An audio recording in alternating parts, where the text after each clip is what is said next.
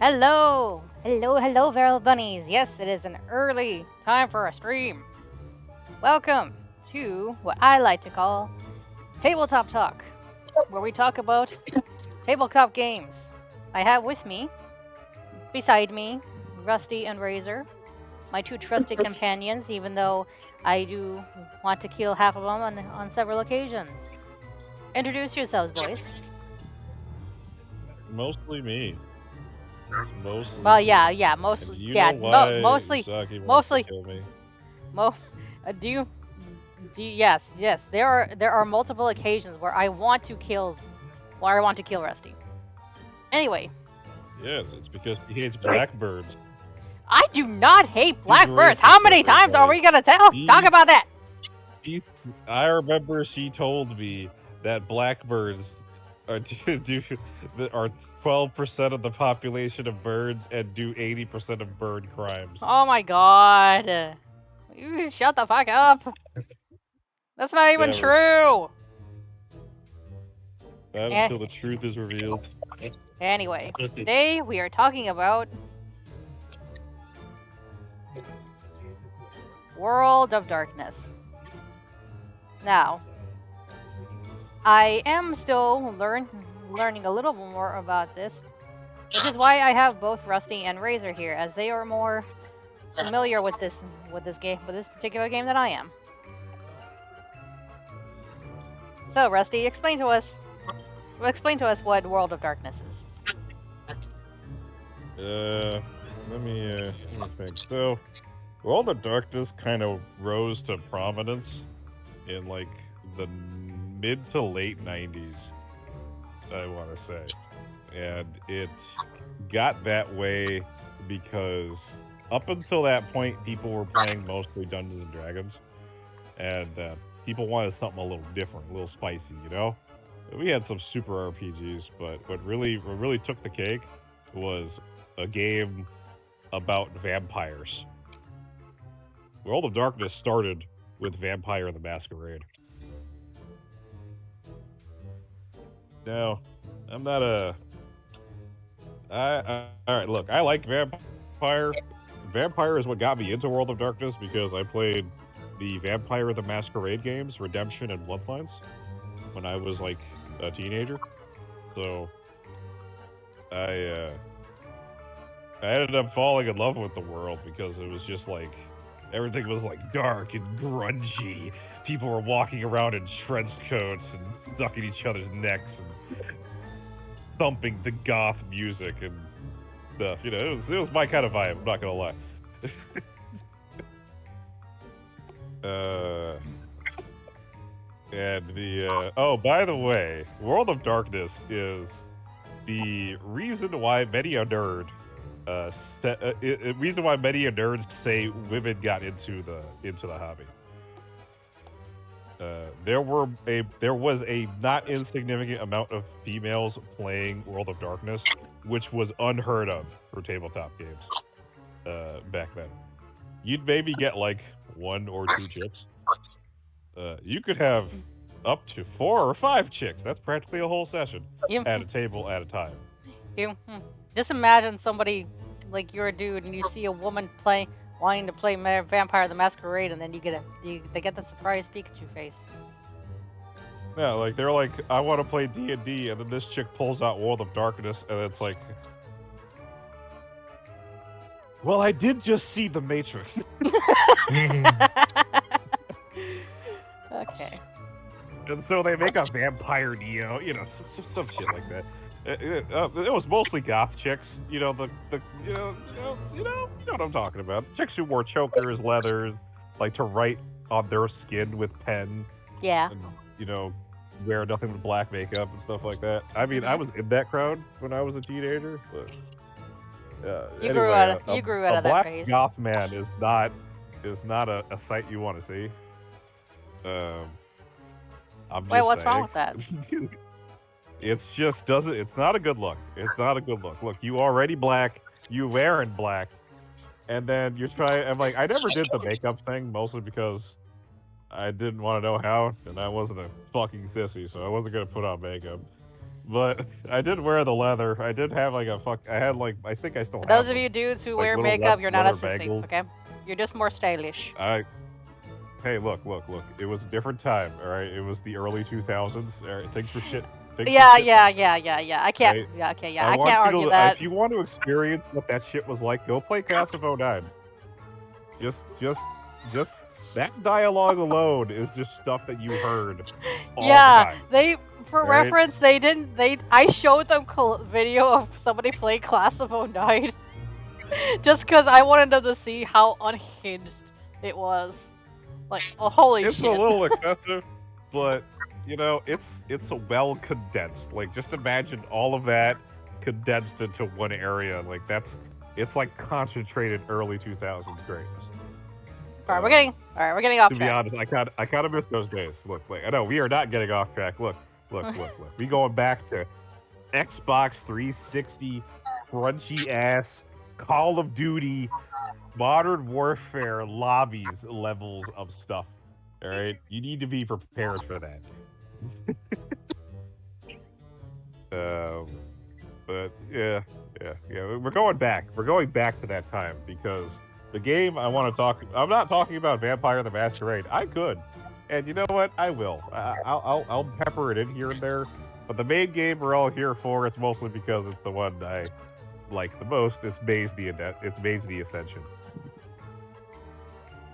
So World of Darkness, and a lot of this information comes from my own research, but a good chunk of it also came from this absolutely solid dude, William SRD. He's a YouTuber. He's been doing a lot of videos on Dungeons and Dragons and campaign settings related to like the video games that came out in those campaign settings. But now he's kind of like branching off into World of Darkness, and he's already done Vampire, he's done a werewolf game, and he's done a Wraith game. Can you explain Which was interesting. what those games are, Rusty?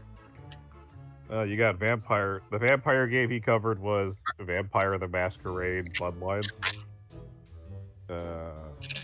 The werewolf game he covered was Werewolf the Apocalypse Earthblood, which was great. It was alright.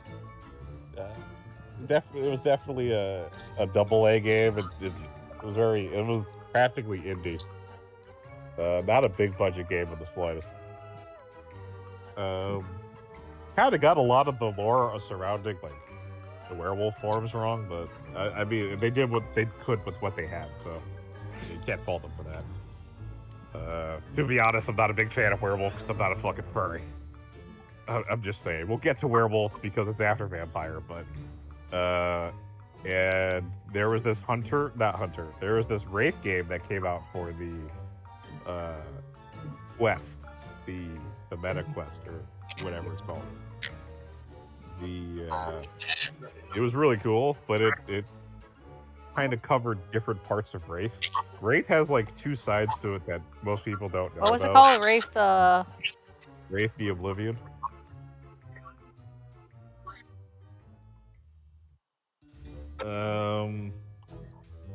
Where was I? Oh, right. Wraith has two sides. One side is like this very sad, very depressing RPG about being dead. And then the other side is ghostly Dungeons and Dragons.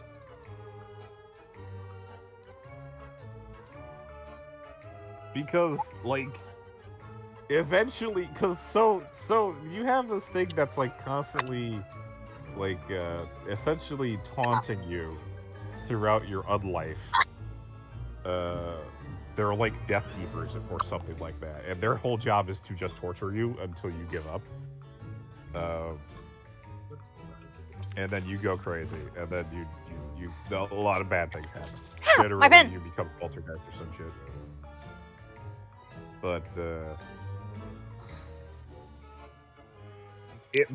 their whole thing is their job is to drag you down to the empire in the ghost realm to be enslaved by the ghost emperor so that he can send you into a dungeon to trap and find ghosts and then turn them into weapons.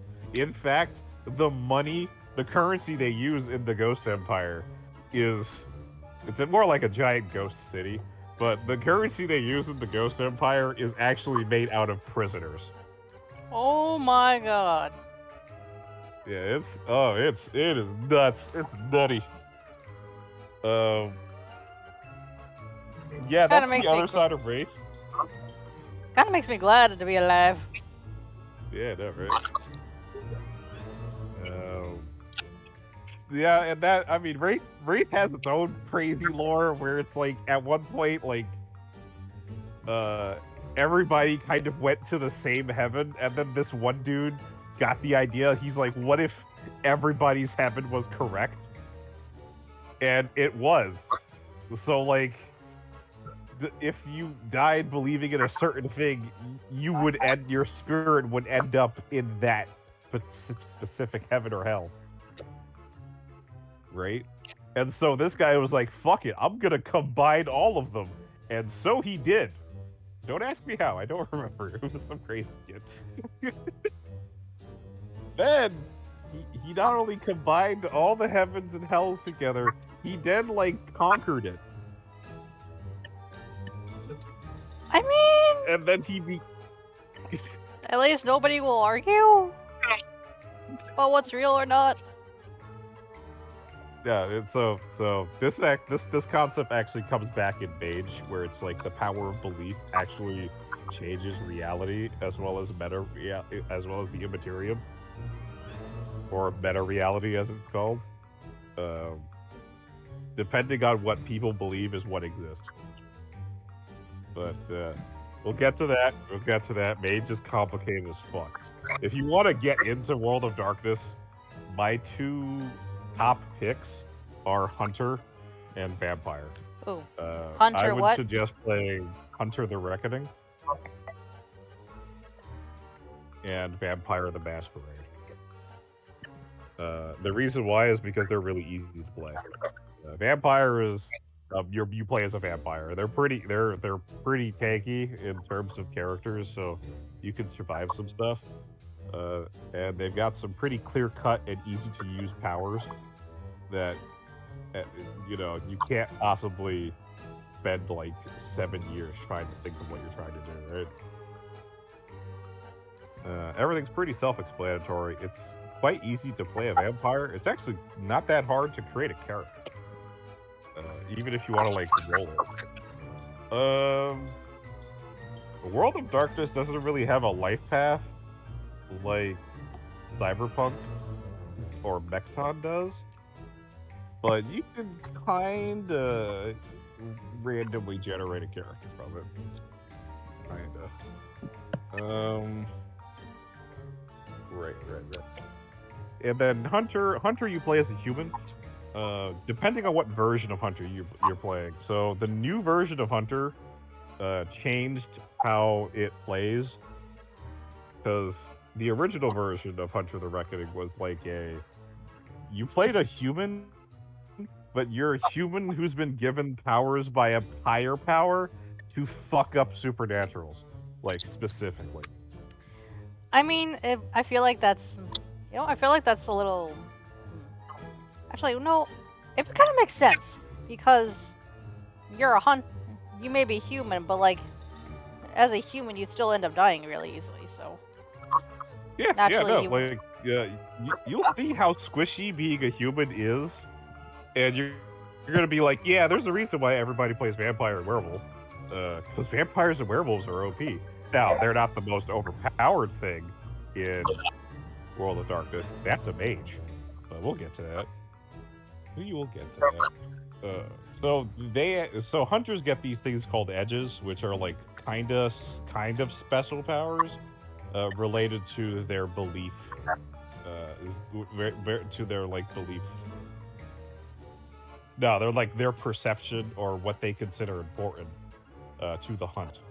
And so you have people who are like judges who have like a lot of offensive powers and like control. You have redeemers who have a lot of like powers that involve making monsters feel bad or guilty or giving them a conscience, or staring them down and making them reflect on themselves and stuff like that.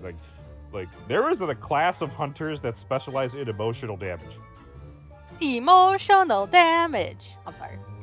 I had to. I'm sorry. They were kind of my favorite.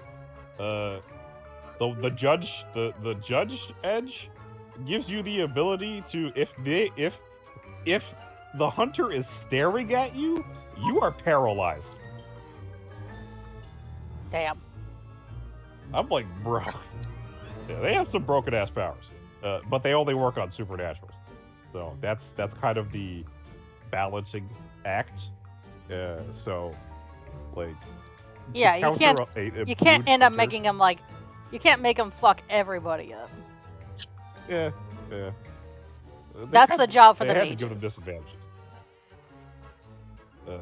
Yeah, that's true. To be honest, mages can't fuck up everybody. However, they have a lot of limitations that stop them from taking over the world. And when we get to Paradox, that's going to make a whole lot more sense.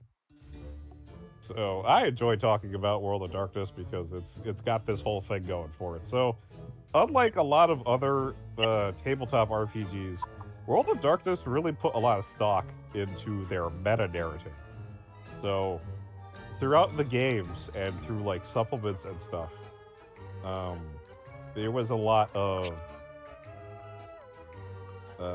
story being told of like the stuff happening, and people would actually like play these stories out and stuff like that.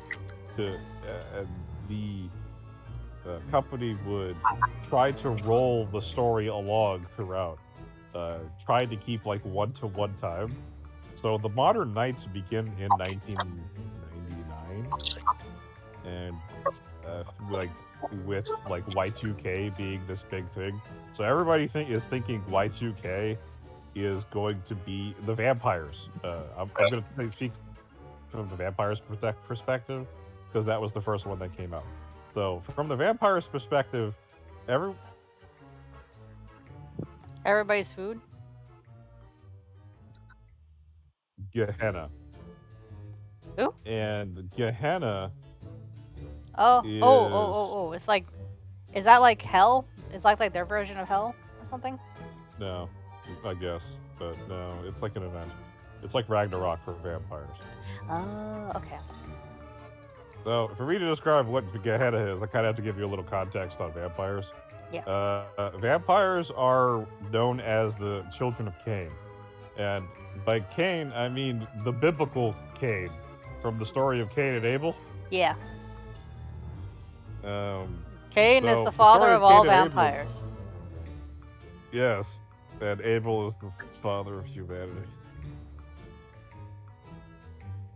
You thought it was Adam and Eve? Nah, it's Abel. I mean, Adam and Eve were spawned from Abel, though. But anyway, let's get a little ahead of ourselves. Okay. So what happened was, Cain, that whole story of Cain and Abel, and then Cain, picks up a jaw and just brains Abel, and then he was like, "Why don't you love me, God?" And God was like, "What the fuck, man?"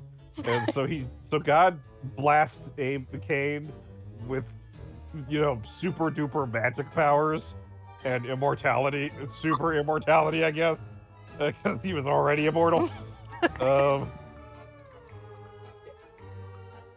Yeah, I guess this is a punishment. So the real punishment is Cain would never be able to sire children.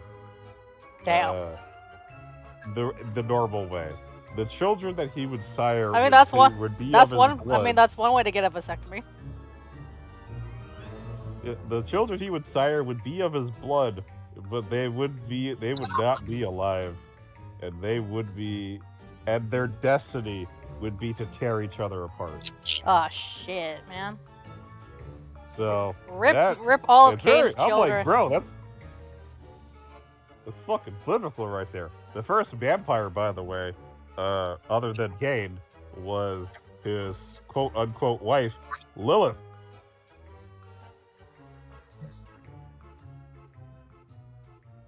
That was That's a story for another time. I'm not gonna tell that story. That story's rough. Um, let's see. Where am I going with this? Right. So the biblical story happened. Cain eventually went to sleep. He just disappeared. But he did sire quite a few children. These children are known as the antediluvians, because antediluvian means before the Bible, basically. Something like that. Uh, the antediluvians basically set up their own clans, depending on like what part of the world they were from, and they would like sire more children, and then this is how the generation system started. So, the lower your generation, the closer you are to Cain, and the closer you are to Cain, the more powerful, the more stupid powerful you are as a vampire. Um, I was ready to say the more you closer you are to God. Yeah, you can say that. It's, Um, oh God, what show had kept saying that was again? that a High Rise Invasion reference? Oh my God, High Rise Invasion. yes. Oh Yes, God, I that too wanted to be close to God, so I could Yuri safely without depression. And then Sniper Mask holding up that entire show with his back and his amazing voice acting. Oh man. Anyway, we're going off topic. that man deserved so much better. My God. I mean, damn, but it did put his cool guy act on display. I loved every second of it. Uh, oh boy. Where was I? Ah, Vampires. Oh yeah. Right. Antediluvians, clans, and so lots of stuff happened. So, we fast forward to the Dark Ages, which was a different game for World of Darkness that came out a little later. Because that's when I played Vampire the Masquerade Redemption, and that was one of my first vampire games. Um, it started out in the Middle Ages as a crusader, a French crusader, who fell in love with a nun after he got injured in a battle. And then he got taken by vampires. And that had and so that was and it that was has it one has of the best, most well written, most vanilla Shakespearean confessions I have ever seen and heard. It is so good. It is not only good, it is well acted. I love it. It was so good. I downloaded the game, made it work, and then I streamed it on Discord so I could show my buddy Usagi here, because she needed to experience the world's most vanilla Shakespearean confession ever seen. oh God, there was so much vanilla. It was just Yep, it had too much vanilla for me. yeah, I had to go read an entire NTR series just to clean my brain out from that much. Oh God, Nah, I even did a retelling of that in one of the campaigns, like in one of our sessions. You know that yep, dinner party we yep, had with the Duchess, yep, yep. I and then remember that. It was very memorable. it was just so I had to sacrifice a bit of my soul in order to do it. Yeah, but it was so good though. It was It worth was thank you. I do thank you. It's just it was like there I was a don't lot of know. vanilla in my. It felt like Very you were trying to fuel my character's simping, and I'm like, all right. What? I mean, I guess we're playing along with this, huh? What? You're trying to fuel my character's simping because What? he was simping for the big bad evil guy. You No. remember that? You don't I remember was that? trying. I mean, yeah, I remember him simping, but I didn't realize it was fueling it.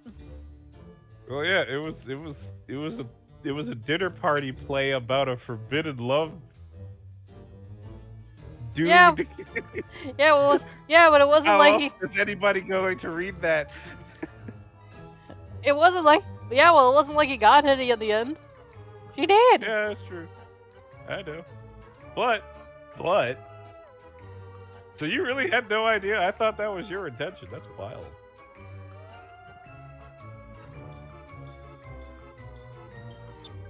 All right, anyway, Anyway, yeah, we'll pin that Shakespeare, conversation for a little Shakespeare, bit. Shakespearean love confession aside. Yeah, Shakespearean Love Confession aside, it's a decent action RPG. A little hard to play, a little hard to understand. And I understood it better once I sat down and I actually read the Vampire the Masquerade rule book, which I found the first edition uh, of Vampire the Masquerade for free. Ooh, nice. Because you know White Wolf was in a little bit of problems. We had no idea if it was going to keep going, but they rose back from the dead, so they're cool. I have my problems with a lot of their decisions, but we'll get to that rant in a little bit. We're going back to early White Wolf when they were like kind of crazy experimental, listening to My Chemical Romance while like I don't know, huffing paint. They did a lot of research into various different cultures, as many cultures as they could find, so they can cram them into the world. And I think it's very admirable of them, because there's a lot of like, what's the word? I won't say they're obscure, but they're not particularly popular to be appearing in, media. So I think that's cool.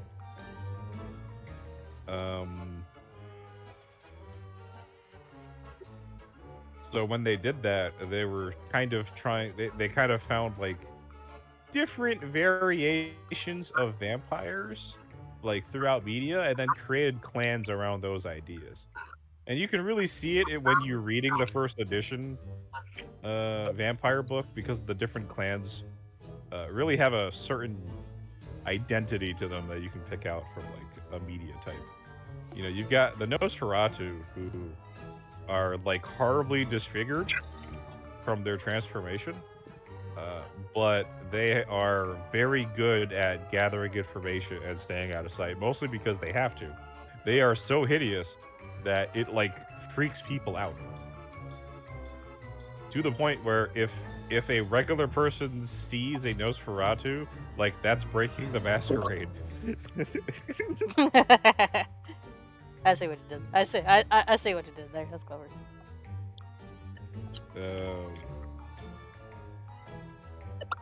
So that leads to a lot of things. There's the Toreadors, which are vampires who are really into art. They're fucking French. Toreador doesn't exactly sound French. I know. It's like English French. Yeah. It's I never thought that there'd be a day where English and the French would get along.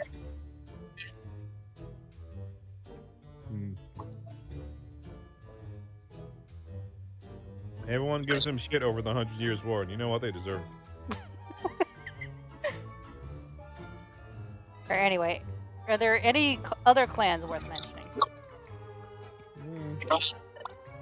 You got the Bruja, which are like, they used to be like really intelligent college students, and they turned into those like weird, like rebel hipsters. That's the evolution they had. My favorite clan, Tremere, which was a clan of blood mages. What's the name? Tremere. Can you spell that? Tremere.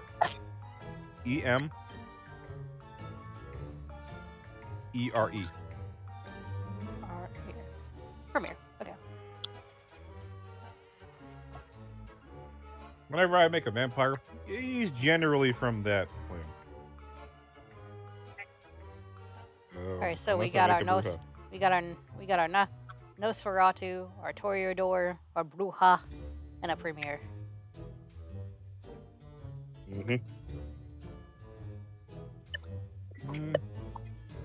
So, a couple more clans, but I'll mention them as they become important. Alright. Sorry, I'm eating a Kit Kat. Kit Kat. Gotta take a Kit Kat break. Man, if it was a Snickers, I would have made the joke of "you're not you when you're hungry,"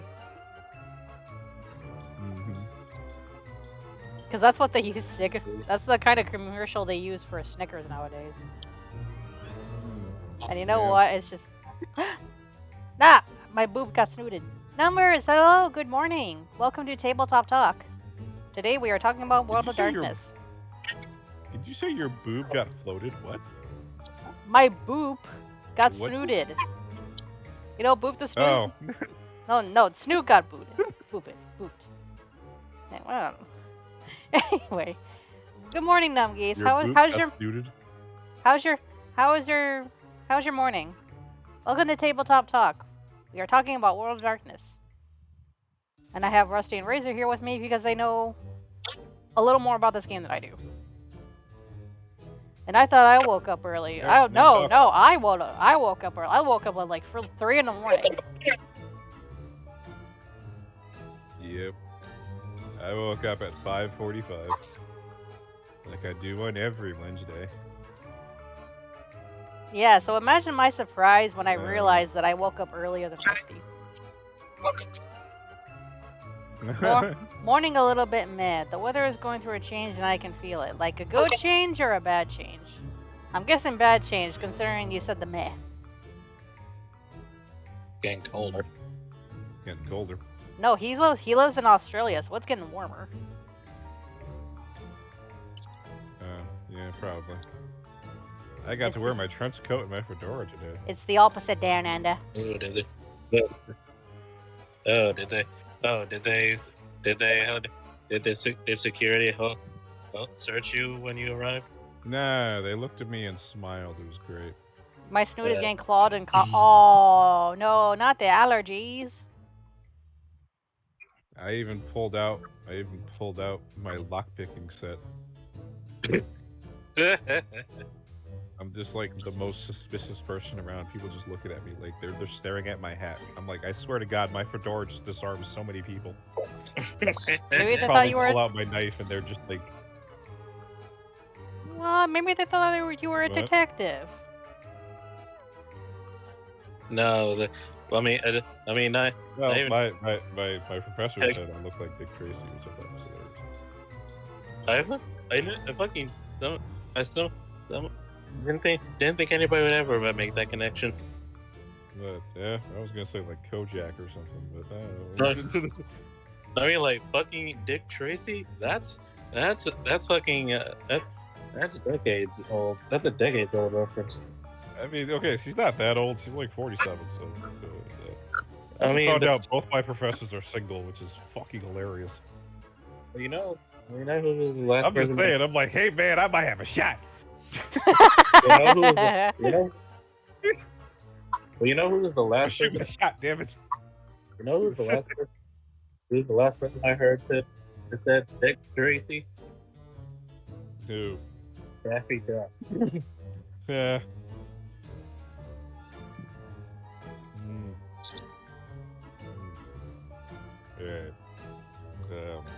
Yeah, we're talking about the history of vampires. So, I'm going down like the history of White Wolf leading up to Maids of the Ascension, the game I actually want to talk about.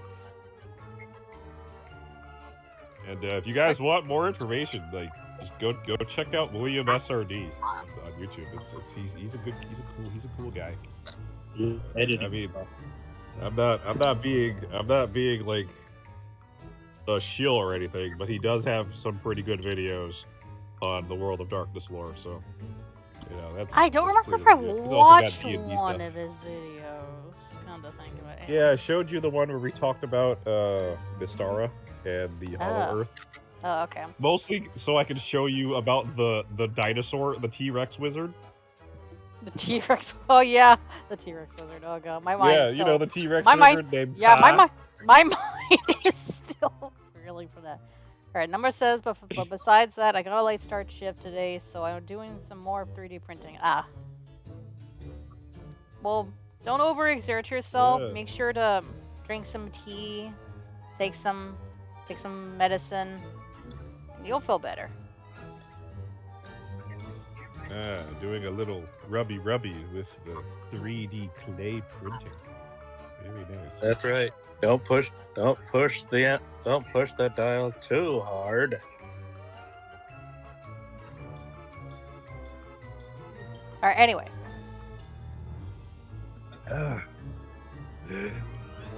Okay. So, what was the overall plot of Vampire the Masquerade? Well, it kind of started with Gehenna coming away. So Gehenna is supposedly the return of Cain. Like, it's like the apocalypse for vampires. Cain's gonna rise up from wherever he may, Prince of Darkness, gonna run around, absolutely munch on every single vampire, and destroy the world. Just he's gonna retake his blood and use it to wreak havoc on God's creation. That's what the prophecy is. People don't really a lot of modern vampires either don't know about Gehenna or don't give a fuck, but there are a few out there that do, and the ones that do are particularly powerful because you don't get to be that powerful without knowing a few things, and when you know these things, you realize that Gehenna, while not entirely probably not what it's going to be in the prophecy, it's probably going to be bad. So a lot of the smart people think that it's not Cain that's going to rise up, it's all of the antediluvians. Oh. Which are just about as strong as Cain, or almost as strong. They are insane. I mean, okay. The levels of power between Generation 4, 3, and 1 are, like, insane. Like, it exponentially goes up in power. Like, being Generation 4 and being Generation 3, like, the difference is, like, you get, like, 10 or 20 more blood points, an insane boost to, like, your powers. You know, be fucking hilarious. What? Alright, prepare yourself, because if the Gehenna finally comes, and whoever the fuck is rising from their coffin to wreak havoc, it's and I have an idea where they are located. In the most unholy yet secure places in the world. Wherever the fuck a waffle. What? We already have vampires for that, alright? What? What the heck did Razor say? I didn't hear him. Wherever the fuck the Waffle House is located. He's talking about Waffle Houses. Alright. About Waffle Houses. A, Waffle Houses are sacred ground. Alright. I will not hear Waffle House slander here, okay? If I want to take my morning out of my body, it's gonna be either a Denny's or Waffle House. Right, it's Denny's if I want to go to a safe neighborhood. It's Waffle House if I want actually good food. Because I have to fight through the ghetto to get to Waffle House. Good food lives in danger. When the guy who hands me my food is wearing a bulletproof vest, you know that food is gonna be slamming. And then suddenly in the back, in the freezer in the wait, back. Hold on. Our master, right? They're located in the store. They're located in the food storage vault. All right, number says all my times I have been in the States, I have not been to either. So you've never been to a Denny's or a Waffle House? I mean, it's not worth it. It's not worth it. I just like you know, like imagine a Castlevania game to prevent Gehenna, and they have Castlevania to game fight their way in a to fucking Waffle House parking lot. All right, we going to Melty Blood with this one. That's literally just Melty Blood. Oh, Number says, no, my friends took me to IHOP. That was an experience. Yeah. I mean, I like the different syrups they give you at IHOP, but IHOP is expensive as fuck, so I can't take my morning out of my body there. Yeah. I mean, I would do IHOP more if inflation didn't happen. Yeah, IHOP is always expensive. Yeah. But, where was I? History of Vampires. We're getting to you. Then I exposed where they're located. They're located in a Waffle House. So there are two sides to, or there are more than two sides, but the two big factions in Vampire are the Camarilla and the Sabbat. The Camarilla are essentially vampire government. It's like I probably spelled this wrong. If y'all have ever seen the Underworld movies? Nope. I have. You've never seen the Underworld movies? I have, so I know. Okay, I have, so I know what you're talking about. I'm sure if you have, and anybody in your group has probably seen that movie. You seem like a type. I don't know if anybody else I know has seen it. I'd have to ask. I definitely think people in this chat have definitely seen Underworld, okay? All right, there is no way that you are hanging out with this chick and has not seen Underworld. Wait, how? Wait. Y'all Why have does a it vibe. specifically have to Y'all be me? have a vibe. What do you mean? Wait, what? What is that supposed to mean? I'm telling you the meaning right now. Y'all have a vibe of people who have seen the Underworld movies and said, yeah, that was a good fucking movie. I'm not saying it's not. I'm just saying that you guys have a vibe.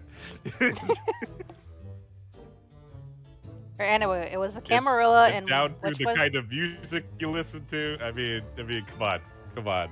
You tell me that song. You know that song I'm talking about. You know the song. It's playing in your head right now, right? When you think of Underworld, what song do you think of? Wake me up inside. There it is. Yeah, there it is. No, I heard that song on Daredevil though. That's where I got. That's where I heard the song. Yeah. Wow, that's crazy.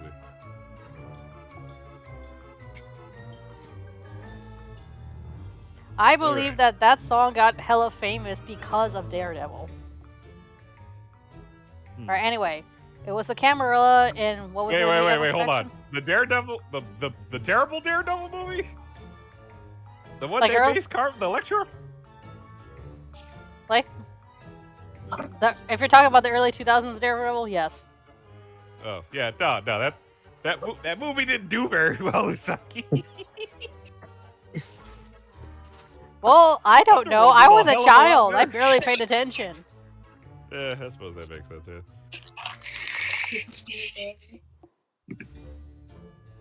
It's just like I saw the first Lord of the Rings movie, and I, as a child, I didn't exactly know what was going on. I just found it entertaining. Dude, I love the first Lord of the Rings movie. I saw that shit in theaters. And I don't know where my mom got the idea that I read the Lord of the Rings book at the time. I did not. My mom was just like, let's go see the movie. And I'm like, all right. And I'm like, damn. To be honest, Lord of the Rings is kind of what helps define what I think fantasy is. Yeah, except for the elves. It's like one of my... The elves are the exception. Yeah, fuck elves. There's a reason why. There's a reason why I don't like elves. But there are a few elves that I have given an exception to. I call them the good ones. All right. I guess we're going off topic with this one because all of a sudden we're talking about elves. So if y'all ever seen Record of Lodoss War, I bet y'all gonna think I'm gonna say Deedlit. No, I am not going to say Deedlit. I'm going to say Pyrotess instead. Paratests deserve better. I'm just saying. Yeah. What about Marcel? All right, well, buddy, we're going a little too far ahead. All right, I was already an adult when I ran into Marcel. I'm talking about childhood Rusty. All right, tiny Get with the Rusty program. before he was Rusty. All right, this was Rusty before he even gave himself his Rusty name. All right, this was tiny Tim Rusty out there. Somehow managed to watch Record of Lodoss War on HBO. That was not taken legally.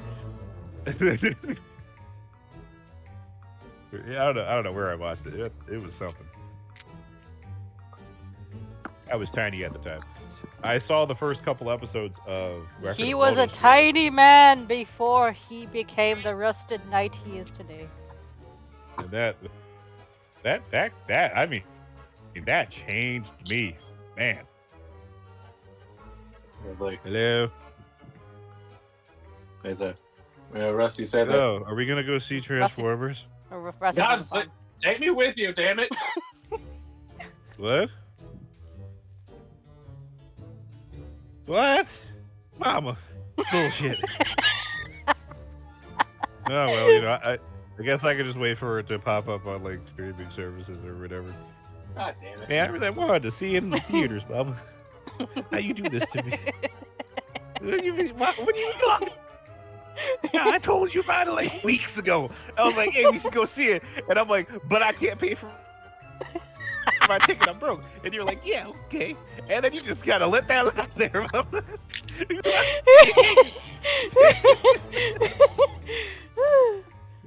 When? I said when. When? Mama, I can't look at a text message right now. I'm talking to you. No, I can't.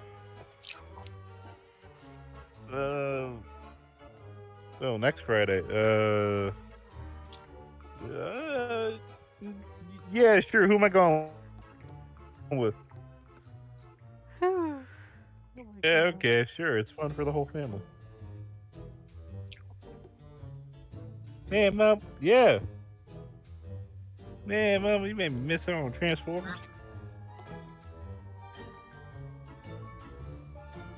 It's fine. Yeah, it's it. Hey. Oh, I'm so sorry, buddy. Anyway. Yeah, it happens.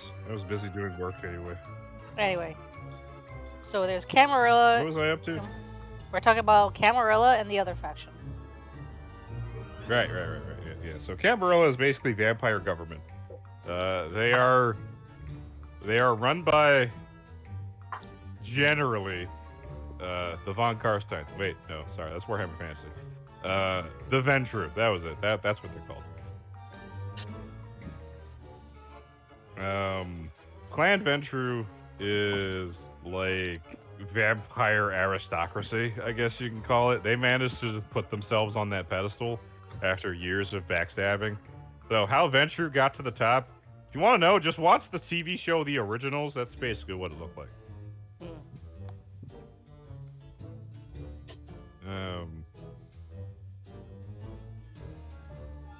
Alright, what's the other faction? Oh, the Sabbat. Sabbat? The Sabbat are like basically what if vampires were bandits from Skyrim? Like they're so well. I guess I could give it to you in a comparison. The Camarilla believe in like hiding in the shadows and living alongside humanity so that their existence isn't fucked up, preserved, right? Yeah.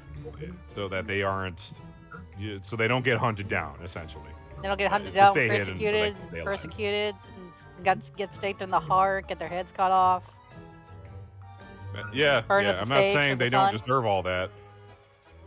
Yeah, all of that. Yeah, not to say that they don't deserve it, but I mean, there are quite a few vampires that do deserve all of that at the same time. But some of them are just they didn't choose to be vampires. They're just misunderstood, and they have this hunger that they constantly fight against. And I'm not even going to get into why, because look, you can get into the psychology of why somebody plays vampire and why vampire was so popular with women. But I'm not going to do that because I'm not going to strut my psychology degree on you guys. I'm not going to talk about the weird psychosocial element of vampires and all that stuff. Thank God, because if you did, you would have brought up that series. I absolutely would. I would bring up Devil's Line, and I would be like, yeah, that's Vampire the Masquerade in a fucking nutshell.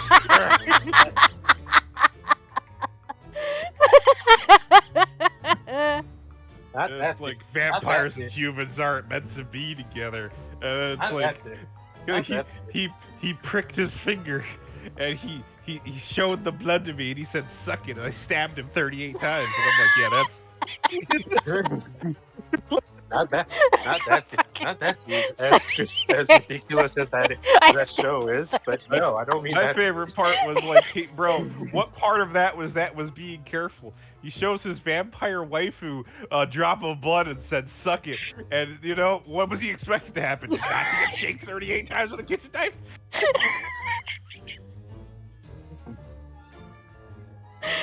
Oh my god! I'm still reeling over how the first episode ended when we first watched it together. that first episode was amazing. The way the first episode ended and the second episode started just made me absolutely love that series, man. I was just like, this is the good shit. I mean, as crazy as that series is, I was not talking about that. What were you talking about? Vampire Hunter D? No, a deeper rooted vampire series in the mindset of women. Twilight. The Addams Family? Hey, vampires. I mean, you know, is it Twilight? I want to argue Morticia's a vampire, but I don't. I mean, she kind of gives vampire vibes, so I can't. It gives me vampire goth Bobby vibes. I'm just saying. Yeah, she does. That is the vampire waifu we all wish for. Yeah, she does. Yeah, that's definitely but they never said that they're vampires. They're just fucking creepy. Yeah, I guess that's true.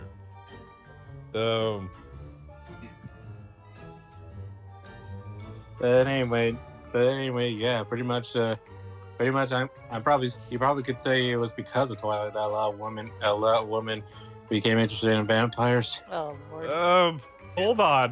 Hold on. You're getting the timeline fucked up here. I want you to understand that Twilight came out in like 2007. Yeah. Right? Mm-hmm. Vampire the Masquerade came out in 1998. Mm-hmm. I see. And I guess since you brought up Twilight, I'm gonna bring up my conspiracy theory that it's thanks to 9/11 that Twilight exists. Okay. I am not going to expand upon this. I'm going to leave this right where it lies. A giant stinking pile of what the fuck. Alright? 9/11 is the cause of Twilight. If you ever realize that you don't like Twilight, I want you to look at 9/11 and blame it. Alright? That tragedy is what spawned that other tragedy. There you go. So Russ is the conspiracy theorist of this group, of this trio. There's always one, and unfortunately, I'm the only one with the balls to do it. Well, I ain't saying he's wrong. I remember when I was in middle school and high school, like that book was making the rounds. Like I had a lot of friends that were chicks. I'm not showing off or anything. I just got really lucky, and a bunch of chicks felt bad enough for me to want to be my friend. I don't know how it worked, but man, did they love Twilight! Holy shit, they would not stop talking about Twilight. Oh, they could not stop hearing about fucking Team Jacob, Team Edward, And then my mom read it, my grandma read it. I would come home from school, I'd get that shit all over again. All right, I will not lie. I myself read the book, and I I don't read know the what book too. I don't know what was going on there. I was a child. I was in middle school. I had no idea what the hell was going on. I just wanted to see what the hype was, and I don't get what's going on in any of them. So and then years later, I finally understand. And I'm just like, why? Some people are into that. They really want to be. They want to be pursued by somebody. Oh, God, I'm getting the fuck. I'm going into the psychosocial implications of vampires, and I don't want to. See, this is the problem when you start talking about fucking Vampire the Masquerade, and then you talk about the psychology of women. All right, look, I am not a woman. I do not claim to be a woman. I am not one of those people who claim to understand women. I don't even think women understand women. All right. The women that understand women fucking hate each other. So I think there is a problem here, and it is not my fault. It's not me. I'm not the one who caused you and your friends to start like hating each other because y'all didn't compliment each other on their hair or some shit, or I don't know. I get a lot of complaints. You ever been like somebody's emotional punching bag? No. No. And Well, when you work in a field that is 80% women, you will occasionally have to deal. And you know what? I'm not the only one because my professor validated this. Yeah, it's But she taught me a way. She taught me a way to counteract it. She's like, look, if someone starts like venting on you for absolutely no reason, about stuff you don't give a shit about, just start singing the gospel. And they will get the hit to walk the fuck away. And I'm like, Professor. All of a sudden, yep. I mean, All of a why sudden, do you? yep. I mean, why do you guys Better think learn- I have more? Why do you guys think I have more Better dude learn- friends than female friends? I better learn the gospel then. I mean, I'm Catholic, so I'll just start singing like "La Homme de Arm" or some shit. Like I'll start singing some fucking homilies. I mean, Well, I mean, like I'm Catholic too, but All right, I haven't really studied it. Yeah, okay. We're getting off topic. Let's stop talking about Twilight. no, okay? we're still talking about vampires, all right? We're still talking about we're vampires. slowly reaching the psychosocial implications of vampires, and when I get to that point, this stream's gonna get weird. All right, this stream's gonna get very weird because chicks do be having some fucked up fantasies in their head. I'm pretty sure And I'm not knocking that. it's I'm not already saying gotten that weird. that's It's bad. already weird. It's already weird, Rusty. Because we're talking about vampires, Usagi, or where do you think this was going to go? I don't know. You saw the Devil's Line. You saw that shit. I mean, World of Darkness doesn't just have the Vampire the Masquerade anymore. Yeah, I know. But we have to start there, because that's where it started. We're making the slow march across vampire into werewolf, where I didn't have to get into furries. All right? I have to do vampire, werewolf, and then mage. The thing I actually came here to talk about.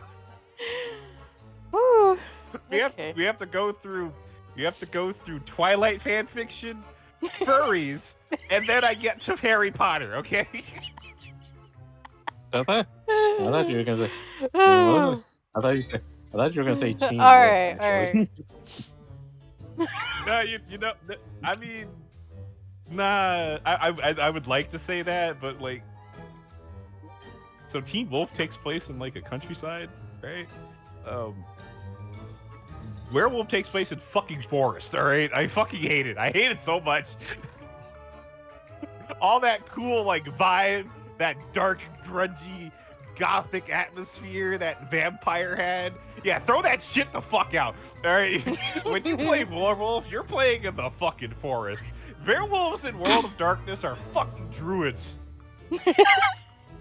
Strong as fuck, Druid. But, yeah. No, druids are pretty strong, and werewolves are pretty strong, but they're fucking druids. They are nature magic motherfuckers, and I hate them. I hate them so goddamn much. You know what? All right, hold on. I'm sorry. We are going off topic because I'm talking about werewolf right now, and I'm gonna save that rant. We're gonna talk about vampire, and I'm not. All right, look, I don't hate werewolf. I actually like a lot of things about Werewolf. I just hate the fact that Werewolf takes place outside of cities.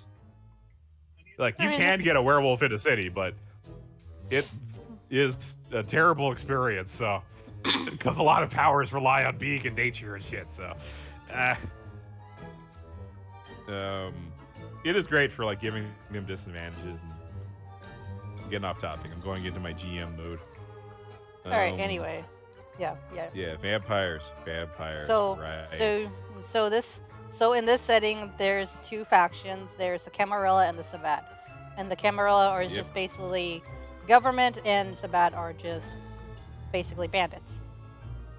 Yeah, they don't give a fuck about staying hidden. They will bite and suck people dry and leave the mess behind for people to find. Yeah. Pretty rough. The reason why a lot of people join the Sabbat is because they don't like how iron-fisted and constraining the Camarilla are. Playing as the Camarilla, you have to go through a lot of red tape to get stuff and to do things. Generally, especially if you're playing as Khan Tremere. Tremere has their own, like, this blood. I guess I have to go into that. So when you drink a vampire's blood, you become you slowly begin to become enslaved to that vampire, and that goes for both Kain and that goes for both Cainite and Kain. Am I saying that right? What are you trying to say? So Cainites, that's what vampires call themselves. They're Okay, Cainites. They are the son. They are the children of Cain. Okay. So. And I think they call humans kind, or I might be confusing that with Elder Scrolls. So, I don't know. A little bit. What do you call it? A little bit of scrambled at the moment. But, yeah. So, what was I on? Oh yeah, blood thralls. So, like. There is a person, they actually let you do this in Vampire the Masquerade Bloodlines, the like shooter RPG thing made by Tricka, where you meet where you can save a dying NPC. That's a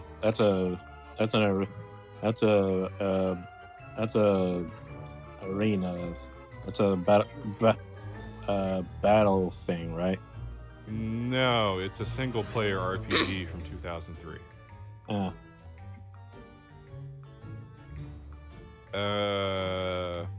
If you haven't heard of Vampire the Masquerade Bloodlines, I'm pretty sure I've showed you to it because I'm a big vampire fan. I love that game. Yeah. I'm pretty sure you showed it to us. Yep. I'm just misremembering wrong because, like, I think the last you're thinking of Blood Hunt. Right, that was the last which Vampire the Masquerade game that came out. Yeah, that also shut down. Yeah. And they just added Tremere too. I was so excited. Where was I? Right. Blood Thralls.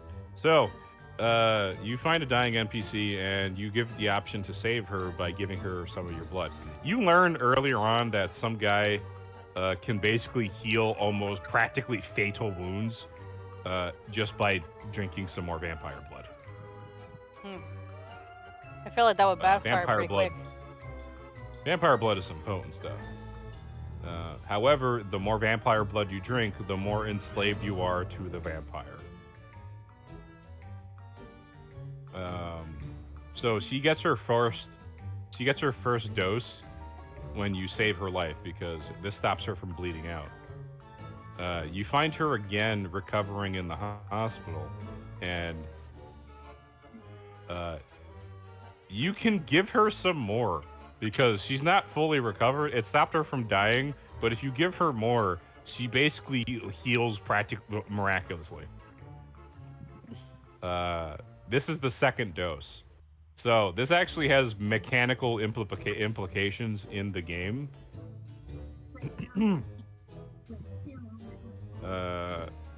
The first dose just makes you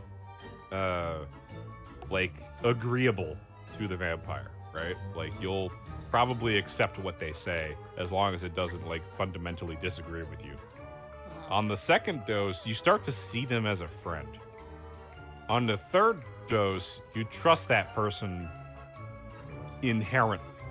And on the fourth dose, you can't live without them. That don't sound healthy. It's not. And so I really like the way the game handles this because on the one hand, you get a cool gothic girlfriend. On the other hand, you could have your character struggle with the implications of what he had just done to this woman. And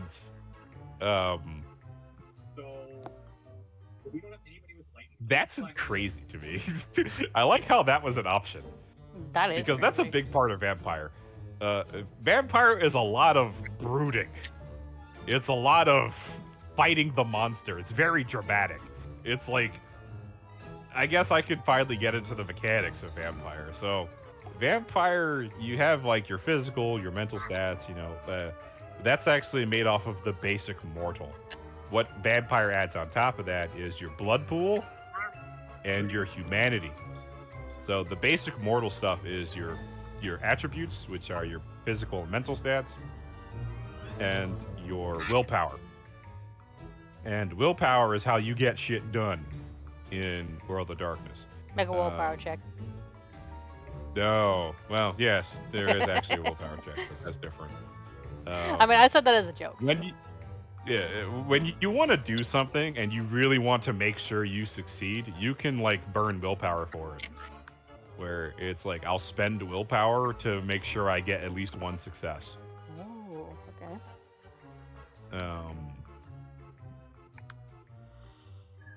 This is a really important in Mage because that's how you make sure spells go off.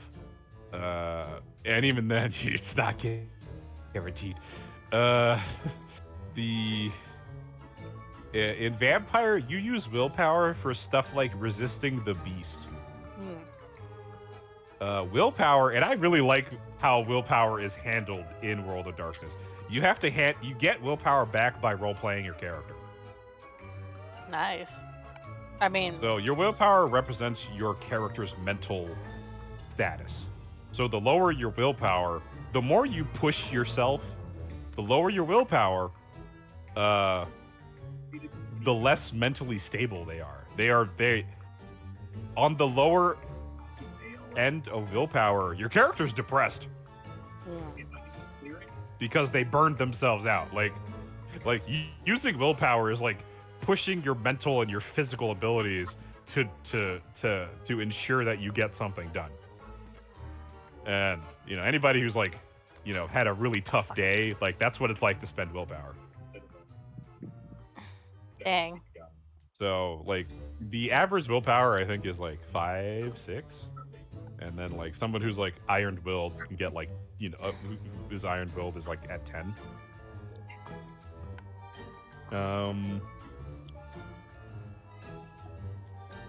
And then like you are considered like depressed at like 2 or 3. So it's like it's a hard balance to keep, and I really like that. It makes it so that if you want to get your willpower back, you need to take days off. You need to do stuff that your character finds fun. That aligns with the World of Darkness version of alignment, which is your nature and your demeanor. I love nature and demeanor.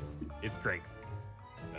This is a lot of these things are the reasons why people liked it over Dungeons and Dragons 2nd edition when it came out. I mean, the Because it difference was between Destiny Bus is World of Darkness is more roleplay than combat. yeah. So was D&D at the time, for the most part. The what was pretty big. So the Satanic Panic was more or less cooled off by the time World of Darkness came out, because you figure they would have burned this book at the stake, especially since it implemented like biblical lore into it. Like, can you imagine if that came out during the Satanic Panic? Holy shit! But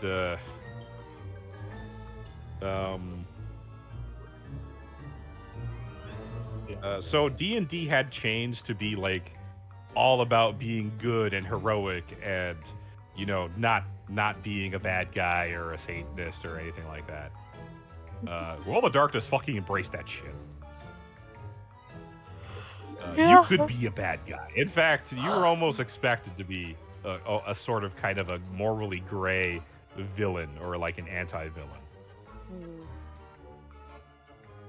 So World of Darkness essentially like allowed you to like explore what it'd be like to be an anti-hero or or a villain. Yeah, a little more than the D&D darker did? side of roleplay. Yeah. In fact, D&D actively discouraged being evil. Mostly on Gary Gygax's like direction. He didn't want people to play evil. Not that stopped people, but he, for the most part, didn't. Yeah, it didn't stop anybody, but But that's you can see what he was going for. Yeah.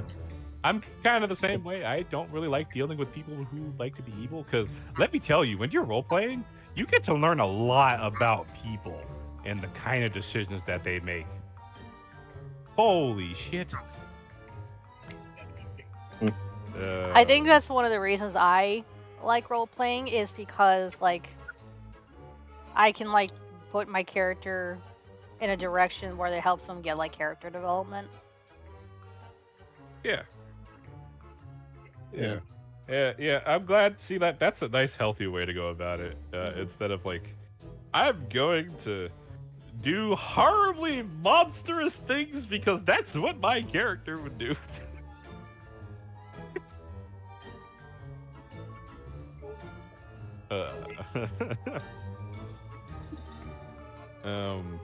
But that whole like let's be evil, that's a different talk.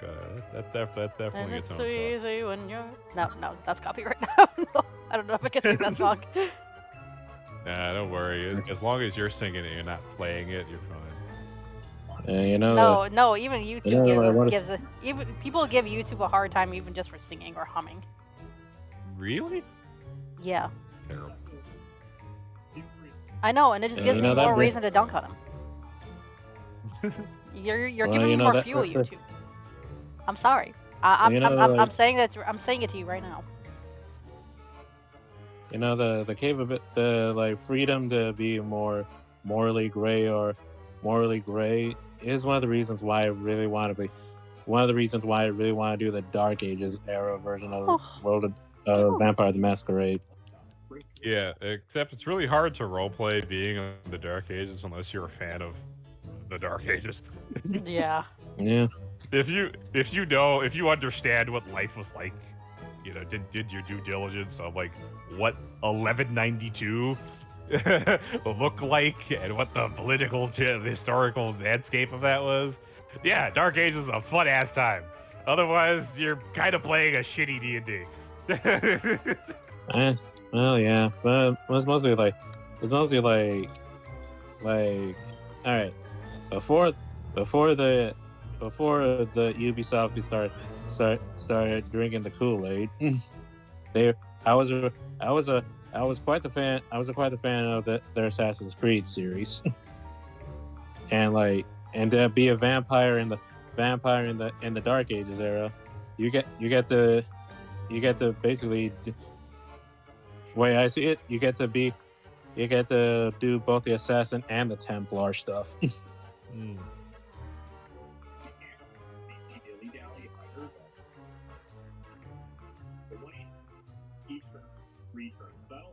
Like, you can sneak around, sneak around, kill powerful figures, or control the game, or control the political game yourself. All right. Yeah, that's We're not if gonna- you don't get squashed by inquisitors and other vampires, because there's no government. Not really. They're kind of just independent states of vampires. They don't give a fuck. Nobody gives a fuck. They will vassalize you. There is no like, oh, you have protection. Like, no. If they find you lacking, you're dead. If they find you lacking, they're gonna stake you and bury you in a crypt somewhere. Oh, by the way, staking doesn't kill vampires. You thought that was messy? No. You don't get messy. Staking paralyzes vampires. So if you stake a vampire in the heart, which is very hard to do, if you stake a vampire in the heart, this will put them into a state of sleep called torpor, which can only imagine be if you have a roused vampire. If the stake gets. Imagine if you have a vampire teammate and they get staked and they're like, ah, fuck, and they just fall on the floor, like pass the fuck out. Actually, yeah, that happens quite a bit. Actually, I remember this guy telling a story called the Night Stake. It was a spoony one on YouTube many years ago, where he had this gangrel get taken over by get his mind controlled by this crazy dude with a true faith artifact that could like control supernaturals, and he made the gangrel use his like energy claws discipline to turn a nightstick into a stake, and then he boomeranged that shit at one of the players, and he rolled all sixes, so it was a critical success. And the stake just immediately staked one of the players, which didn't kill him, but it did knock him out. And so he said, like, okay, so I have to ask myself, like, would this guy kill him? And I'm like, that's a good question. Leaning toward yes. However, even better, I made a lot of noise. The police are coming. How is he going to explain this? So he left that character alive and then ran off. And the cops showed up. His friends showed up. You know, their friend is like lying in a pool of blood next to two decapitated police officers, a crushed, flipped over police car, and Oh God! a guy with a nightstick through his heart, lying on the ground with his fangs out. Well, good luck explaining and that. it's like, yeah, good luck explaining that. It's like, well, here's the thing. If they don't explain this away in a convincing way, that Brit's gonna break the masquerade, and those guys are probably going to get their heads chopped off. Damn! If only So they had that's a how the mage. camera little. They should have had a mage with them. The mage would have pulled a Obi-Wan Kenobi and said, "These are not. You do not see these." these. No, you don't need a mage to do that. That's what adventure is for. So, and mages don't mix with vampires. The night folk, that's what they collectively call themselves. Night folk don't mix. They don't like each other very much. But we'll get to that. I'm gonna cover the main three and then everything. So we were talking about like staking. Yeah. So that's my little story on staking. They eventually brought him back. Some guy showed up late for the game in his car.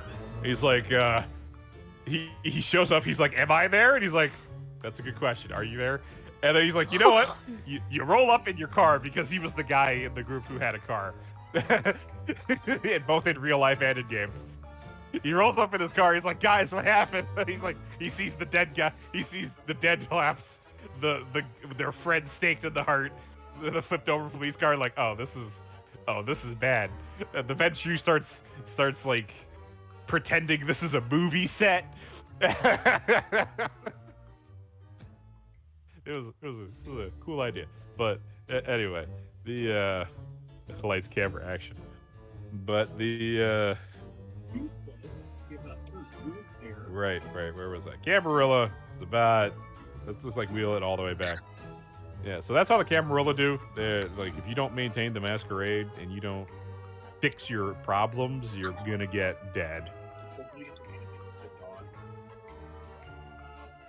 And the Sabbat, they're just anarchists. They're kind of like hipsters. They don't give a fuck about humanity. The humanity's all cattle. They need to get their blood sucked on, and they need to kowtow to the superior vampire race. You know, all that good stuff. Yeah. Yeah. So no side is particularly good.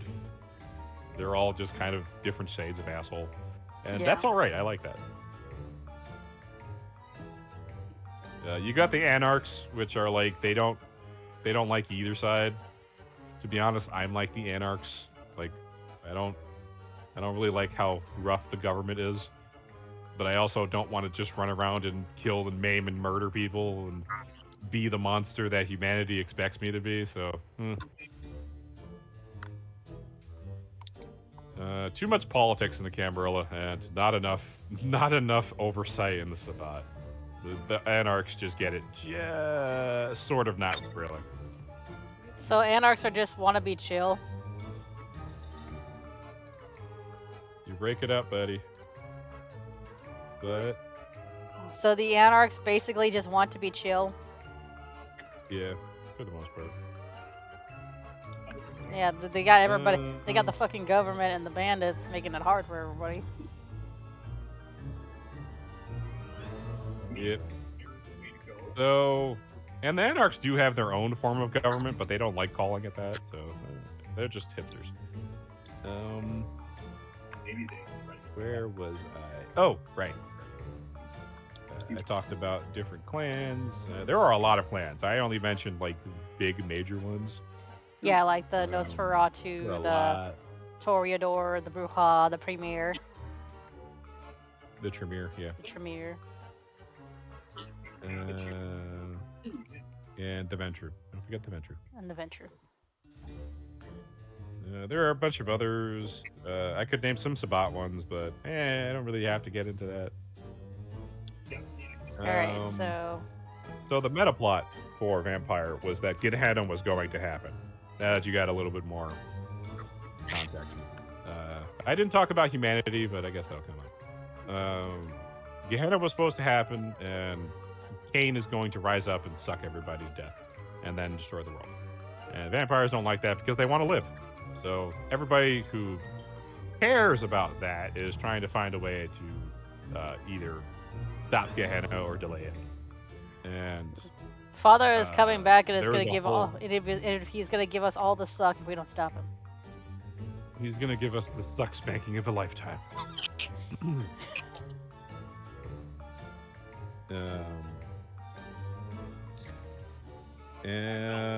So I don't really understand what actually happened.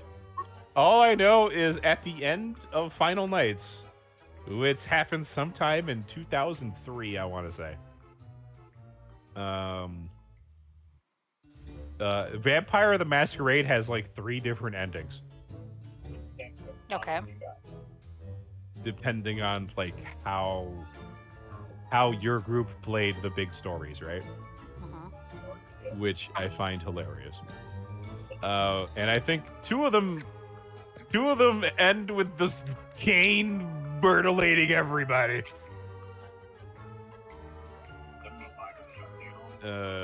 So in 2 of the And then- endings, and then- they don't prevent Cain from waking up and nerfing everyone.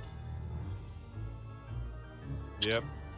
And then What in kind one of of shit the is that? endings, like, I mean, how are you going to stop the actual creation of God? All right. They you know, what if I like brained my brother Red with a rock and then God was like, "All right, man, I'm gonna give you superpowers." And it was meant to be a punishment, right? Yeah. Well, it was a punishment because he shares his senses with his children, and he can't stop watching his children kill each other. So that's why he's so mad, and that's why he kills all of them. Because, you know, he wanted to prove that he didn't have to follow God's decree and that he could not sire children, so he sired children, and now his sired children constantly want to kill each other. So, I wonder where they get it from. a little bit of a, I know, right? A little bit of, like, you know, biblical irony, and it's biblical irony I can appreciate, right? Yeah. I you know, the writing might have been a little hammy, right? But I appreciate it. It's the appreciative kind of hammy. Yeah. The only other like TRPG that uses like semi-biblical lore is like Anima, which like Christ got isekai'd into a fantasy world, and I fucking love it. Oh my god.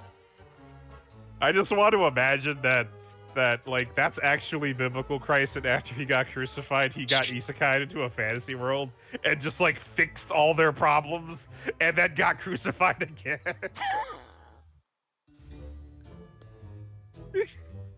I'm like, that's so fucked up, but man, that would be a crazy ass story. It would be a crazy. It is fucked up, but it'd still be a crazy story. I'm like, this man can do no wrong no matter where he goes. He just fixes all the problems, and then somebody betrays him because he's too powerful. then you get crucified all over again. And then he gets isekai'd to the next world, and I'm like, well, you know, maybe if we're lucky, if it happens enough times, he might end up back here. That's it, man. We would have proven everybody right, all right? Jesus is just a big isekai for Tekken. It'd be hilariously ironic. Be pretty funny about that. What? About that idea. What? It's fantasy. Christ gets crucified, fantasy world, and then he fixes everything, and then that traitor's like, this guy's too good. He has to go. And then he said, but how? And then he's just like, and then his eyes go dummy for a second. He said, I know, hang him on a cross. Wait, why would we do that? I was like, why would we do that? I don't know, it just came to me. He must be sent to the next one. He has more worlds to fix. And I'm like, bruh, bring it back here. It's pretty rough over here, man. Bring him back. That's what I say bring him back too, but I'm like, that's why it's like the fantasy world never hung a person on a cross before. All of a sudden, let's hang this motherfucker that came from another world on a cross. Oh, that's so fucked. It is so so fun. We're getting off topic. We are getting off topic. Well, it's biblically ironic. That's the point. It is biblically ironic. That was the point. Yeah. The point was it was biblically ironic. So, it was biblically ironic. So the other ending, I think they live. I don't remember how. I just think they live. And I don't know how it works. We can hope, right? We can hope. Yeah, we can hope. I think it was something along the lines of like, so the vampires who were Thin Bloods did not get taken by Cain. So any vampire that is beyond Generation 13 are considered Thin Bloods. They are not real. Oh damn! Vampires. So Cain would Blood fuck of up Cain is so. So Cain would What? fuck up Organization 13. Yes. That's wild. Where was he in Kingdom Hearts? Well, Cain is a biblical figure, and Disney is not Catholic. Oh right. Oh wait, no, he is. My bad, he is. I'm just saying it would have been so funny. him being Catholic would mean he wouldn't throw Cain into it, because Cain is an affront to everything that is good and holy. Well, actually, I got a question for you. Who was the idiot who actually caused Cain to wake up? Himself. You know, he had a nice big alarm clock for Y2K, but some motherfuckers pressed the snooze button, so it got delayed by a couple of years, and then those guys didn't make it the second time, and Kane got up. He was like, "All right, time to Cthulhu the fuck out of my children." And so this motherfucker walking on pure ultra instinct rose from the earth and just, you know, instant transmission into people's offices. Just fucking tore them to shreds. Yeah. No. He rose from the Waffle House HQ. From the Waffle House. Yes. It's only because he is the real, only true natural disaster. No, he's not a natural disaster. He's a fucking biblical disaster. Okay.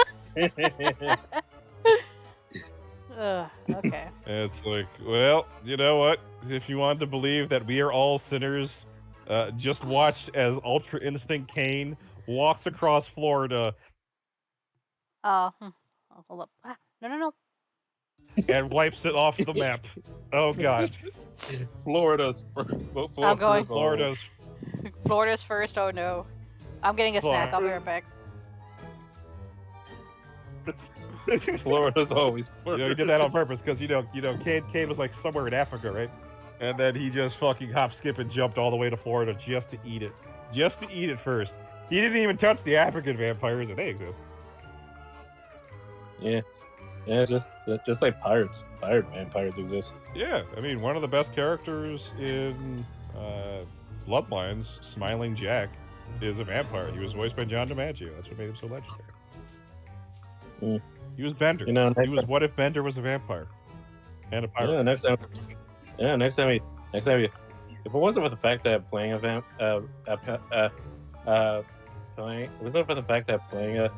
a pirate vampire is pretty restricting, I would probably would make one.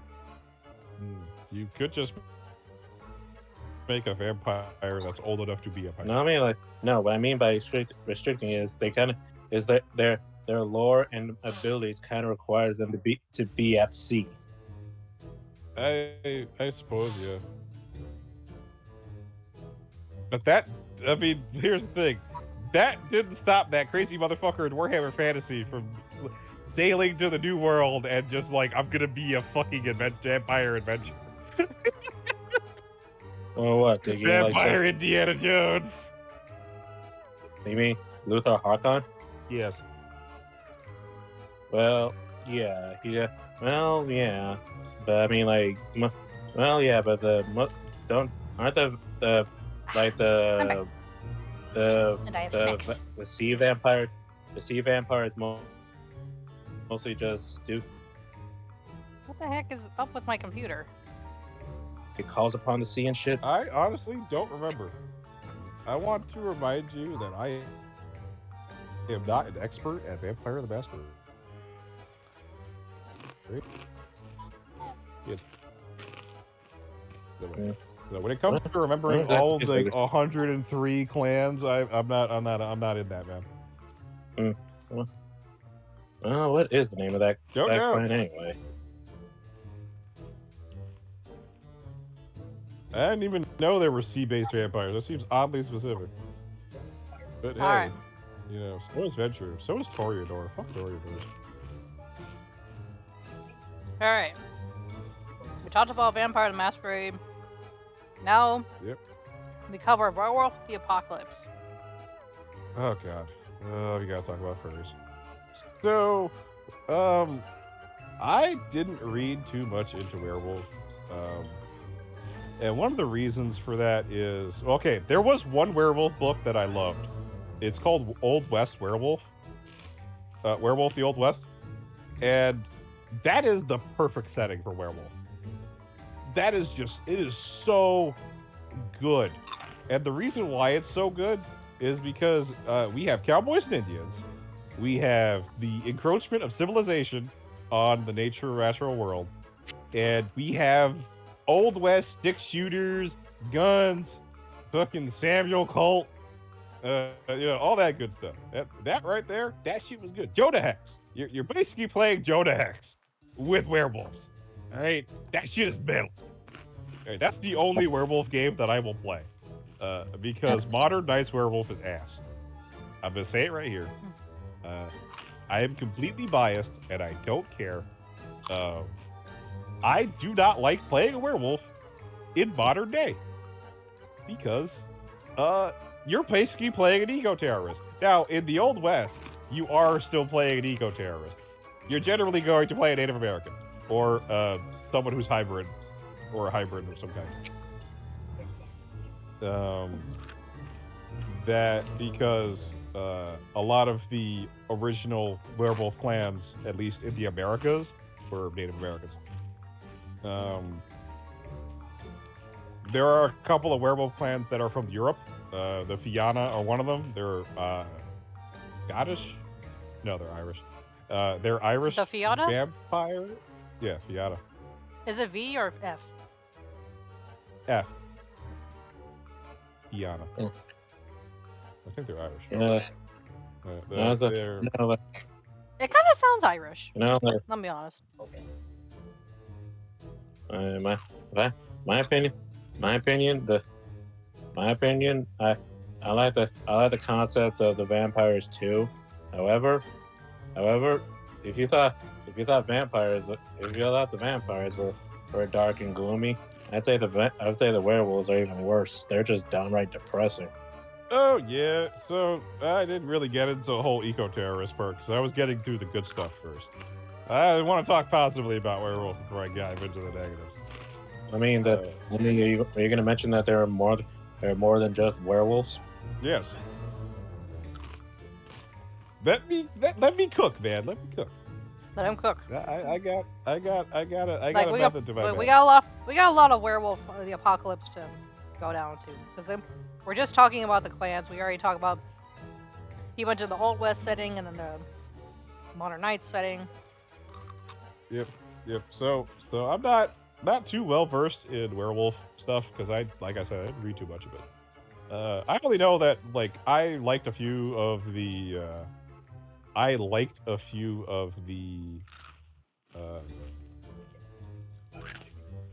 what were they called? Garo. Yeah, I forgot what the Garo clans were called. Well, they're mostly just. Well, they're just mostly just. They're clans based on where they. They're just mostly they're mostly just tribes based on where they originate from. Okay, I definitely spelled that wrong. Yeah, okay, they're called tribes. Okay, so, yep, they're called tribes. Yes, the Get of Fenris. So, we'll get into that.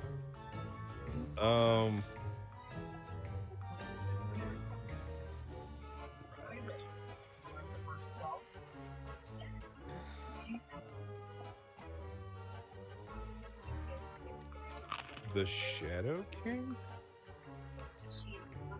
Mirror Visitor?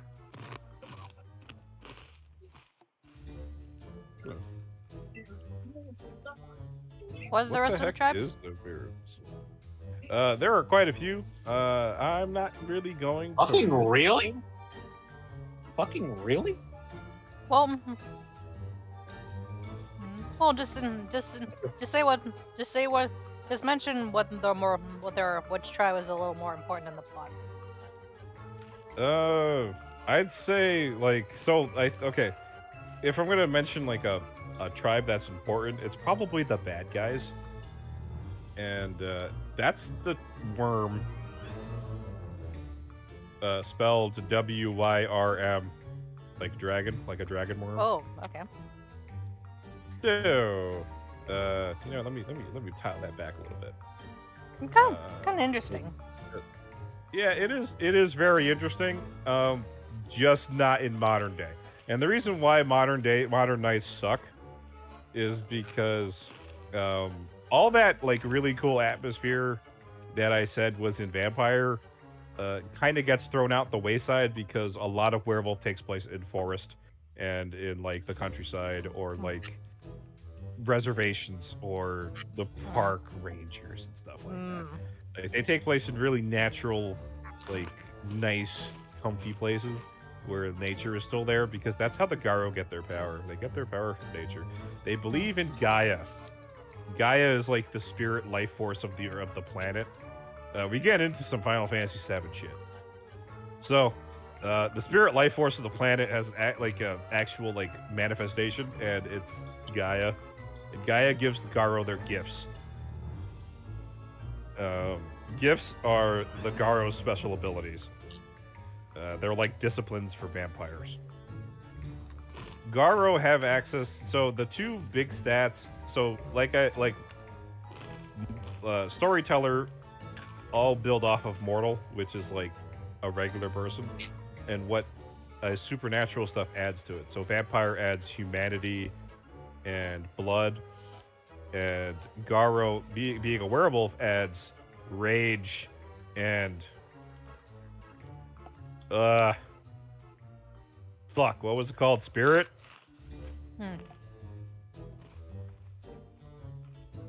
It was something. So rage is your resource that lets you transform.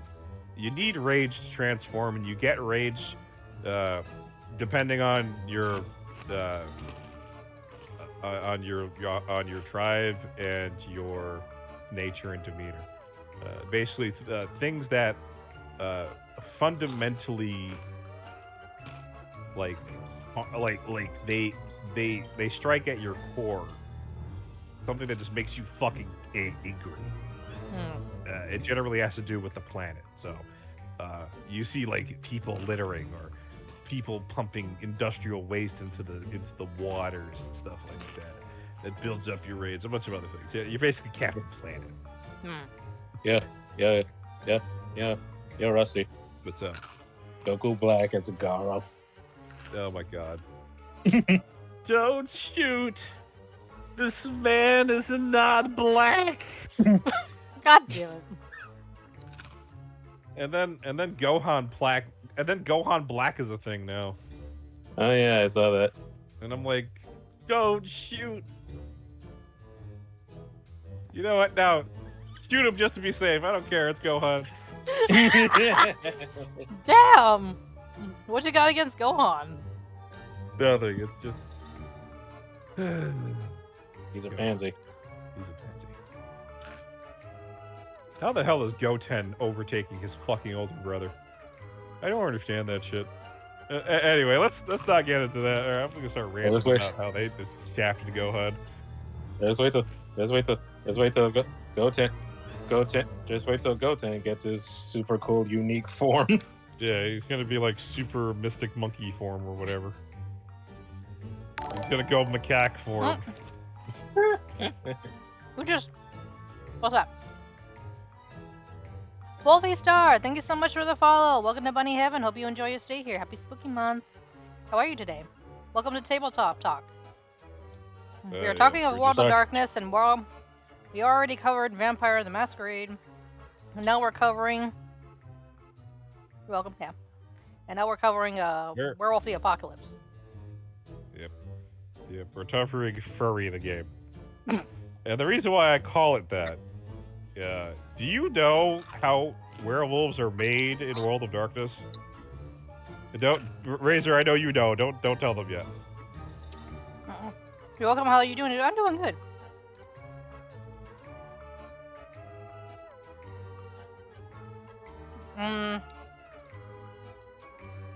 Alright, I think it's not the typical full moon. I'm guessing it was like some kind of disease? No, that's Cyberpunk. Ah, okay. Worse. Cyberpunk 2020. Where lycanthropy is a disease. And if you fight somebody, if you get into a melee fight with somebody with lycanthropy, there is a formula calculation to figure out how high your virus load is before you actually catch the disease. It's amazing. I mean, But Wait. Anyway, Science was no. never that's my getting off strong- topic. Yeah. anyway. It's So worse than that. how are werewolves made then? So, a werewolf is made when a man and an animal love each other very much. I am not kidding you. What? That is what happens. They made that. What? They made that. That is Wolfie, that I'm is so how sorry. that is how you a came- werewolf is made. They made that Wolfie, lore. I'm so sorry. That is lore. Wolfie, I'm here's so what happens. sorry. So as a I am so werewolf- sorry. You just came in and you heard one of the most cursed things ever. So a werewolf has 6 forms they can transform into. 6. Wait, 6? Yes, 6. It's not just 1. It's 6 forms. And they all have a special name to them. And I can't fucking tell you what the names are, but I can tell you there's the war form, there's the human form, and then there's the Krynos form.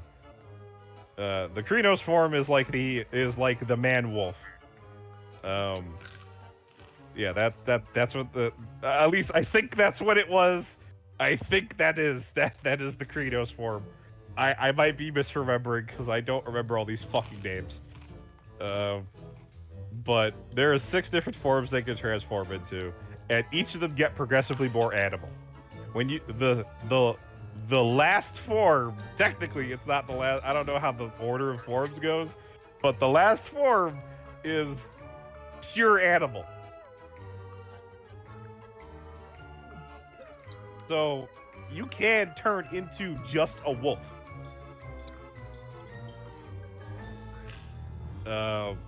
And so when you turn into just a wolf, right? If you want to make another werewolf, you need to go out and find an actual wolf and, either get pregnant or impregnate them. And then out of that wolf will be a werewolf. No, there's the That other is way. the most There's the other cursed way. thing I have ever heard in my life. Well, there's I mean- the other. There's the other way, but that's Yeah, kinda rare. 2 werewolves could bump uglies, but that results in a complete Wait, that results in a werewolf that has no. like rage Well, problems. no, I'm talking about the times when the wolf becomes a werewolf. Oh yeah, that's right. So another way that a werewolf can happen is that a wolf just turns into a person for absolutely no reason. Because Gaia. That's why. I think that's the That is one I prefer. That is actually how the first werewolf came to a thing, and then that werewolf made love to a human, and then that human made a werewolf, and that werewolf fucked a wolf, and it just kept going from there. Anyway, Oh god. so you need to understand that werewolf is liked by furries. Like, you have to be both a fan of Captain Planet and a furry, and you'll love werewolf. Let me tell you, I like werewolf for completely different reasons. I like werewolf specifically because of the Old West. I love the Old West as a concept. I want you to imagine how cool Red Dead Redemption would be if, like, you could transform into a werewolf. Like, I mean, I never played Red I like Dead the- Redemption, but I can imagine how fun that would be. I like it. I just like werewolves and I just like werewolves as a concept.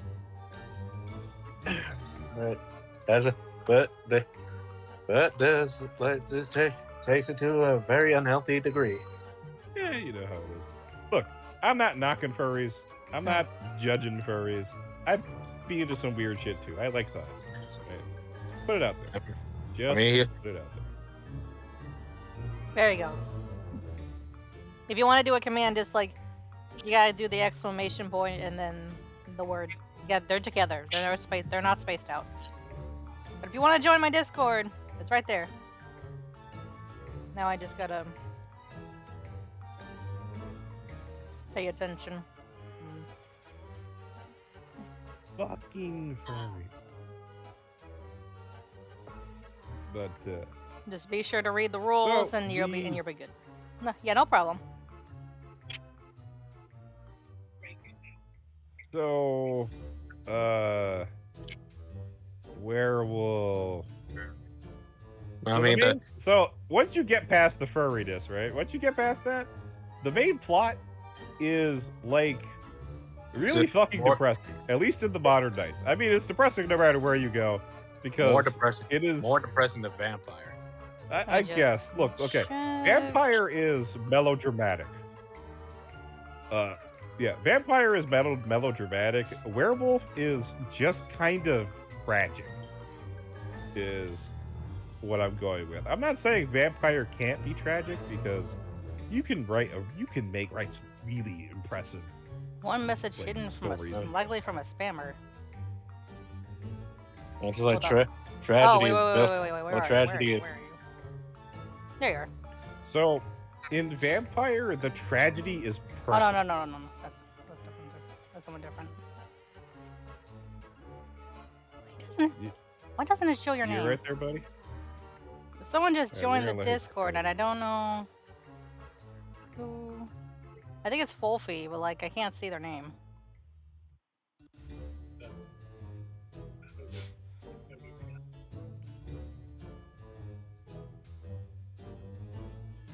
Hold up. It is. It's Flofi Star. What did it say? Why does it say you're spam? I don't know. Star. Hold up. I'm gonna show it. Alright, hold on. Show it. There we go. Alright, let me add you to the army. I still need to figure out how to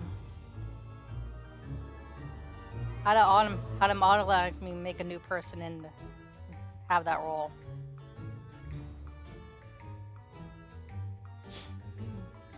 I just like how no matter what, Perfect Cell is always like a major part of a Dragon Ball. It's a good thing I remembered. Mm-hmm. Alright, anyway. Wait, what? The City of Eyes and the Girl in Dreamland. What is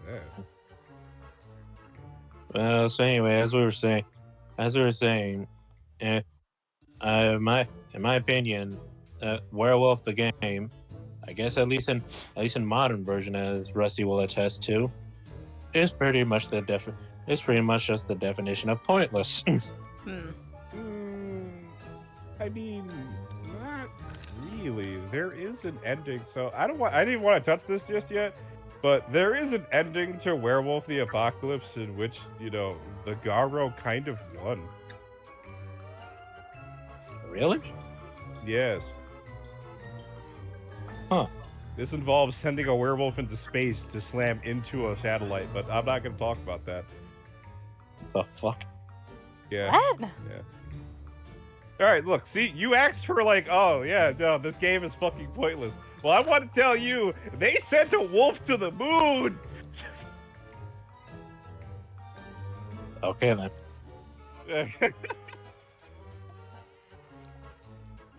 I just want you to imagine that someone sent a screaming were-dog through a rocket ship made by NASA to the moon to go screaming into a satellite to stop anyway.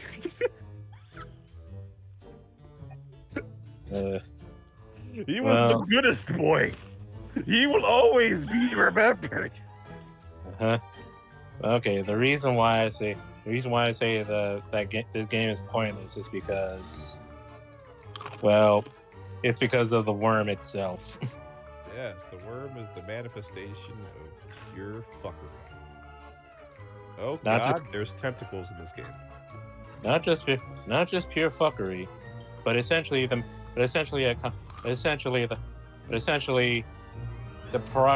progress itself.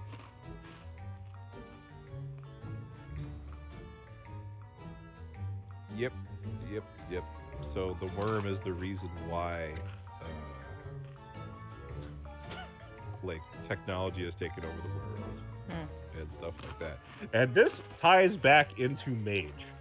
So the reason why I had to talk about Werewolf is because werewolf's main plot is actually invariably tied to mage. Mages and werewolves are fighting the same bad guy. That's amazing. But we'll get to that. We will get to that. Mages have their own problems, but the adversary is one of them. The mages call them the adversary because they actually don't know what the worm is. They haven't reached that level of they haven't reached that level of Awareness. yeah. Because the Garo won't let them. Then by the way, the Garo is what the werewolves call themselves. They don't call themselves werewolves; they call themselves the Garo. Okay.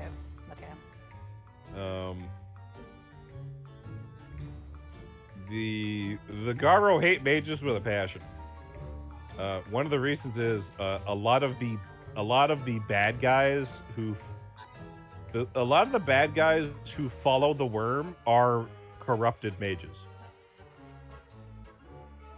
They're known as Nefandi, and they just call them like fucking witches or something like that. Warlocks, devil worshippers, that kind of thing.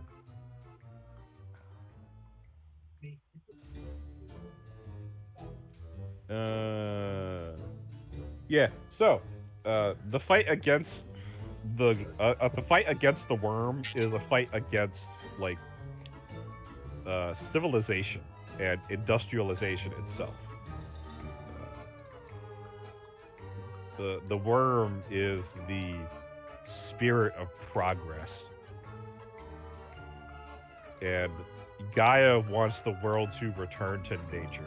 Anyway, the way werewolves won, there's at least one ending where each race wins, right?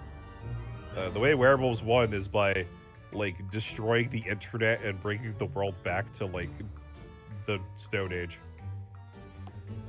Oh man. Imagine many people addicted to technology would turn out. Yeah, it'd be pretty rough. But it might end up being better than the way it is now, because everyone's always super stressed all the time. Mm. Too many people have gotten used to the idea of saying something over the internet and not getting punched in the face for it. Yeah.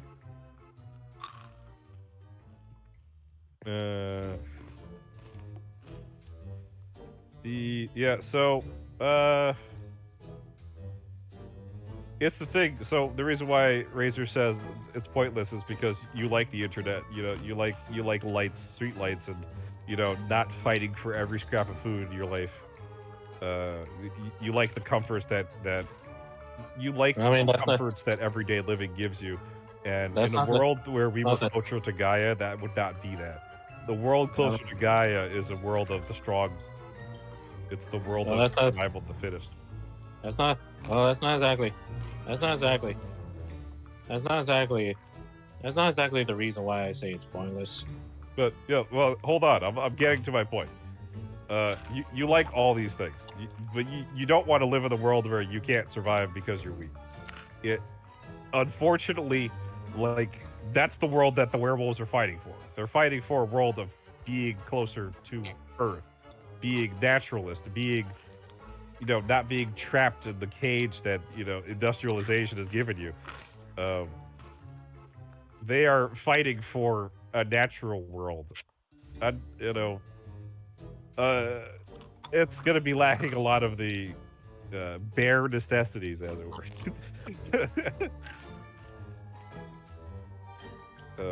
So they're fighting actively to go backwards. I think it's cool. Right. So, right. I didn't cover that there are different types of werewolves. There are different types of werewolves that don't have to be just wolves. There are werebears, weresharks, wereotters, Actually, you got to fight a wereshark, and you actually got to fight. Okay, no, you didn't fight the werewolf in Bloodlines, but you did fight the wereshark. Where there's also werecats. Is there wererabbits? Yes, there's werecats, wererabbits. If you can fuck an animal, there's a werewolf of it. Oh Yeah, lord. You hear that? You hear that, Asagi? You're kin. Shut up. Yes, there are rare rabbits, and yes, I'm talking about the rare rabbits from fucking Wallace and Gromit. They are real. They fucking exist. Do they eat only vegetables? No, they eat people. Oh They shit. They eat people. They eat fucking vegetables. No, it's a fucking rare rabbit. I think I've seen. Where? No. I think I've seen rabbits eat meat. Yeah, they throw it up afterward. They're not omnivores. They can't digest it. Yep. Well, actually, that meat is more likely that they're undersized children. Oh, yeah, I forgot. Yeah, they do that. Oh. Oh. Can't let it go to waste. Can't let it attract predators. Must consume the meat of my children. God damn it.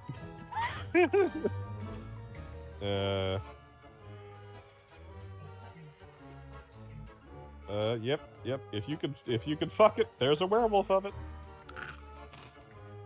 Oh lord. How How the fuck somebody went and fucked a shark? That's beyond me. Davy fucking Jones? I'm just like, yes, must fuck the shark, and then my brain immediately went to Zenless. I was like, hey, that's me you're thinking of.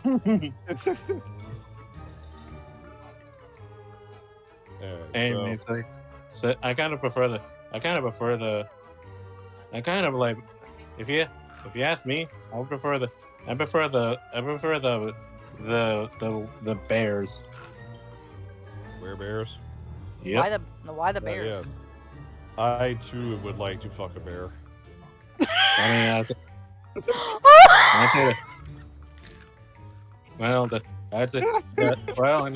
in a non weird way. In a non-furry way, yes. In a non-furry way, I'd say that I kind of prefer their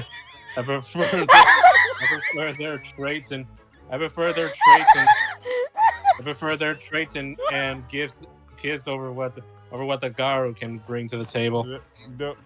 No Winnie. God damn. You have to say no Winnie. Okay, fine. No. No, I ain't saying that. Because no Winnie. Because if I did, you gotta say no Winnie. If I did, it'd be like that meme. It'd be like that meme. No, you with honey. He's gonna marmalade you, man. You gotta say no Winnie. He's like, it rubs the honey on its skin. Yep, everybody, these are the people I hang out with. These are the dudes I hang out with. And then I got to go hire Christopher Robin to play fucking baseball to save him, man. It's Oh the whole god. fucking process. You know, it's gonna be down to Christopher Robin. It's like, Okay, fine. it's time to end this. Okay, fine. No Winnie. God. I had killed your Cerberus. He's wearing Tigger on his back like a cloak. Oh my He's god. like, I have killed your Cerberus. It is time to end this, silly old bear.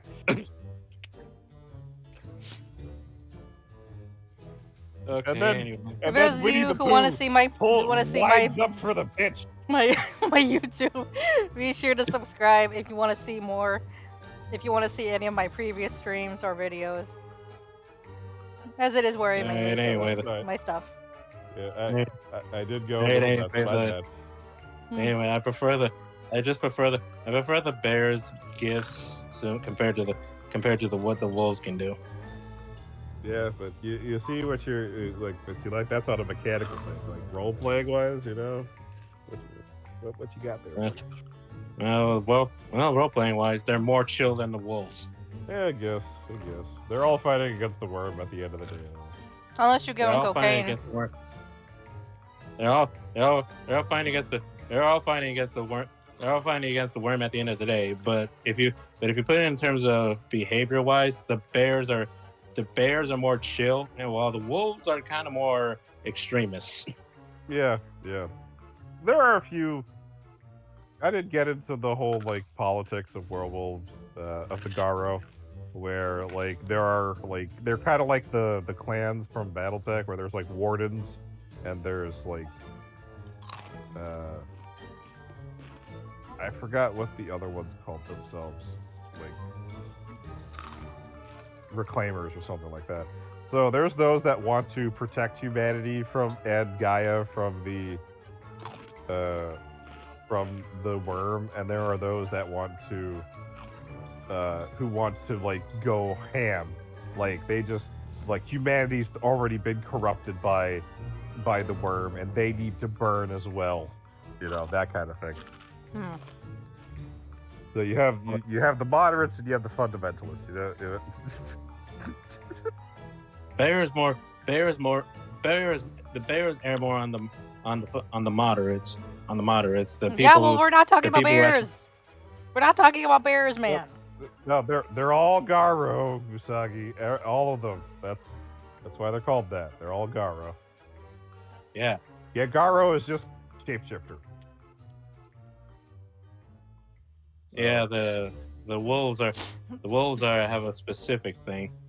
They're all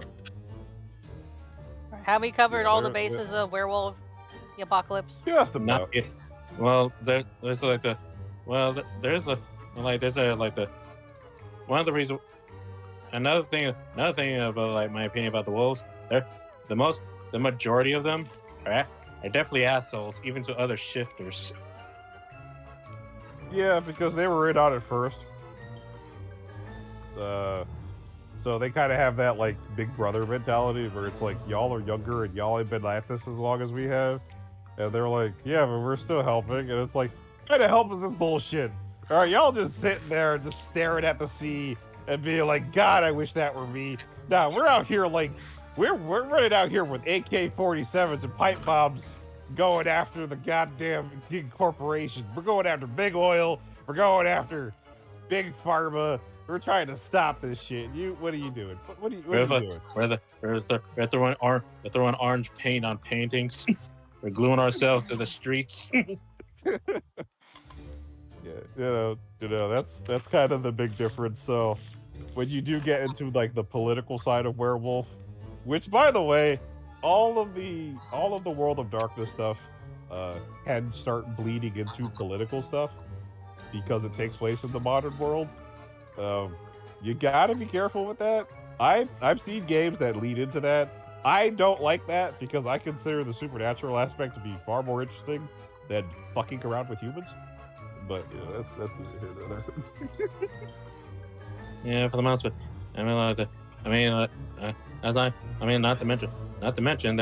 Not to mention apparently in the history, the wolves wiped out nearly one of the bear tribes.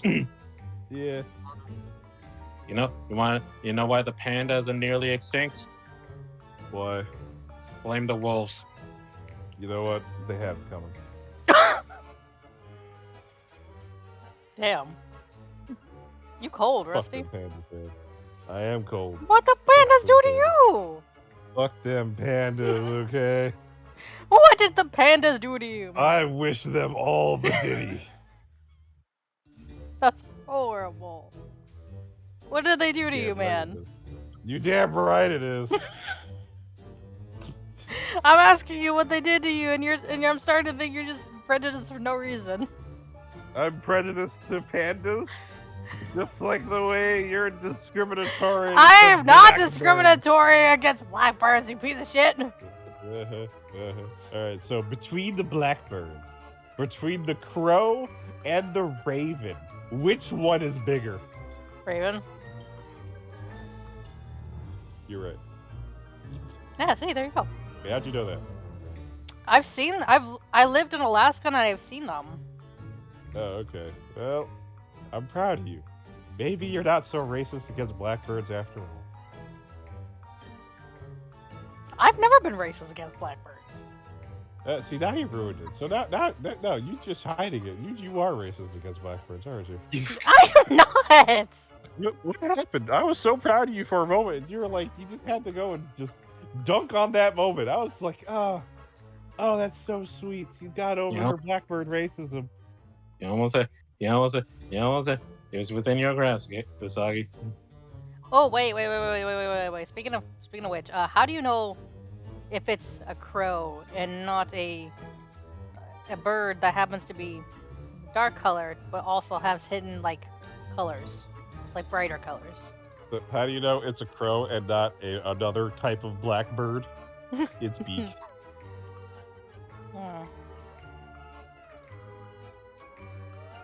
I don't know if I've ever seen a proper crow then.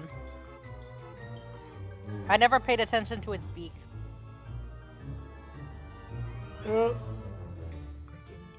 Also, crows have a very distinct sound.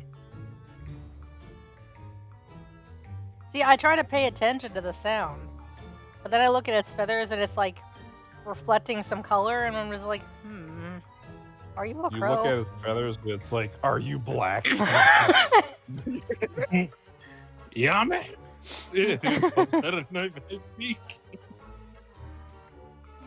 Oh, I did start She playing stares Blood. at the bird, and she's like, I'm going to say the N-word. And you can't. I am not. I've never once said that. What's wrong with you? Yeah, okay. Yeah, sure, I believe you. And I'm Although sure I will admit ravens, that ravens are smart. I did start playing Bloodborne yesterday. You did say the N-word? No, I said I just started playing Bloodborne yesterday. Oh yeah, I saw that. That was pretty cool. How's it going? I was I thinking suck. about getting the PC version. More or less, I suck. You know, it happens. I really do want to do a full playthrough of Bloodborne again. I did see some blackbirds trying to play dead. Oh, you mean the murder of crows? Yeah, the murder crows. Yep. Why did they like crawl on the ground like that? Because they are too heavy to lift off. Their body is too disfigured. What was originally a bird of beauty and blackness is now a grotesque monstrosity of bone and sinew stabbed through itself as it's in constant suffering and pain. But like, aren't their wings like the same size as them though? Doesn't mean that you can still take off. In fact, your wingspan needs to be larger than the size of your body. Ah. The only thing that breaks that convention is a fucking bumblebee. And the reason why it can lift off is beyond fucking science. It's an enigma. Yep. All right. So Are we to the about wolf almost thing. done with Werewolf the Apocalypse? Are almost, yeah. Are there bumblebee shifters? No, you can't fuck a bee, as far as I can tell. I mean, how would Or at you even least be I able don't to think do so. it? Do you know how small they are? Yeah, you would That just is turn physical- into a bee that is and then fu- fuck the bee. If you were a bee Don't you die shifter. afterwards? I don't know how fucking threatening a bee shifter would be, but I mean, by itself, it probably wouldn't be that threatening. But if it was like a whole horde of bees, I mean, I guess I would understand. you know, if there was like a bee Credo swarm, that'd be kind of nuts. Because there'd be like, what if the Credo swarm of a bee shifter is like fucking Beedrill? Like, that'd be terrifying. What the heck is Bee Girl? Beedrill, Beedrill. Oh, never mind. the Pokebot. Oh, yeah, I gotcha. Okay, there you go. You got it. Oh. I Okay, feel so, bad because they wouldn't be able to pick anything up with their hands because No, they can just shift. They can just shift back to human form or something. Rusty, what's the Farah again? The Farah. You asked me to remember something I don't quite remember. I want to remind you. I did not read Werewolf all the way through. I read Werewolf Old West, and I was like, yeah, this is cool. I never really got to play it. Oh god. I didn't really touch the bad guys too much. I just kind of went over like there are evil shifters and they've been corrupted by the worm, and that's that whole thing. Well, I decided to check for curiosity's sake, and I just uncovered that yes, there are insect shifters. Oh. What? Ew. They were made by the Weaver. What? Oh, great. Oh. So, wait, they were made by the bad guys? Yep. Oh, wow, that's even worse. So, bee shifters do exist. Yeah, bees, hornets, ants, termites, locusts. Yep, that's fucking terrifying. For a brief moment, moths were also among the insect races, but they defied their creator and paid the price. Oh, okay, yeah, moths fucking deserve it, and so do the bed bugs. Mothman. And so the Anasai later exterminated. So in contrast to the later Pharaoh, the insect races were not created by Gaia, but by the Weaver. While the Weaver claimed that the insect races were a gift for Gaia, in a similar manner to the Rakea from the Wild, she secretly desired them as servants that would bring order to chaos. All of her children agreed, save one, whom the Weaver destroyed, marking her descent to madness that led to the severing. It was this event that would inspire Ananta to create her progeny. Yeah, so, welcome to the lore of Werewolf. That's what it sounds like. I'm just putting it out there. That's what the lore of Werewolf sounds like. Gaia, the physical, spiritual manifestation of the spirit of the planet, had a schism with itself, creating an evil, fucked up version, which became the Weaver. I'm not gonna get into this, okay?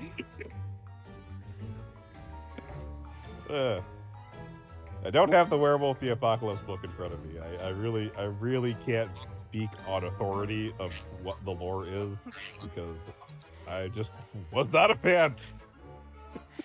No. The Weaver. Actually, no. The Weaver isn't the worm. It's actually a different thing. It's one of, quote, the three great spirits of the Triad.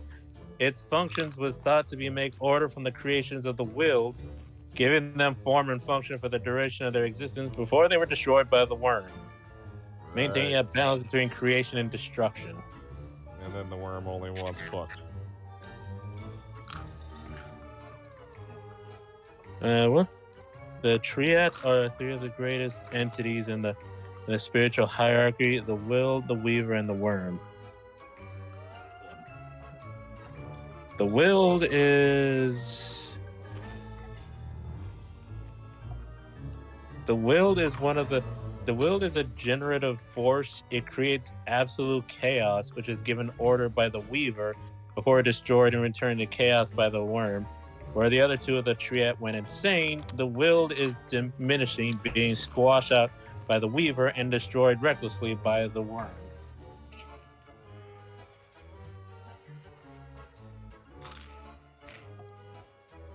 So yeah, shit is fucked. Yep, it's always fucked, It's World of Darkness. Everyone needs to be depressed and gloomy and brooding. When you listen to... Actually, let me listen to the background music you got playing right now. Because when you talk about World of Darkness, it's a kind of mood.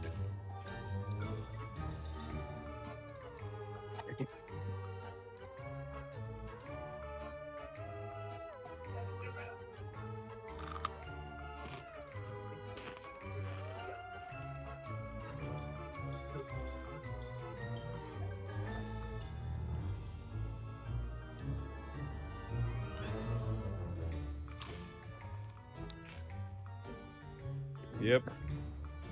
This is definitely not the mood. Well,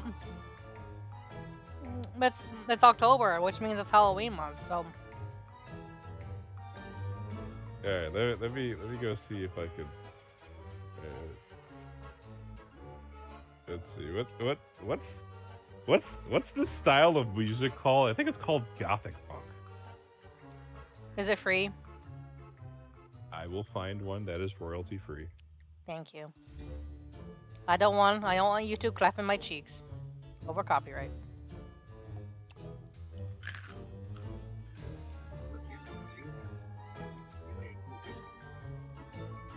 Let's see, music for goths, dark wave, post-punk, cold, or post-punk gothic type beats. Dark wave. I like beats of dark wave.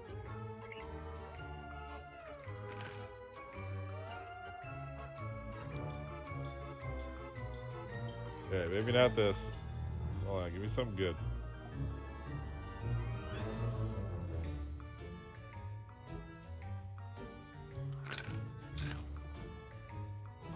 All right, while you do that, I'm gonna put away my snack and wash my hands.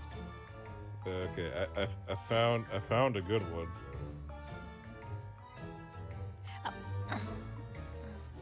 Oh, I'm not gonna post this in public. Here, I'll just post it here. Just put that shit on loop. All right, just let me wash my hands. Yeah, go ahead. We gonna have the right mood.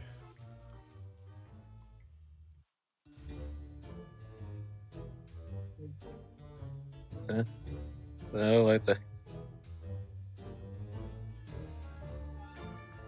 I mean, at least like in vampires, you can actually have it carve out some fun out of this depressing world. Werewolf, you're just, well, good luck. Here's the thing, and I think this is where your own kind of predilections fall into it. You can carve out your own fun in Werewolf. It's just that the meta story, and this is a problem that Werewolf has. The meta story of Werewolf bleeds too much into its gameplay. I see. William SRD even says as much, where it's like, Werewolf is really cool. It's just that the fight against the worm is so prevalent. It's like nothing else really matters. When the Gehenna for vampire is the end of vampire, right? The apocalypse is the end of the world. Yep.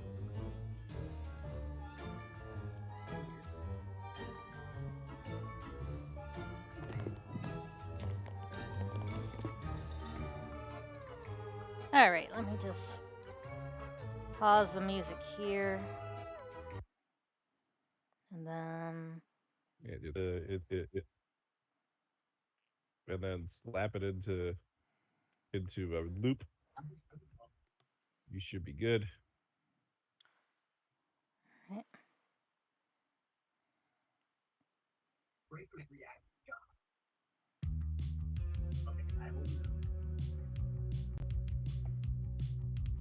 Hey,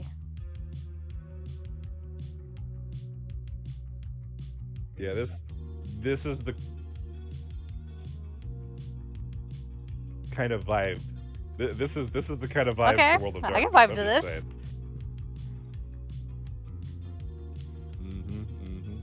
Damn, how did I not discover this?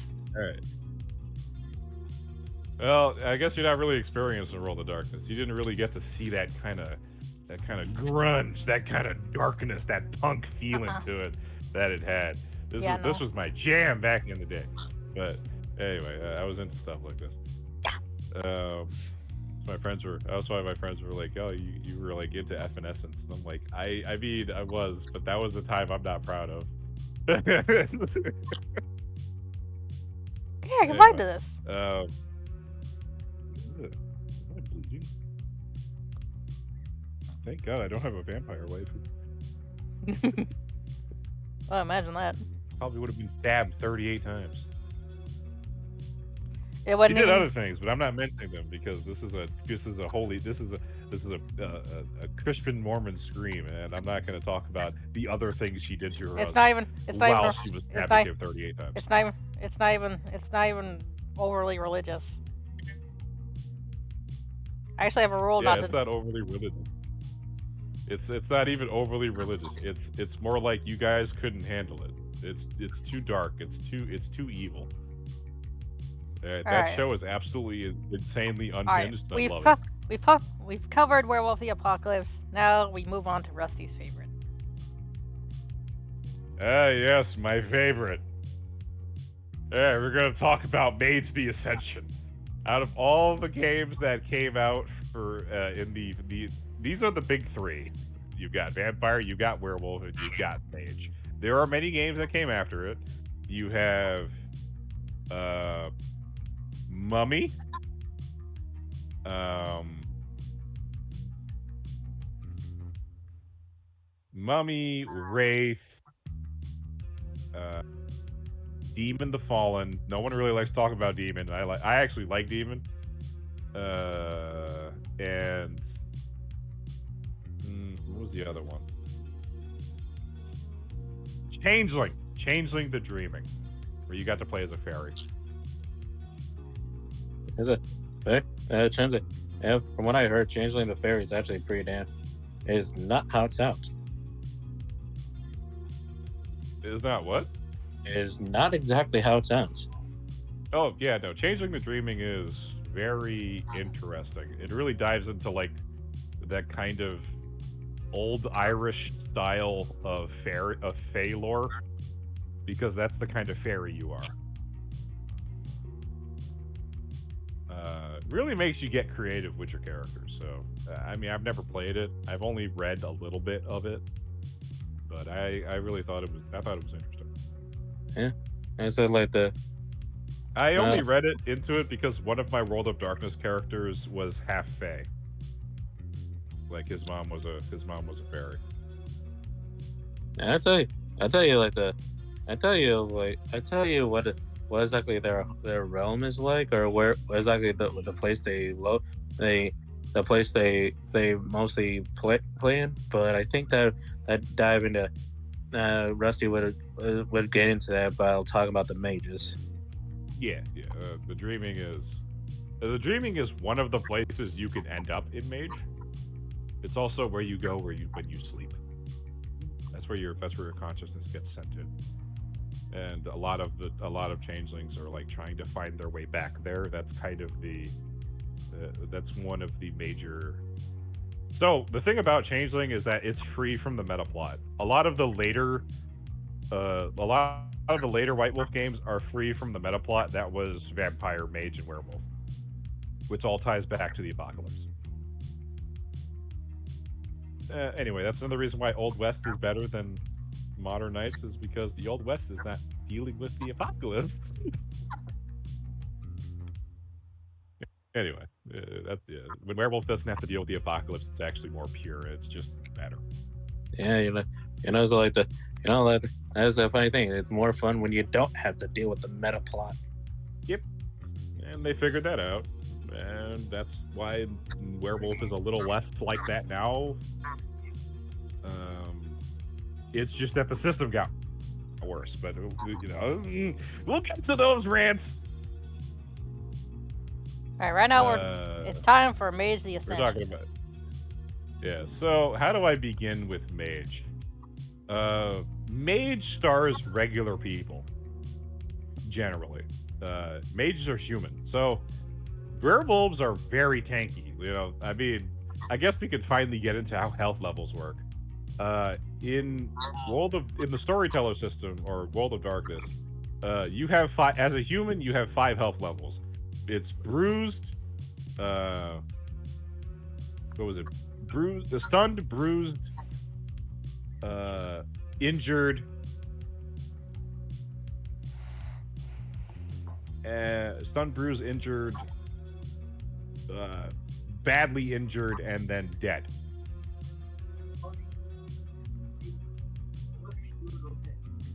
When you are a vampire, you get 2 additional health levels. So instead of 5, you get 7, I think.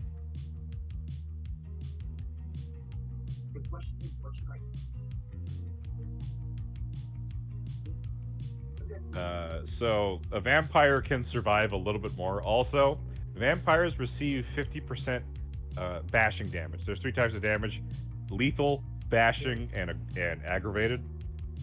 Lethal damage is done with like knives and slashing weapons. Uh, Bashing damage is done with blunt weapons, and or things that just like knock you out. And aggravated damage is done by like fire, things that leave really bad permanent damage. So things like fire, heat, magic, any kind of magic does aggravated damage.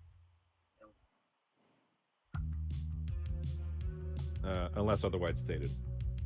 Some magic deals bashing damage. That's a difference.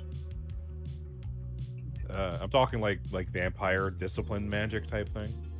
But like things that are made out of energy or some kind of magic, or that's aggravated damage. Werewolf claws are aggravated damage. Silver is considered aggravated damage to werewolves. I kind of figured that. Yeah. Sunlight deals aggravated damage to vampires. That's what I'm trying to get at. That's what aggravated damage is. It's like almost permanent damage. It is very hard to heal aggravated damage. There's actually healing times. Even if you go to a hospital, it takes months to heal aggravated damage.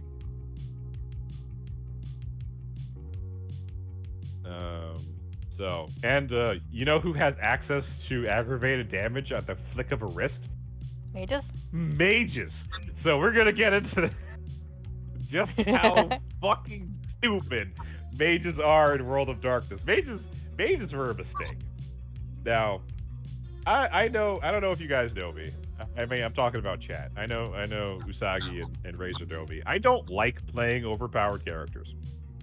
That's not really my thing. I like to play characters that are a little bit of rough and tumble, little bit of a little bit of a struggler, as it were. I don't like overpowered characters either. So, mage is both. Mage has its cake and eat it too, because as a mage, you are both the underdog and also potentially the most powerful piece of shit in the entire universe. And it really straddles that line depending on your creativity.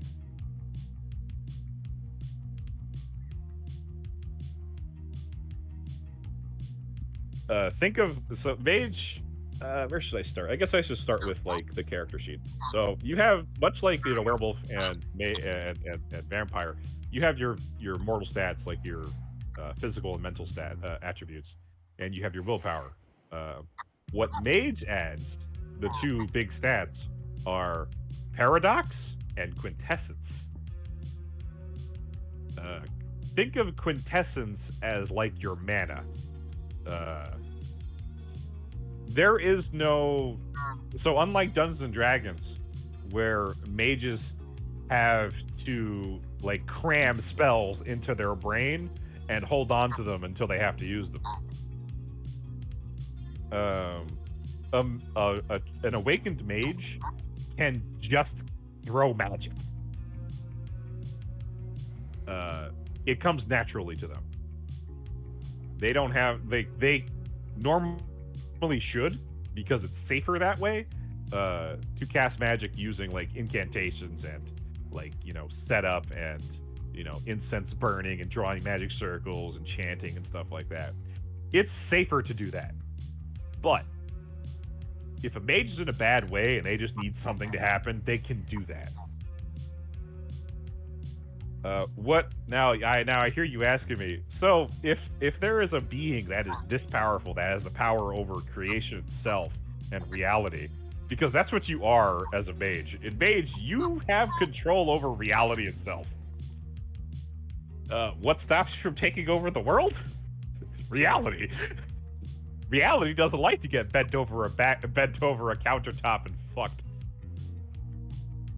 So, whenever you bend reality over a table, it's going to kick you in the nuts. So don't do it often. You tried to take over reality, and reality says "fuck you." So that's No, remember and when then I talked kick- about and context? and then kick you in the balls. Yes. So remember when I talked about I mean, considering quintessence? you're, That's your I mean, you can't say you didn't deserve it. remember when I talked about quintessence? That's kind of like quintessence is like pure energy. And whenever a mage wants to create something from nothing, he has to spend quintessence. But if you just use something that's in the environment, it doesn't cost anything. So if you want to start a fire and you already have a fire on hand, you don't have to spend quintessence to summon a fireball. You can just pick up the fire and throw it at somebody. Fireball! It just throws it. So one of my character's favorite things to do was carry around Molotov cocktails. Well, not really. He would carry around the stuff he needed to make a Molotov cocktail. He was an alcoholic. So he would just have like bottles of vodka or rum, and he would stick a rag in it, light it on fire, and then he'd toss it.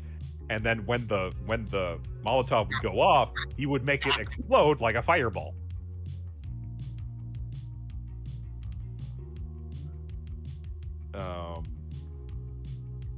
This got more and more advanced as he would upgrade to eventually like one of his friends was like making C4.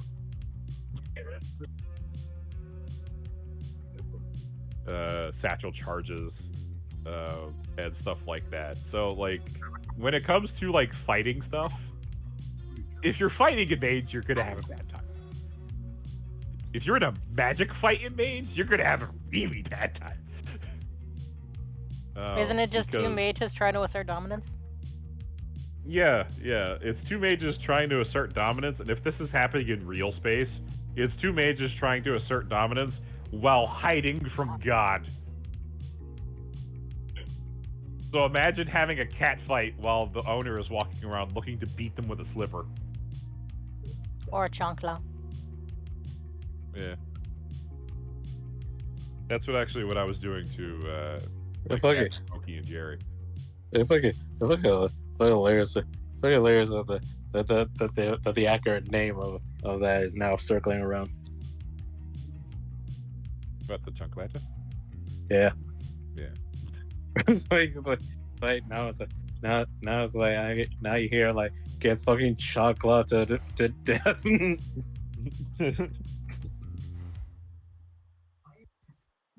I mean, everybody needs to feel the chancla. So, yeah, at least once. So one of the let me think. All right, so there are many factions in Mage, but they're kind of separated into two major groups. You have the 9 Traditions and the Technocracy, and they both have very different styles of casting magic. The 9 Traditions are like your Wait. traditional Hush, kind of magic users. 9 Traditions What's up? and The Technocracy.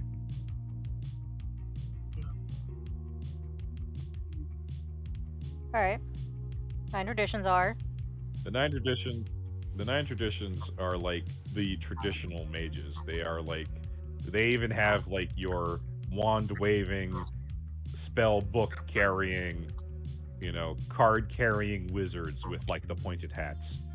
Those are that's the Order of Hermes.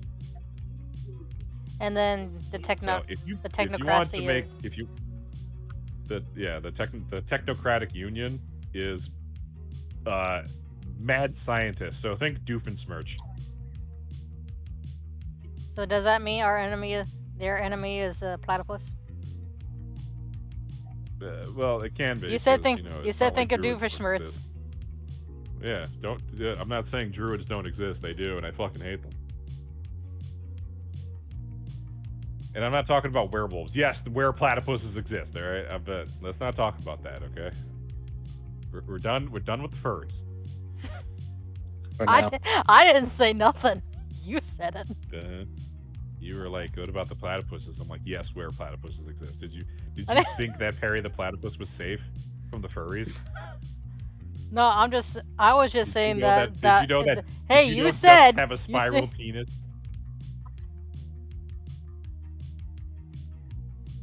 I didn't, and now I wish you never said it. Now you are cursed with this knowledge, as I was, and so is everybody here in chat. Chat, I'm so sorry. This is who I hang out with.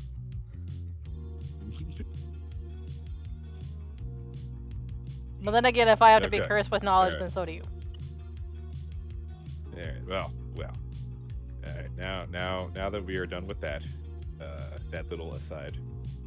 Yeah,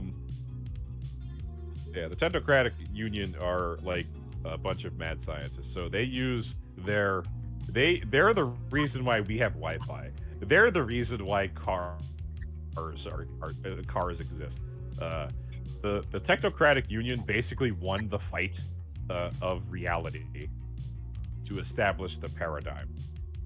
This is where Mage is very abstract with how it handles things because magic is abstract. I'm going to start getting into some advanced things that I've never really told you two about because that's just Mage.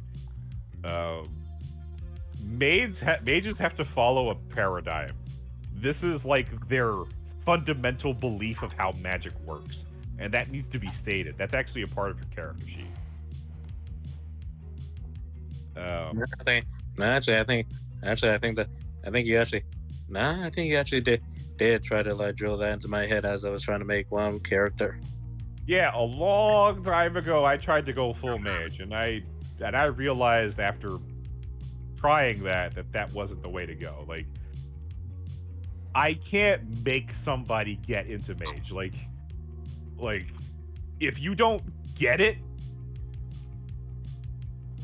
and you don't want to look for it, like you're not gonna see it. And it's almost like a reflection of the game. If you don't want to see the magic, you won't see it. I mean, Anyway, I've been trying to see the magic. even the game developers had a hard time describing what the fuck a paradigm is. To the point is later on they took that out. It's a pair of diamonds. But a paradigm is a core part of your character, and it like determines. I'm a little sad that that flew over your head.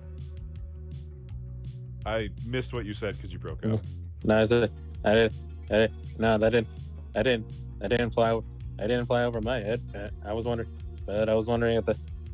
if Rusty caught it. Nah, I completely missed No, it. he didn't.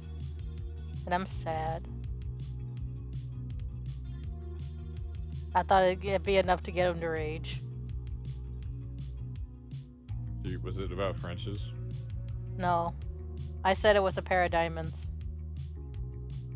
Oh, that's an odd thing to think that would make me rage. You're lucky I'm listening to Darkwave, or else I don't know. That's quite the interruption you got there, buddy. All right, so among the 9 traditions, which of them is the more famed one? The Order of Hermes. They're the ones that put everything together. The reason why the traditions exist is because the Order of Hermes was like, "Hey guys, the mad scientists are winning. What are we going to do?"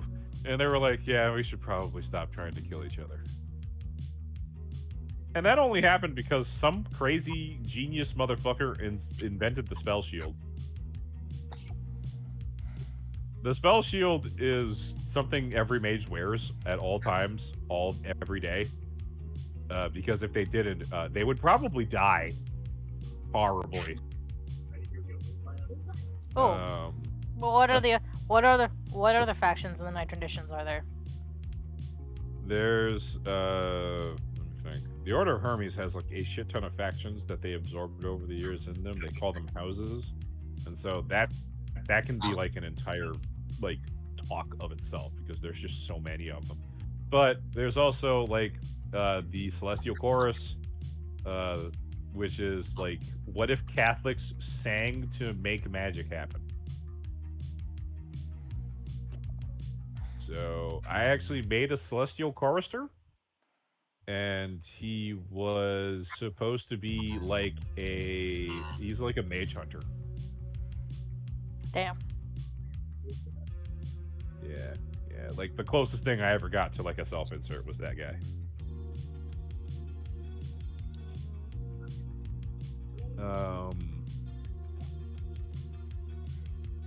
Yeah, he even walked around with a trench coat and had a silver sword. It was nuts. Anyway, and then every time he would cast magic, he would start singing like hymns. Like that's what they do. They sing hymns to make magic happen.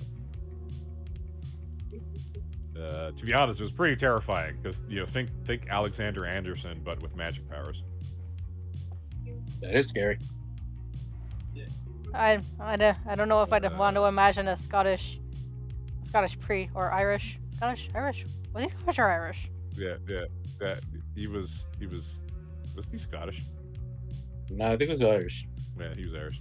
Yeah, An Irish priest singing hymns as he's slowly creeping down the halls with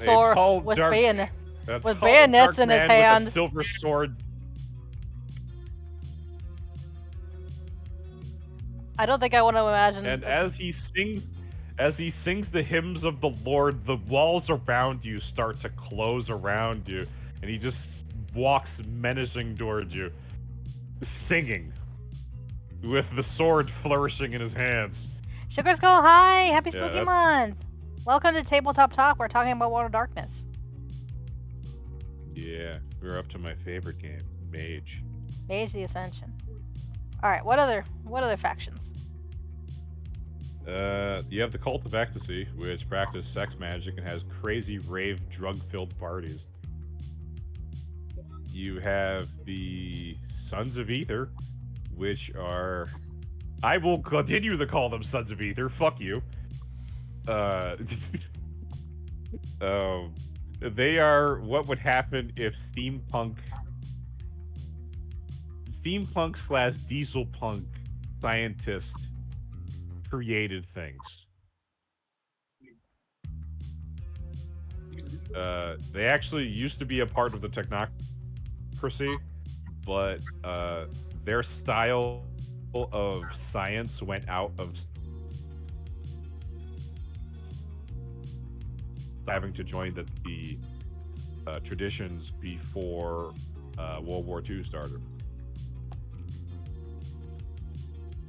Oh yeah. Mage history goes back a long ways. You have the Akashic Brotherhood, which are like Shaolin monks from the movies. Akasha. So that's their whole thing. The Akashic Brotherhood. Yeah, I love the fact that like they changed the Sons of Ether to the Society of Ether, but they did not change the Akashic Brotherhood. They still call them the Akashic Brotherhood. I fucking hate White Wolf. Alright, so we got Order of Hermes, Celestial Chorus, Cult of Ecstasy, Sons of Ether, Akasha Brotherhood. Who else?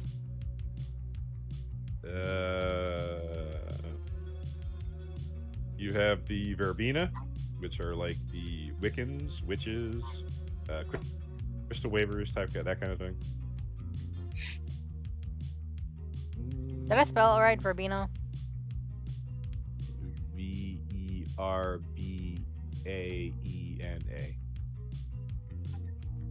Okay, I got it semi right. Mm-hmm. But yeah, Sugar Skull, how you been? You have. Alright, anyway, and then you have what? You have the Euthanatos, which I don't think they exist anymore, but I'm going off of first edition. So they're like Greek death mages.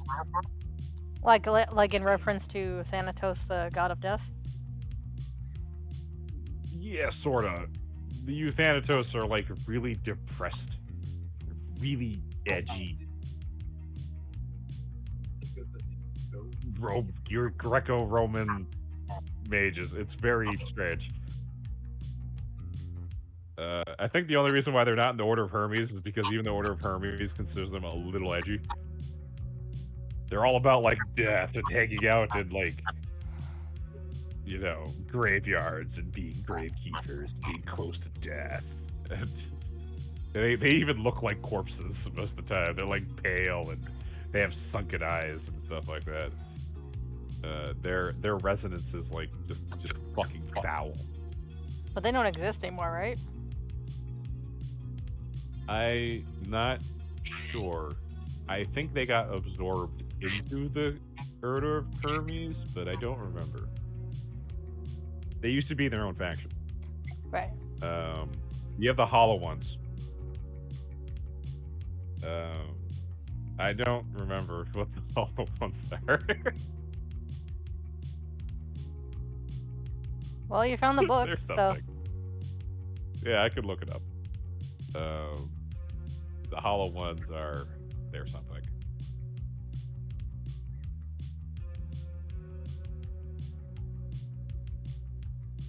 Not gonna lie, this music's pretty good. Let's see, Celestial Chorus, Hollow Ones. Yeah, I think the Hollow Ones were something about harmony. I just remember Okay, you why I don't don't put really the play word har- Mechanicus often. you don't put the word hollow and harmony together. Well, the reason why they're called the Hollow Ones is like because they're like woodwind instruments or something like that. Like, it's something. Oh yeah, Dream Speakers, which are kind of like, what's the word I'm looking for? They're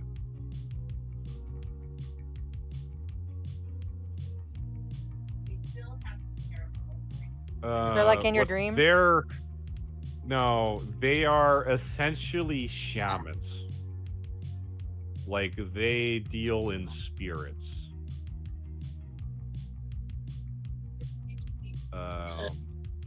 They are so if I remember from the history, Dream Speakers were one of the first non-Eurocentric factions to join the traditions. A lot of the other factions were very like there's also the Akashic Brotherhood, but they were like European types. European type magic. The Dream Speakers were shamans from like either from Native Americans or Africans, you know, that kind of thing. They were on that side of.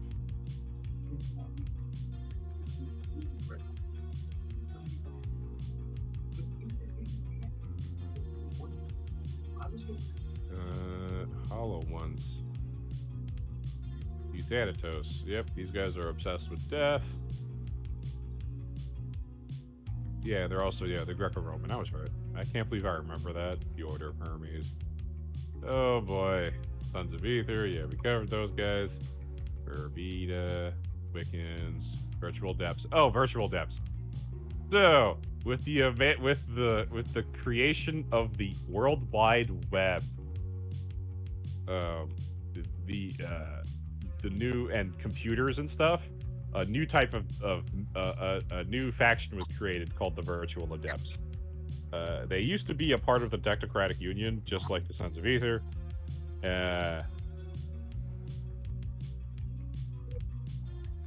I think they left.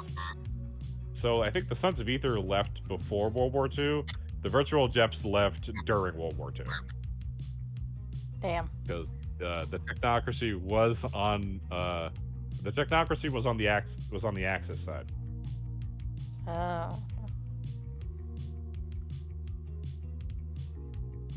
They're all about like using the internet and computers and stuff, and like doing magical stuff like that. It's very interesting. Where the fuck are the Hollow Ones? There they are. Okay.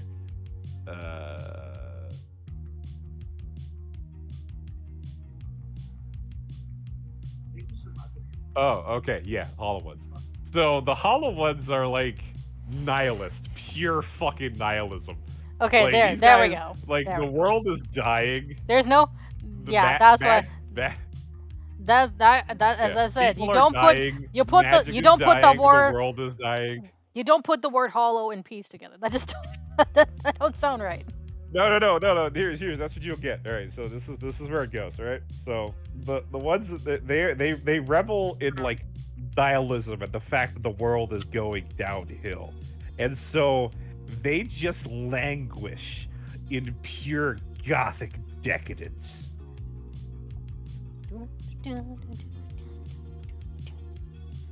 Pure gothic decadence. Sounds about right. These guys, they are like, yeah, they're also kind of like hipsters. They're like, why aren't you just, you know, vibing with the fucking pointless? Just live in the peacefulness of fading away. Is that how you were You in know, high that kind of school? thing. Yes. Well, no, it was more like middle school. That was me more like in middle school. In high school, I kind of fixed myself. I'm sorry. I'm sorry. That was just too funny. Why do we exist in this prison called school? You know, I had problems, man. I had so many problems. Don't we all? All right, anyway, I'm glad I got that sorted out. Still no girlfriend though, so yeah, I got a lot of my I got a lot of my problems fixed, but a bitch is not one of them. You got a lot of your problems fixed, but you still got no bitches. Right. Oh man, I gotta talk about avatars and shit. Yeah, it's gonna get stupid. Alright.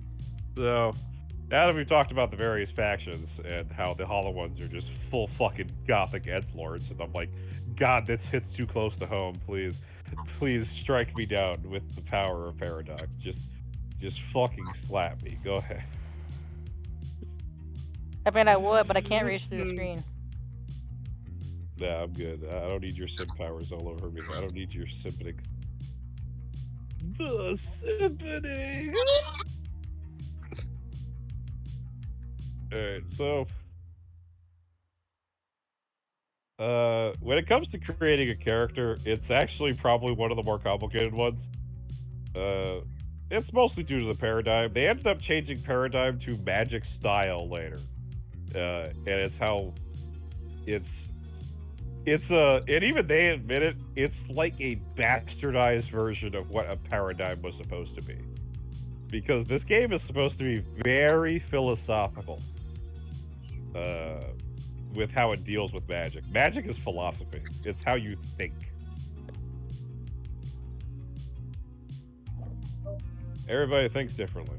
And, you know, your paradigm kind of helps you understand what faction you ended up becoming a part and stuff like that.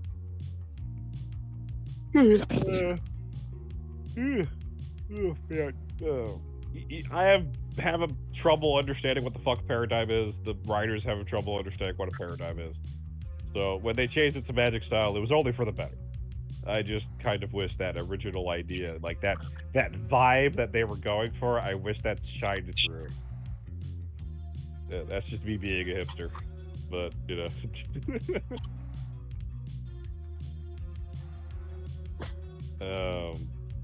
Right. We're going to move past that. Go. So magic style, you kind of describe that, or you can even pick one. Then you have foci. Foci are important because as a starting mage, you're not going to be able to do magic well without assistance. Magic is very hard to do, especially the more effects that you add to it. So there are no set effects in mage. You get access to powers over certain aspects of reality, and the more you master that aspect of reality, the better you are at making it manifest, and the more powers you have access to. These aspects of reality are called the 9 spheres.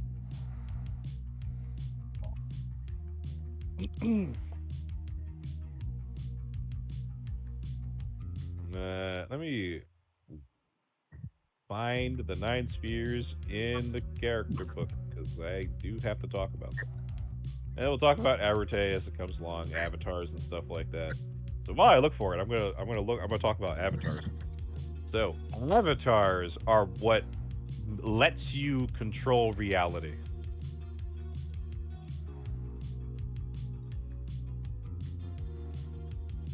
Um, they are a piece of you that they are a piece of a spirit that is connected to your soul in the penumbra. Now, when I first read it, right? When I first read Mage, this was back in 20 2013, 2014, I want to say. No, to be honest, I think I read Mage back in high school.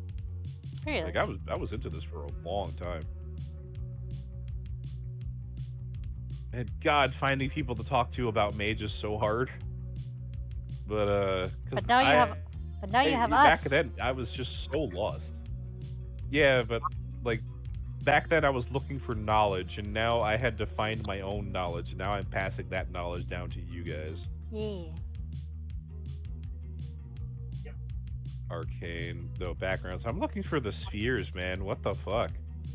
Arute, willpower, quintessence, resonance, experience, end of story. The spheres. Here we go. Yeah. So the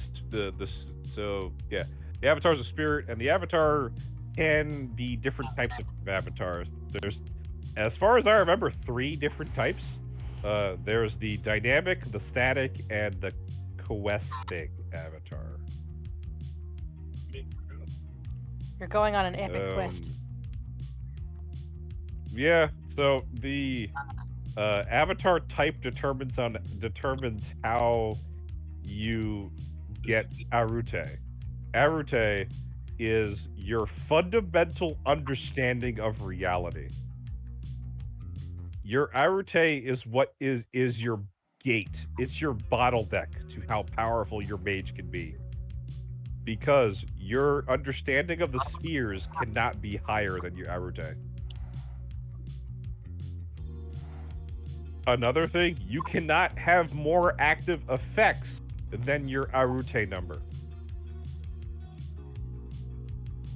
Most people start with 2.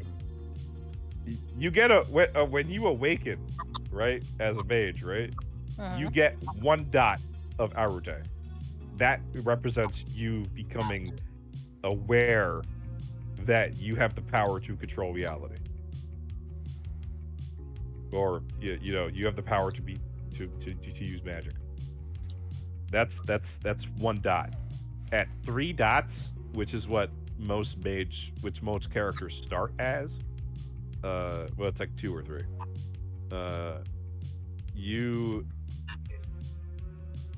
You are starting to realize that you can control a significant amount of power. Because at 3, you can create energy.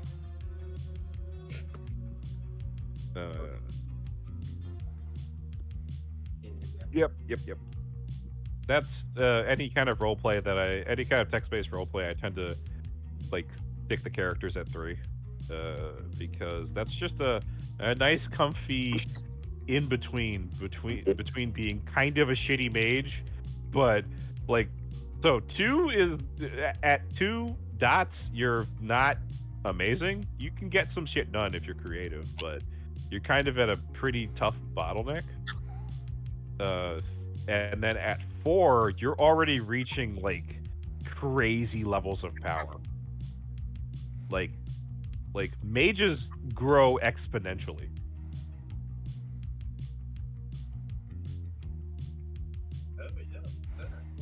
That's a lot of growth. Oh yeah, there is. Oh boy, I found the section on creating magical effects, and let me tell you, the field day I had trying to figure out how to make magic spells for characters that didn't exist. Understanding coincidental, vulgar, and inherent magic. Ooh. I missed that shit. When this stuff was just like new to me, and I was just like, oh my god. Like what kind of? That's when I came up with like the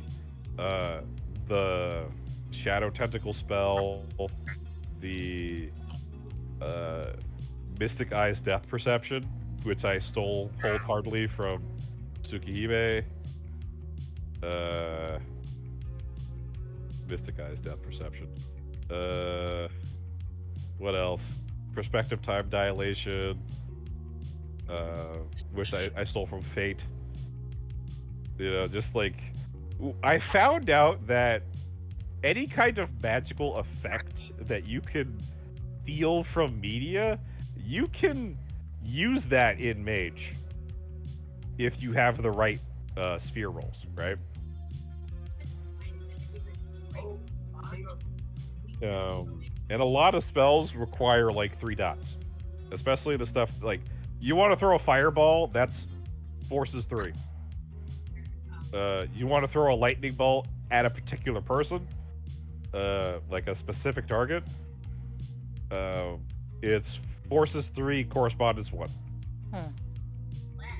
Interesting. And you need it unless you have electricity nearby, you need to create that using quintessence. Otherwise, if you have electricity nearby, it's forces 2, correspondence 1. Correspondence. So I'll get into the spheres. Let's start with the first one. What does this one start with?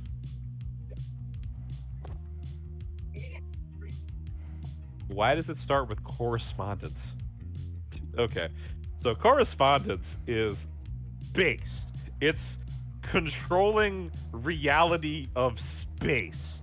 So if you ever seen JoJo's Bizarre Adventure, Part 4, Diamond is not Crash.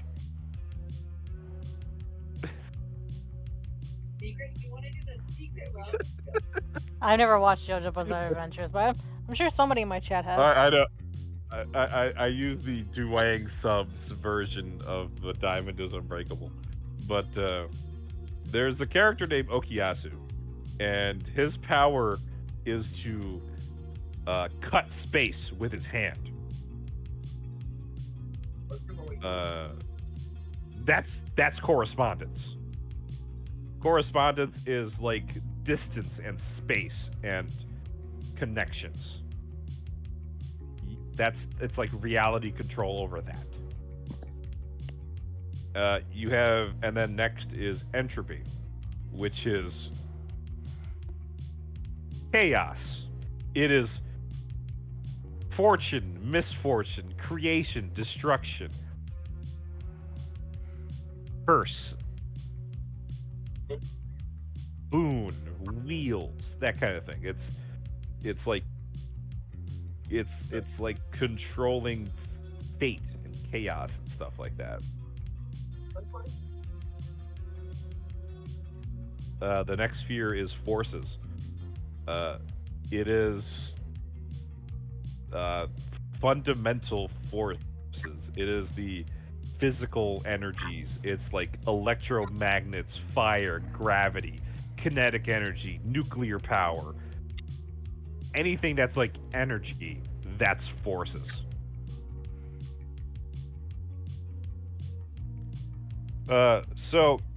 Yes, you can indeed nuke somebody with forces 3. You'll also nuke yourself. You know, you can't. You casting the spell doesn't protect you from it. But you can split an atom with forces. It's kind of stupid. There's life. Life is the sphere of reality around biology. Anything that's alive.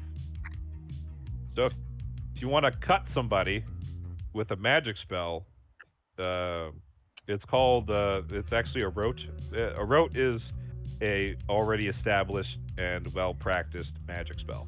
It's called Rip the Man Body.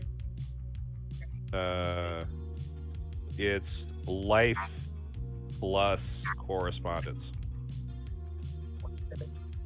Unless you're touching them. If you're touching them, you don't need correspondence. So anytime you need to cast something over a distance, you need correspondence.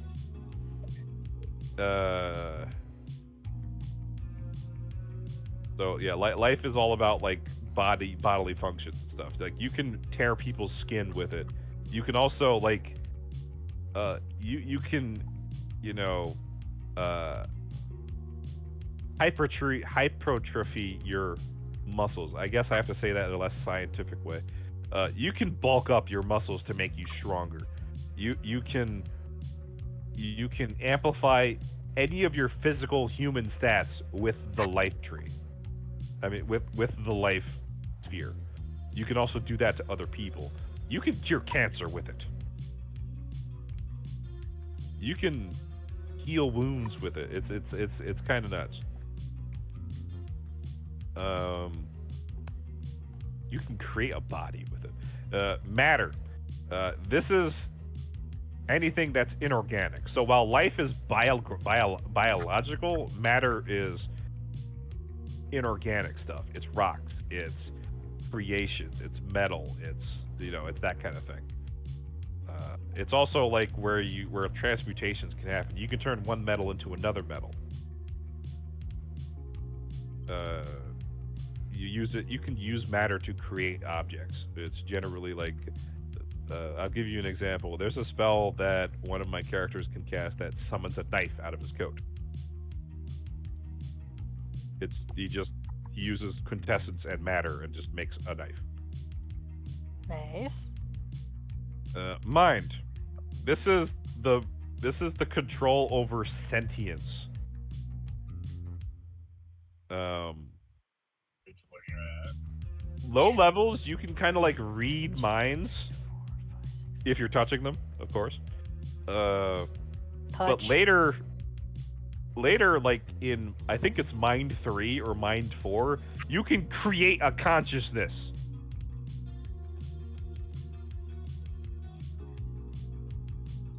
I know that probably doesn't sound crazy, but think about it. You can create a sentient being from nothing.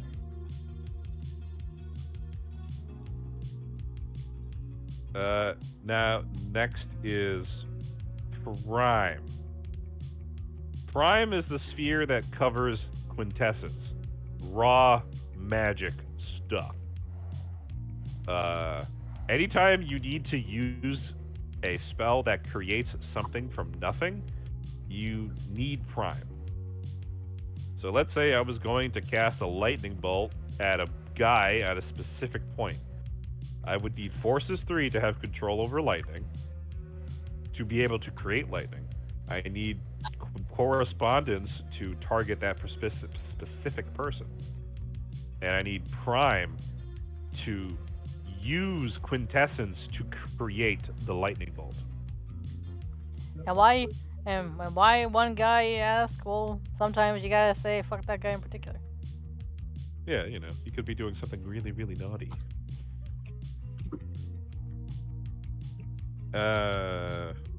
Yeah. And you can attack purely with Prime. It looks like a Ki Blast. Or like a Hadoken. You just throw pure magic energy at a motherfucker. It's not a good idea, but if you're desperate, you can do it. Spirit. This is like the sphere that governs the spirit world, like the Umbra. But it also governs the soul. So while you can make a sentient mind with the mind sphere, you can create a soul with the spirit sphere. Holy shit. Hey guys. What? Some Asian guy killed a hive of wasps with gas with I think that's oil, or was it gasoline? It's But probably a cup of gasoline, yeah. But then he proceeds to use that gasoline and the corpses of the wasp with some eggs, and then ate that shit. Okay, Why is that funny? He ate gasoline? No, no. He ate the. He ate 1,000 wasps. He ate 1,000 wasps with eggs. Wow, it's very protein heavy. Look, here it is. Okay. Yeah. Thanks for that. All right. I am not going to look for the sake of my own eyes.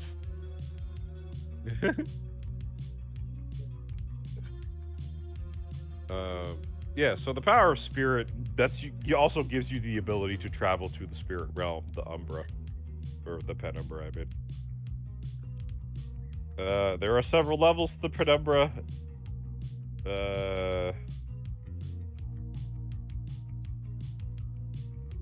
And each of them kind of have their own thing. Where the dead lie is the deep Umbra. It's beyond most people, I think. It's been a while since I've read up on the Umbra lore. But mages generally don't go that far because the dead are jealous.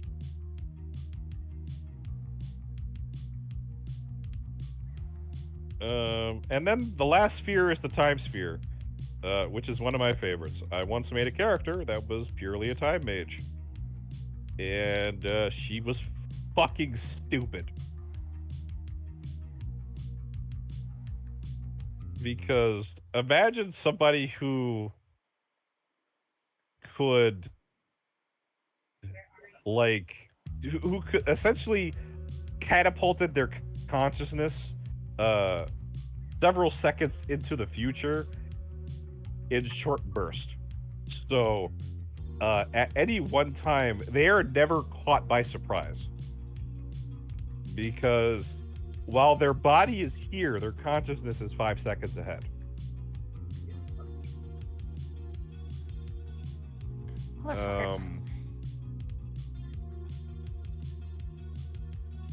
Combined with forces, combining time, forces, and entropy, I had this person create a barrier of time where, like, anything that happened around them didn't happen to them because they were still in where they were wasn't happening to them because they took themselves out of time. But that sounds confusing. It is confusing. However, it was coincidental because it only looked like they were just standing there. So that's just because it's wild.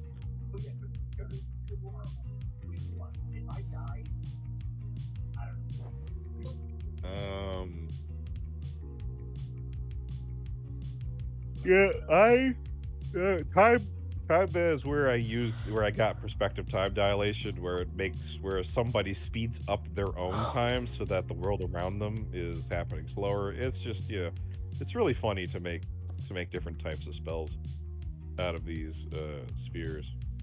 But those are the 9 spheres. There's apparently a 10th sphere, but it's never been revealed. It's like the chi sphere or whatever. Yeah, we don't talk about that. Don't talk about there's that. also, we don't talk about the 10th sphere. The rumored 10th sphere. So There's only 9 spheres. There's only 9 spheres. If you think of the 10th sphere, you're a fucking heretic, and you will be blamed. It's like I know what the 10th is like. It's like we gotta distract him. What? How? I got an idea. I know what the 10th sphere is. And it's like Trader 10. Launch 380. they all immediately start ganging up on him. Like that one JoJo meme. No. But even better, I know. Even better, the Pirates of the Caribbean scene where where he's running from a bunch of tribesmen. Yep. I got a bottle of death. I've got a bottle of death. Alright, so I guess what's inside it. so Honestly, I feel like the- Deathman's Chest was pretty much my favorite movie out of all the Pirates of the Caribbean series. I don't know why. It was a good movie. I kind of underrated it compared to like the first movie, but yeah, Dead Man's Chest was good. Especially the guy who played Davy Jones. He knocked that shit out of the water. Oof. Literally. The metaphysics of magic. Oh boy. Oh boy. Yeah. So there's techno magic. We could talk. So both sides follow the same sphere system. It's just that the technocracy calls them different names. I'm not gonna get into that because I don't have the technocratic book on me at the moment. But yeah, there is a way. Like there was a book that let you play as the technocracy. Yes, that's good. Usagi. Yes, that's Usagi. what I probably say. I probably say the mage scene is way more gray than the wolf scene. Yeah, you could say that. To be honest, yeah, you could say like the wolves are like inherently the good guys because they're trying to stop the apocalypse. But remember, stopping the apocalypse means returning Earth, returning humanity to monkey. So you know, I guess they're also bad guys. They also like blow up nuclear power plants. So yeah.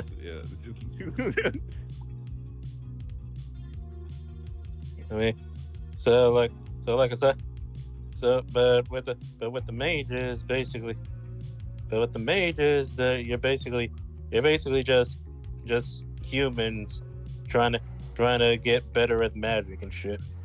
Yeah. There's a lot of studying, lots of research, lots of tracking down ancient Usagi. I didn't do nothing. Can you fulfill? Usagi. I didn't do nothing. What happened to the vibes, Usagi?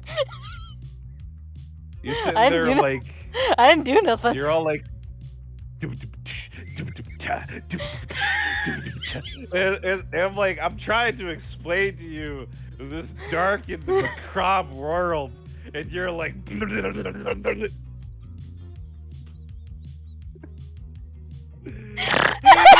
bye. Anyway,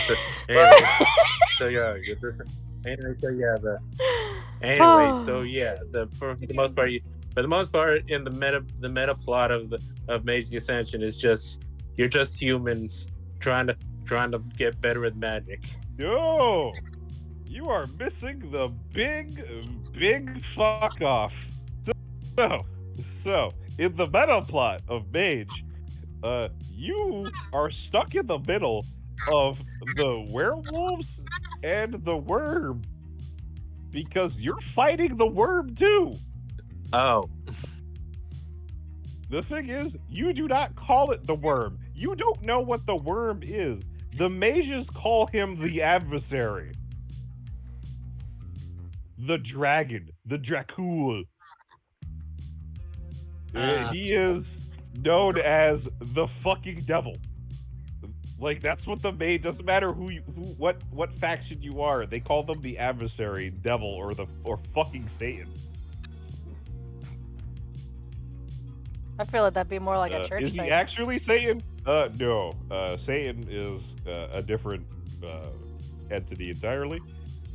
He's from Demon, and no one really likes talking about Demon for some reason. Well, we're going to talk about Demon. I'm not sure if we're going to get to it today. Yeah. Not today. I need to find Yeah, my probably Demon not. book, but Yeah, probably not today, but you know. I do like me some Demon. Like me, like in general, we're gonna talk about it. Eventually. I once made a Demon character, and I actually really liked her a lot because her whole thing was like she and her sister were sent to Earth at the same time, but separated. and they're kind of trying to track each other down. But they both have their own shit going on. They've been at this for over several thousand years.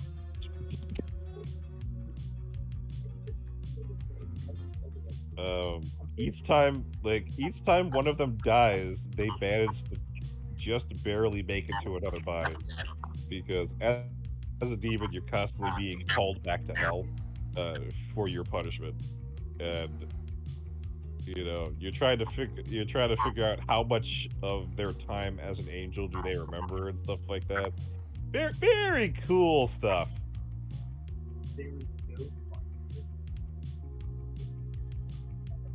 Uh, and demons are the only things that can be somewhat more powerful than a mage, but a mage still trumps them because a mage can eventually gain the power to control the demon. Just mages are stupid. By the time they get that powerful, though, they are not going to be concerned with mortal concerns. They'll probably just ascend.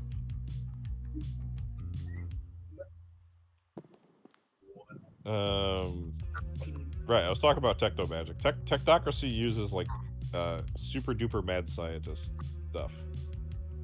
They're not the only ones that do that because the Sons of Ether also do that. I remember Razor had a character, and this was like our very first World of Darkness characters, and like he wanted to do the mad scientist super inventor thing, and I'm like, that's perfect because the Sons of Ether are into that. Like that's their whole deal. Like the only thing you have to do is kind of like they're like the steampunk kind of guys. You just gotta like kind of color it that way. Like that's it. You got your whole thing. But I got it wrong. He didn't really he didn't really understand that bit, and so he kind of played it more like a virtual adept. Yeah. So that was interesting. Yeah. But or he was kind of getting like a bit of both going in there. So it was an interesting mix at least. Um, Well, I mean, one of the reasons why, one of the reasons why, one of the reasons why I decided to bring up that Mage the Ascension is more gray neutral is because, well, you got the mages. The main goal of the mages is just to get better at magic and shit. But yeah, the main goal of mage is to ascend. and and and so you got the so but it's just that you just have the techno mages. They basically they basically have the leg up on their traditional mages because they want the perspective of reality. Yep. And the technocracy doesn't want to uh ascend. That's not their objective. Their objective is to remove whimsical magic. They want to remove chaos and replace it with order and reason. That's their objective. Is basically to destroy whimsy.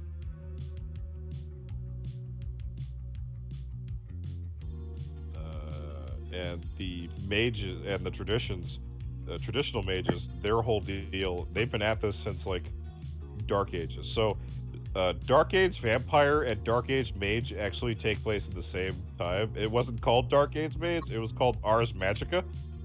And Ars Magica has become its own system with its own setting. Ooh.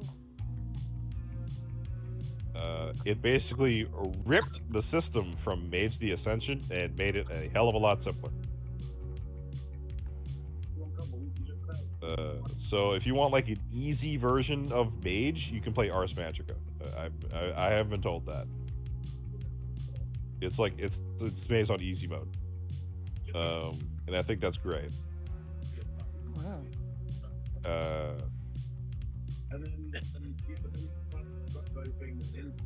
Where was I? Oh, right. Yeah, Ars Magica was basically like what happened to Mage before, during the Vampire of the Dark Age era.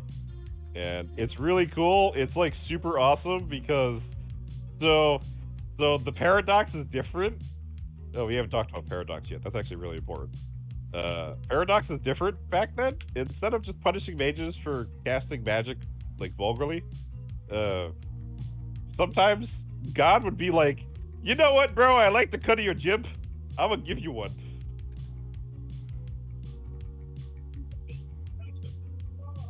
I like a magic user with balls. Just I don't know. Just I like that. It was called the Scourge back then. Hey, if God decides to, hey, if God sees you have balls, he'll give you respect. Yeah. So like the whole point. So like the reason why the Scourge was called the way it was when a mage casted magic, he was seen as challenging God because he was using the same power of creation. And so God the scourge was God punishing a mage for affronting him. So if you insult him with your magic, he will fucking strike you down. if he likes the cut of your jib, he'll give you a boon. He'll bless you. He'll give you a little thingy. He'll let you go with a warning. Oh yeah, Fridays. So, Tomorrow is Ascend. tomorrow's our campaign. Yes. Yeah, tomorrow's our next day for Sword World. I can't wait for it. Yeah. So, I hope you do were your given best enough time to do your prep. best to Ascend. Yeah, because I totally prep. You didn't prep, did you? What? What are you talking about? Nobody uses that tone of voice and say they prepped. I totally prepped. No, you didn't. Yeah, I did. I can tell It's your just tone prep of that voice. I've been using. No, it's I prepped. I just didn't prep the stuff I needed to prep for like several weeks down the line. Like So I you need didn't to prep. I need to go. I need to find Well, did you a prep for this program week? to help me draw dungeon maps. I've been prepped for this week for the past 3 months. I don't believe you. I did. Why do you what? Like like I knew the maid quest was gonna take a long time. I actually shortened it. Like I cut some stuff out so you guys wouldn't get like tired of it. So I mean, I haven't gotten tired of it yet. I like I'm the gonna drama. like yeah, it is funny. I'm just throwing like the big major stuff at you instead of like the the kind of Me. uh All right. not you don't really have to like grind. There's no like I took out the mundane All stuff. right. So you're quote unquote prepped. Because I figured like, yeah, I'm always ready. All right. Anyway. Even if I'm not ready, I'm ready.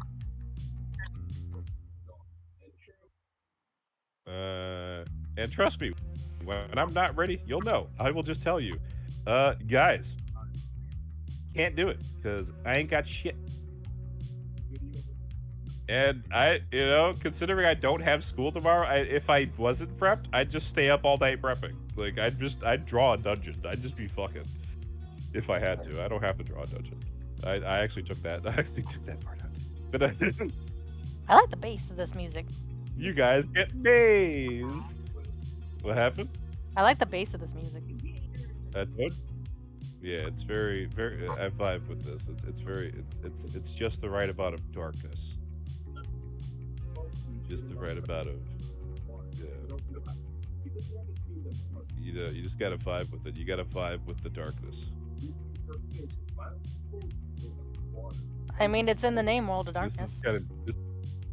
This is the kind of music you listen to when you're riding down the night city streets, street lights streaking overhead like stars. Yeah. As your black car fades into the shadows of the city, fading into nothing. Yeah, it's almost midnight, so I'm gonna go. So I'm gonna go ahead and cut up and hang up here. Alright, bro. All right. Thanks for See ya. joining us, Razor. Yeah. No thanks for problem. dropping by, buddy. Alright, so where was I? Right, we're talking about Paradox. So the other side of Quintessence, I like how he went like just absolutely crazy.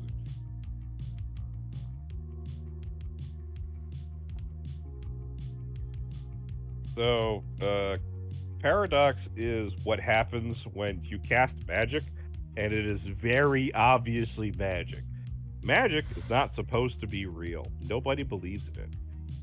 So when a regular person sees somebody cast magic, reality punches that mage in the face very fucking hard. Damn. So one of the things that made Mage really hard to play is Paradox. And it's actually, not only is it one of its best features, it is its biggest weakness. It's the reason why whenever I do a roleplay for Mage, I pare down Paradox as an effect.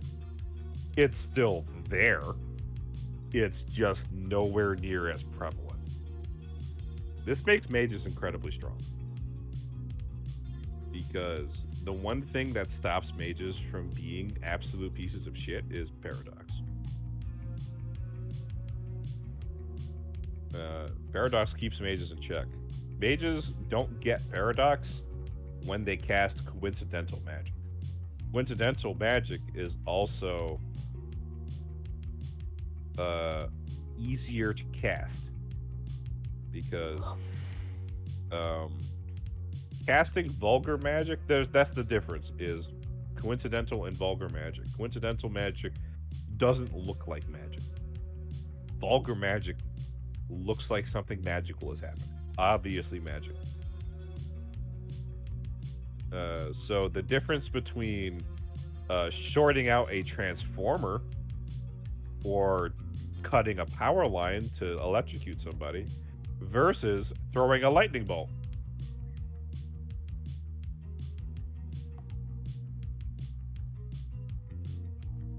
Okay. Interesting. Using magic coincidentally is one of the hardest and most rewarding puzzles of playing mage. It's why I like it so much.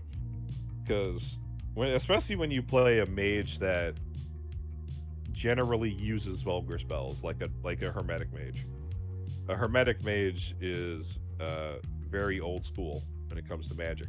You know, they do the expecto patronus and the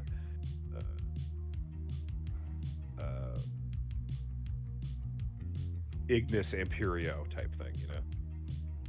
Interesting.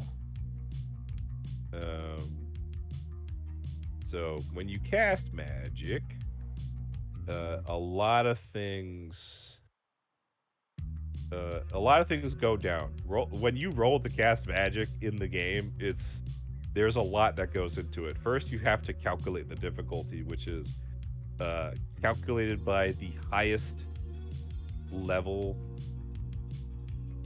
the highest sphere used in the effect plus 3. So if you use a effect that requires 3 dots and you're using it coincidentally, the difficulty is 6. You have to roll 6 successes.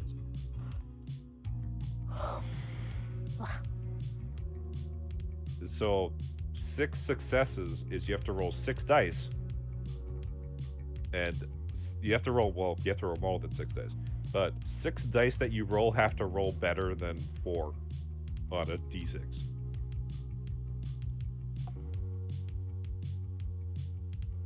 All right. That sounds difficult, to be honest. Like, I feel like there's no you're not guaranteed a successful roll. That You are absolutely not. Casting magic is incredibly difficult, and so yeah, like that's one of the weaknesses of mage. Casting magic is very hard, especially the big effect, and I both love and hate that. And there's also stuff like counter magic. When 2 mages are fighting each other, oh baby, that's when shit gets real. because a mage can counter and make them fail casting. That's amazing.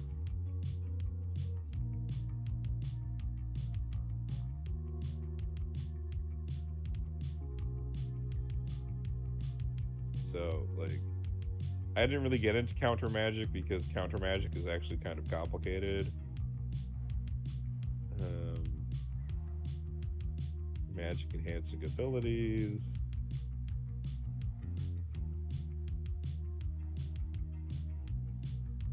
Yeah, jump a little higher, boof a bit further. That's hilarious. Simultaneous effects.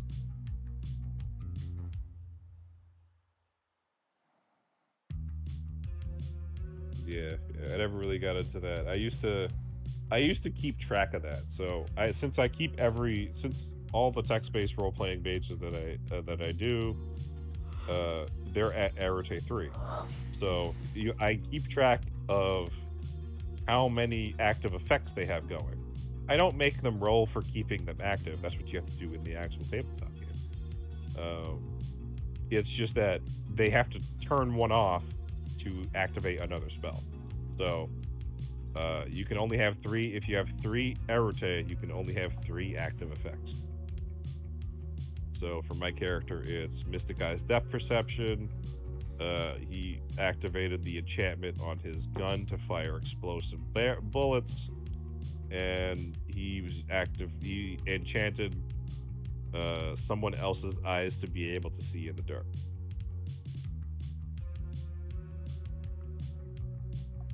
Interesting. So there's rotes and fast casting. Fast casting is essentially where you just kind of spontaneously cast a magic effect without might- it being planned. Oh, my phone died for a second there. Oh no. Now we're good. We're good, fam. Rotes are essentially like tried, true, and tested spells. They're like spells in D&D essentially. Not as useful though. Let me tell you.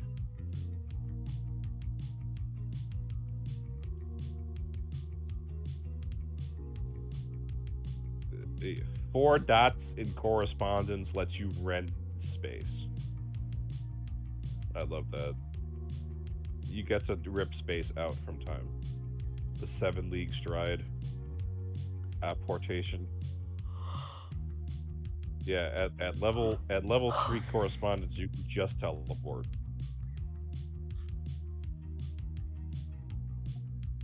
And then at level 4, you can connect doorways from across the world. It's silly. That's amazing. Yeah, so like you see the difference between level 3 and level 4, and level 4 is just insane. Yeah.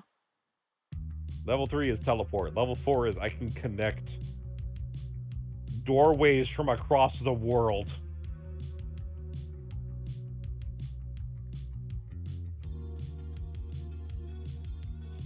And then at level 5, you can move space around you. You can pick your space. You can pick the space up on yourself and move yourself to another space, replacing that space. That You is. can teleport space itself. Is there anything a mage can't do? No. In fact, do you remember Clan Tremere from the vampires? Yeah. They used to be House Tremere of the Order of Hermes. Oh shit. So what happened was, and this is actually explained in Ars Magica, the prequel.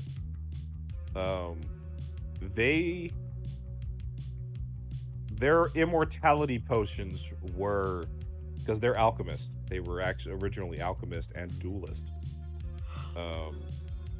The immortality potions that House Tremere was using stopped working. And they were kind of scared of losing their immortality. So they had to, because the Order of Reason, or the Technocracy, they were winning the fight and using the power of the church to banish magic from the minds of people. Damn. I don't want magic banished from my mind. Yeah. That sounds unfair. Yeah, it sucks. But they were changing the world so that science and reason could win the day. Instead of Always fucking science, man. I don't instead understand of science. whimsy and curiosity, all that good stuff. Uh, Entropy, which was one of my character's specialty, was like luck. He was very he was they called him Fate Finder because he was a fortune teller. But he was of the Order of Hermes, so his specialty was actually forces, which is great. Makoto Naegi. His specialty is entropy. Oh yeah, because you made Makoto a mage. Yep. Transmute major forces. Dark sight. Oh yeah, forces gives you dark sight. That's wild. God, that looks so fucking edgy. Honestly, It what's makes not you edgy wonder. in World of Darkness? I know, but it's like, is he trying to stop using? He's trying to use telekinesis to stop the plane from crashing into that hospital. Is fucking crazy.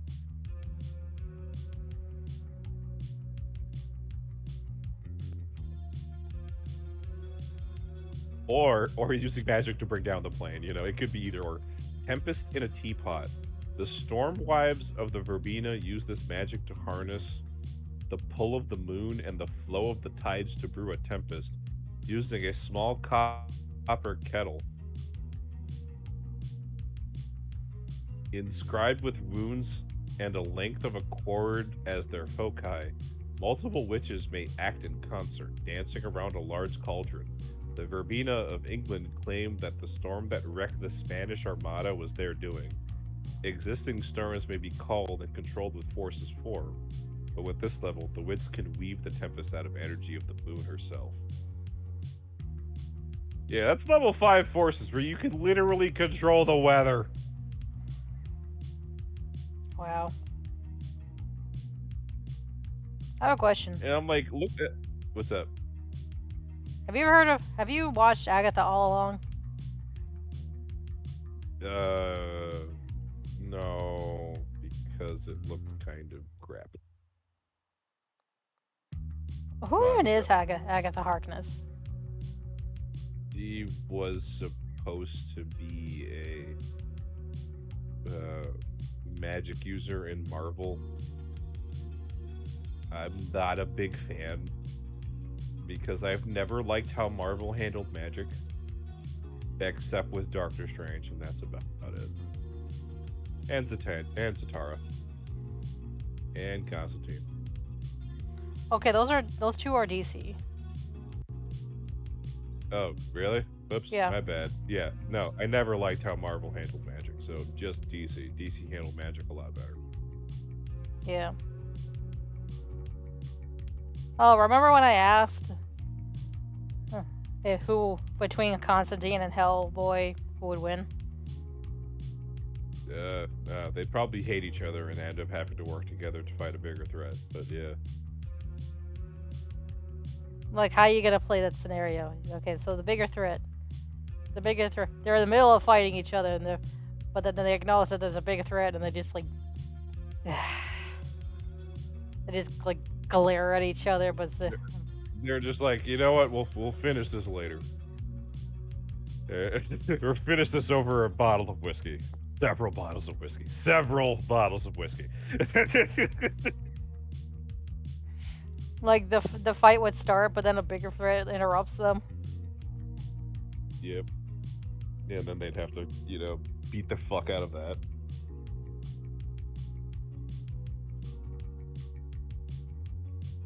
Honestly, I It want to would- see it would someone be like really make cool. that scenario. I want to see someone make that scenario. I think it'd be fun.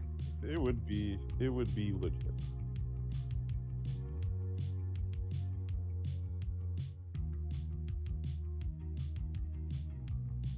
All right, Mage of the Ascension. Right. Where was I? I was talking about like the different stuff. So paradox. What does paradox do to people? When you cast a spell that's vulgar, obviously magic, you gain paradox. Paradox takes is antagonistic to quintessence. Okay. So the more paradox you have, the less quintessence you can store inside of you, which means less magic. Because you can use quintessence to uh, guarantee a success. You can also use quintessence to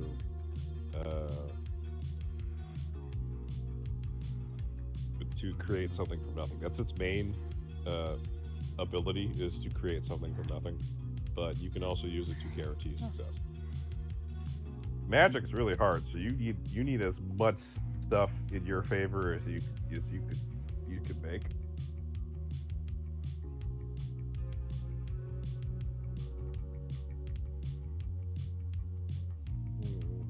My head is itchy. Detect possession. Awaken the inanimate. So a lot of the paradox effects, there's like a list somewhere. There's like a chart you can roll on to figure out what the problem is. It's almost like perils of the warp in 40k. Whenever you use a psychic power, um, so the higher the paradox, and this can get really high, uh, the more of a risk you have of blowing up. Like there is a point where the universe is just done with your shit and just kills you. Or worse, and I think this is worse than death, it puts you in a paradox realm. A paradox realm is like a bubble of reality that is set to for deletion. Oh damn. So you get stuck in a paradox realm, and because you gambled way too hard and you lost that gamble, your friends can save you if they can find you before the bubble reaches the top of the glass and then pops. You just disappear from reality. Dang. So, do you remember when we did that scenario where we had to fight that guy who was killing high school girls and sewing them into mermaids? Yeah. You know how he died? He popped. That no, it's the paradox realm. He got sent to a paradox realm. Ah. That was He so was a long marauder. ago. It was, but I still remember it because it was really fun. Um, I guess I should get into some of the enemies that mages fight. So mages fight night folk. So collectively, supernatural creatures in the world of darkness are known as night folk. Night folk. Night folk. Even though mages go out during the day and don't give a fuck. Mages have like jobs. Like you mages tend to live double lives while they're particularly weak. Uh, which I find hilarious. So sometimes you have to roleplay that, which is great. Wait, so werewolves and mages are fighting the worm, but they hate each other? Yes. Oh, so it's like Constantine and Hellboy. Sort of, if it were like furries. Yeah. But essentially. Yeah. Mages don't just fight the worm. That's just one of the enemies that mages fight. And one of the reasons is the worm corrupts mages and turns them into Nefandi. Which Nefandi. is spelled Nephi. No, sorry, Nephi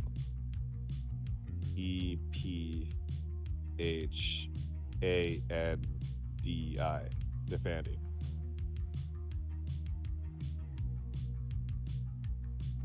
So Nefandi are mages who ripped their soul out and then reversed it and then stuck it back inside of them.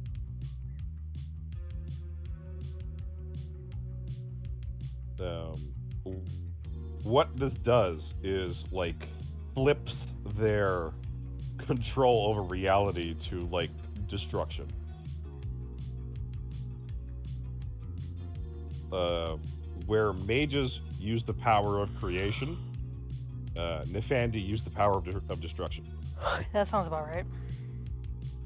Um, they are generally pretty damn powerful because the worm gives them that strength to enact his will of just pure fuckery.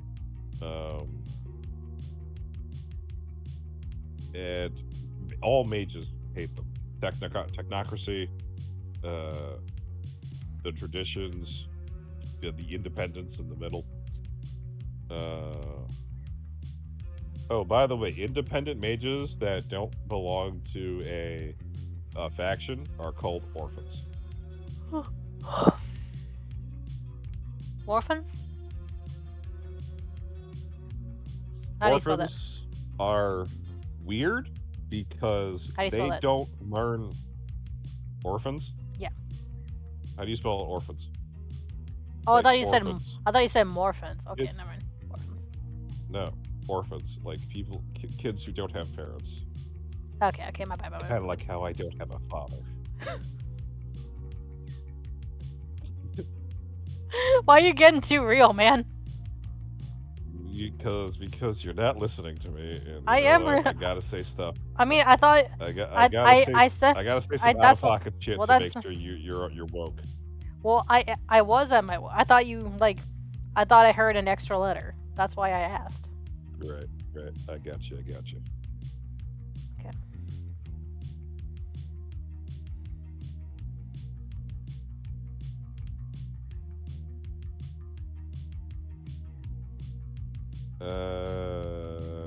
Right, right, yeah. Orphans, so they don't learn magic the normal way, as in like somebody teaches them. They just kind of figure it out. Orphans learn magic from like vibes, or from like other people, but they never get officially taken into a particular faction. Um, I have an example of an orphan character in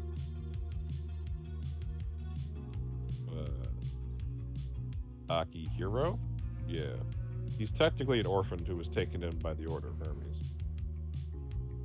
Oh yeah, my But, my character's that too. says he was an orphan taken in by the Jew speakers. Yeah. That makes sense. Yeah. Um, right. Paradox. Paradox is rough. It makes everything harder for mages. What else? I talked about Arute. Talked about the different spheres and their powers. I kind of touched on the. I touched on the different factions and traditions and stuff. Oh yeah, enemies. So the Nefandi, yeah, that they work for the worm. They're evil, corrupted mages, and they generally stay in the background. Hmm. Um, they don't. They're like the big bad evil guys of major campaigns behind two other big bad evil guys. Okay. Um, you'll find them at like the shadow benefactor of like a cult Hmm. and stuff like that. They are they try really hard not to gain attention, and when they do, it's because they're working on something major. Like they have They have a really good reason to be that noticeable.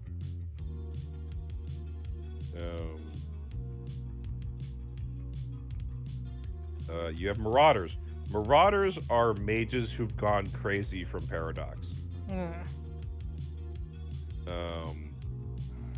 It's like there's like research into Marauders, whether it's like genetic or something like that, but something about magic just makes them insane. And they just love Paradox. They give no fucks about Paradox. Marauders are so bad that they can spread their Paradox to other mages. They can spread their Paradox to non-mages. Well, that's fucked. Yeah, it is. It's great. Yes. Here's the paradox table. 16 to 20 points. The mage suffers paradox minus 10 dice of lethal damage. If he survives it, he still suffers an incapacitating side effect. Paradox minus 10. 21 or more. Kiss your ass goodbye. Take paradox minus 20 aggravated damage, which is unsoakable. The negative effect gained can be permanent if the storyteller can find one that is appropriate. The mage probably gets permanent paradox points from this backlash as well. The mage may attract the attention of a paradox spirit or be catapulted into a paradox realm. Achieving this level of paradox is a sure way to be shunted into the tender, loving graces of your storyteller's most malicious nightmares. I don't think that's. I love the way. I don't think that embrace is particularly loving. No, but I love the way Loyal Darkness is written. I don't know. They kind of lost this little like this little like I don't know this comedy later on in the 20th anniversary and like 5th edition Mage. I guess because this was written when these guys were young, and you know they had like a sense of humor.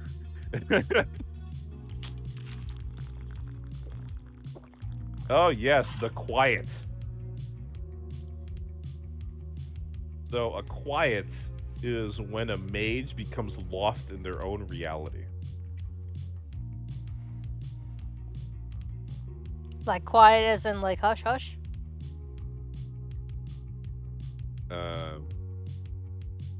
Yeah, that's how it's spelled. But Okay. a quiet is essentially a mage going insane, but they're not a marauder. They're going insane because of They the can't- way they've been casting that.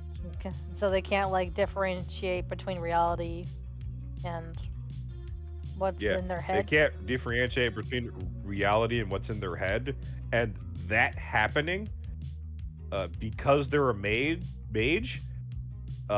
Their reality starts to the reality in their head starts to seep into the world.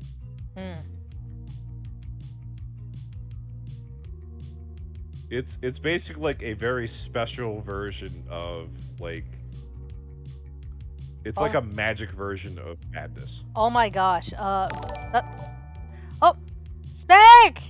Thank you so much for the raid. What's up? Hold on, let me give you a shout out. Welcome, Raiders. My name is Sasagi Heaven. I am a Bunny Girl VTuber. I go by she, their pronouns. I do a variety of games and the occasional art, but I mostly do games. Welcome to Tabletop Talk, where we are talking about World of Darkness. Well, most of World of Darkness. But how you been? How you been, Specky? What you do? What you do? What you been doing?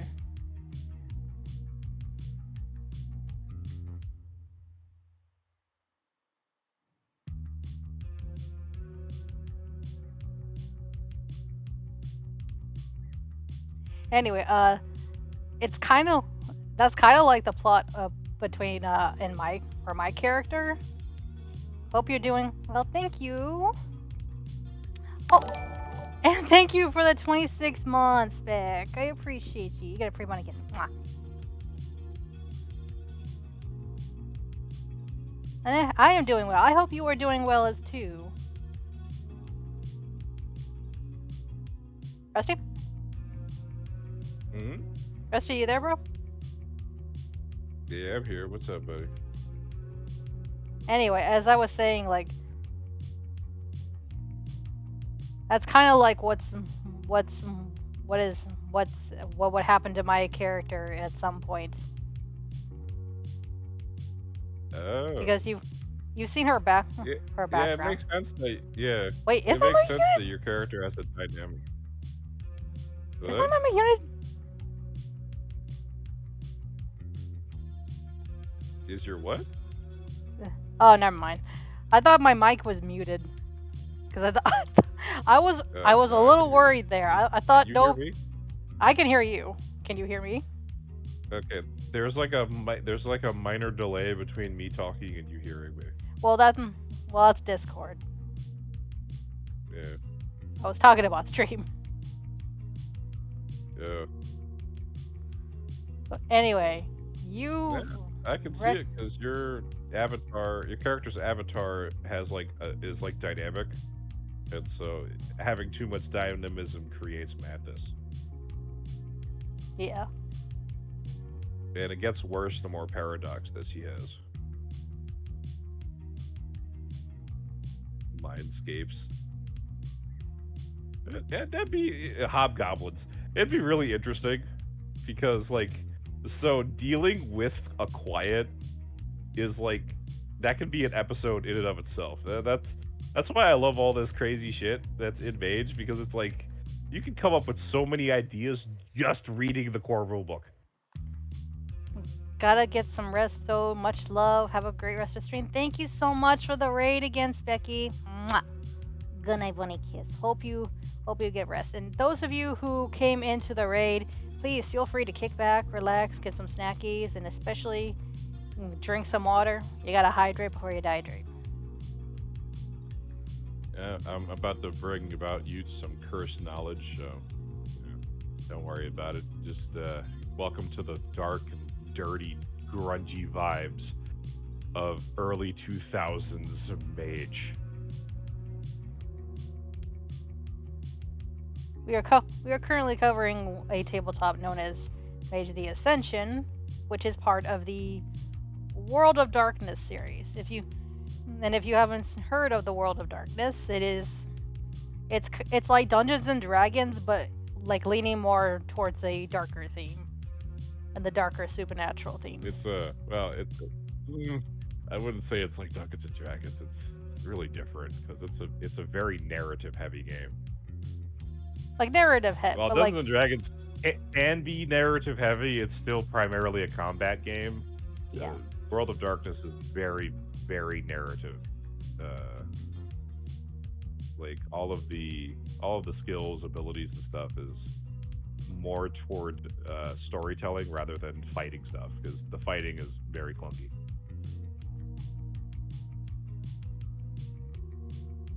Like, do you know? Okay, so do you? Because I kind of use it during the maid quest. Do you know how the maid quest resolves opposed rolls? Yeah. With everybody rolling like d6s and then counting how many successes everybody has. Whoever has the most successes actually wins. Yeah. That's the entirety of World of Darkness. Oh, wow. Like, I was tricking you into playing World of Darkness. I mean, hey, that's clever. That's clever.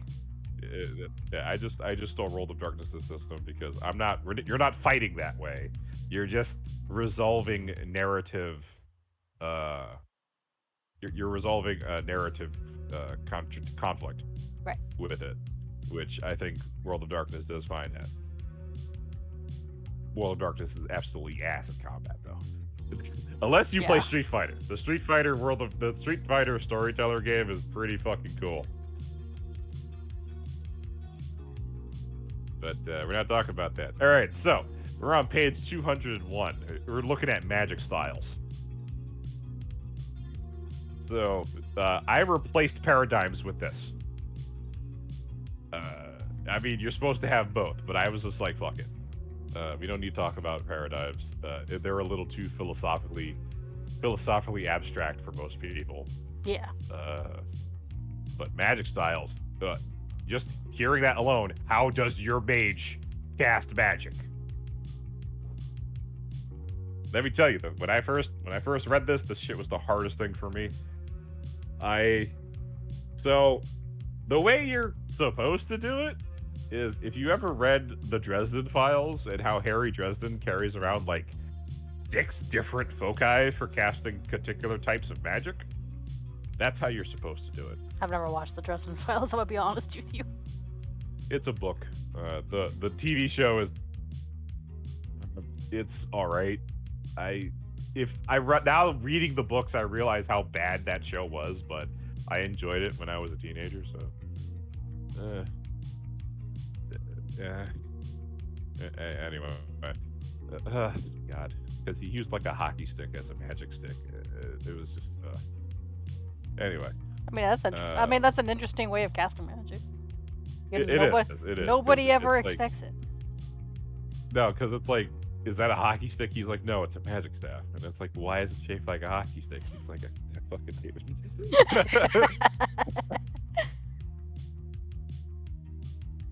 It's like, I'm a wizard. You can find me in the yellow pages.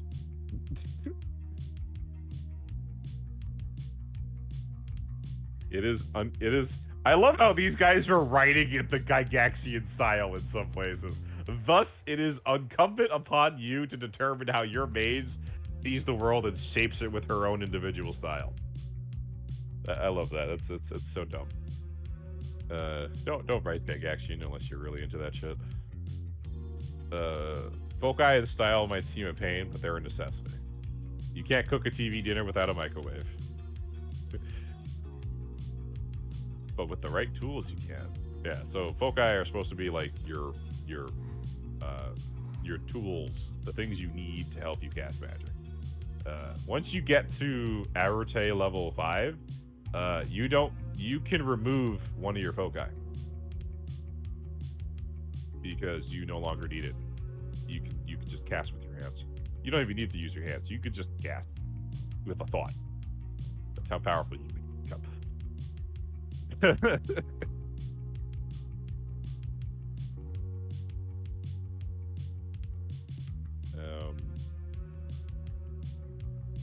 I do really like how the magic foci section kind of goes over like how you would go about creating your foci, and they give you some examples.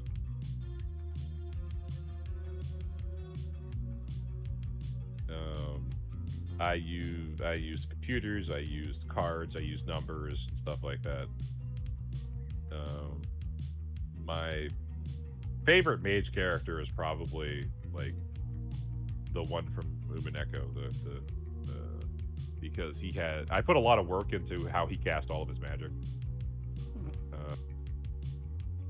Where it's like, he has different foci. His main foci are like tarot cards, and tarot cards and numbers, and that each type of tarot card has a number assigned to it, like 0, 1, 2, 3, that kind of thing, from Persona. Yeah. And then the different card number combinations add up to a different number that corresponds with a sphere. Ooh. Don't ask me why I did all that, but Why'd you do all that? I don't know, because I thought it would be cool. And I never really explained how this dude always has the tarot cards he needs. How does he always have the tarot cards he needs? He literally summons them. He literally makes them inside of his jacket. It's like, where are you getting these tarot cards from? I fucking made them. I'm sorry. I'm doing it on purpose. I'm sorry. So, I like this one. Mages who never grew up or just enjoy neat plastic gizmos might employ toys as their foci. Kind of like your character. At least one marauder uses a plastic magnifying glass from the bottom of a Cracker Jack to focus a wide-angle laser.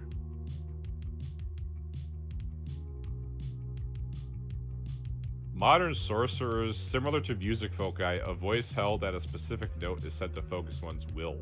Modern sorcerers use rap battles and even heavy metal as their foci. I love that.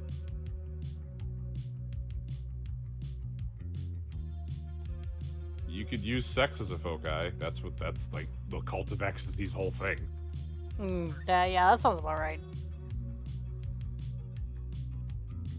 Vehicles, wands, weapons. Okay, I feel like if you use a vehicle as a foci, that just make it a little harder. Nah. Think about this. So, you can like enchant. You can carve runes into the wall of a tire to make it so that the tire never pops. Okay, that sounds a little less complicated now. Mm-hmm. But what about making the vehicle fly? That'd be extremely vulgar, but you can do it. A little less vulgar would be making the vehicle float on water. Just slightly. So you can't just drive on water? No. You'd probably have to at least dip the wheels underneath to hide the fact that it's running on water. Ah.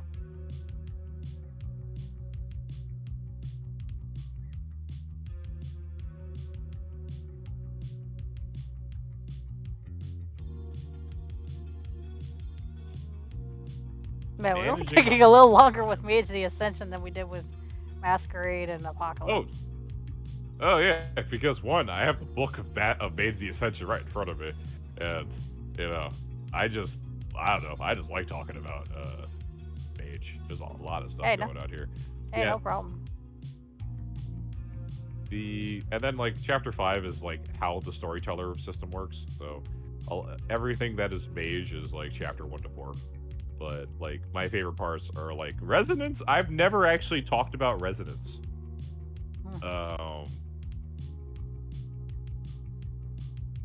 It's so like Resonance is like the personal signature of the mage.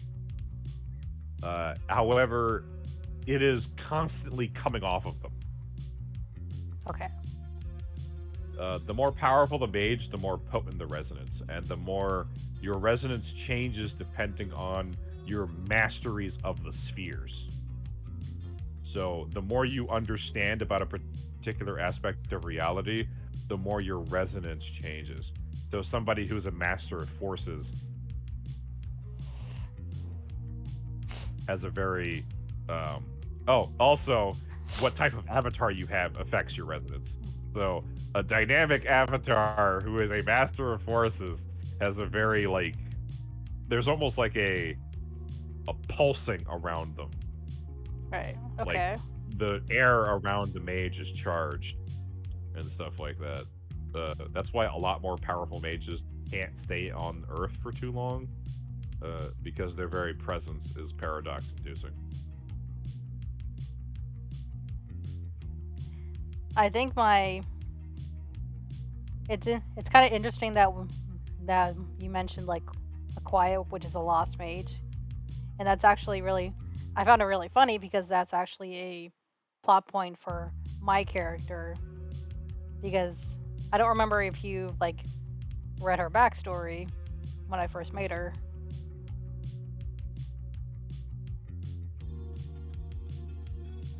Oh man, that's taking it back. Yeah, I sort of remember. Had to do Yeah. with her, I think her brother taking her out of it. Yeah, and her mind is basically shattered, and now it's starting to affect a bit of reality. And if she doesn't reclaim what she lost, then she'll eventually become a quiet. Wow, that's crazy. I know, right?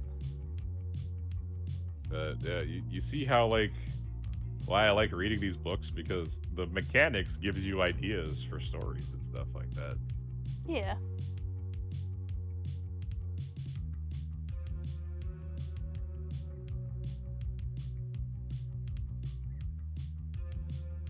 Bizarre manifestations and strains completely unchanged changes to the magical results. Yeah, I never. So for one thing, I never understood much about resonance other than like it's like your mage's aura.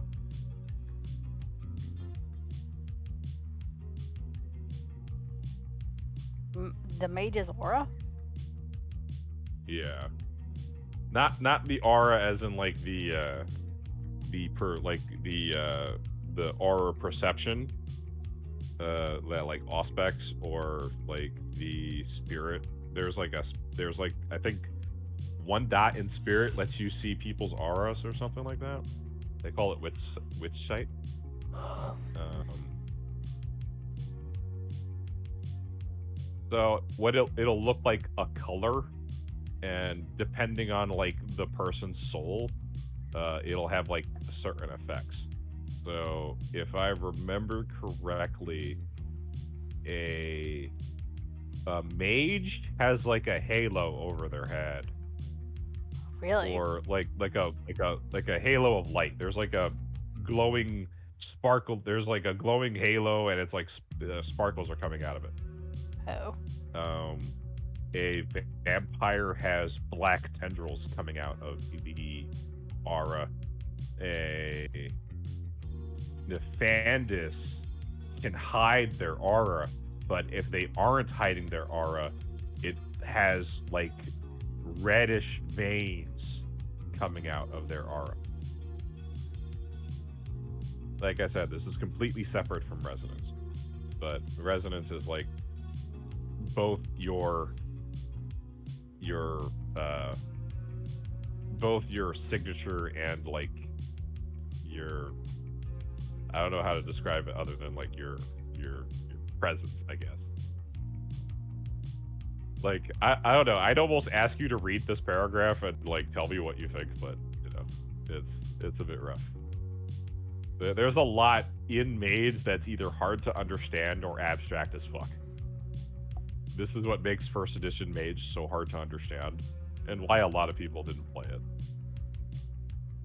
Mostly because of Paradox. Most people didn't play Mage because of Paradox.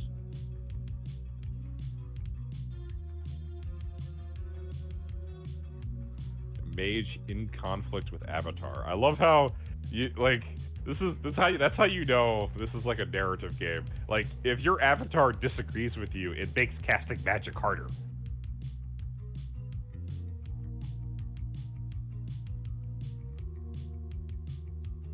And that's the best part. Your avatar can be a character, or it can be like a complete non-entity.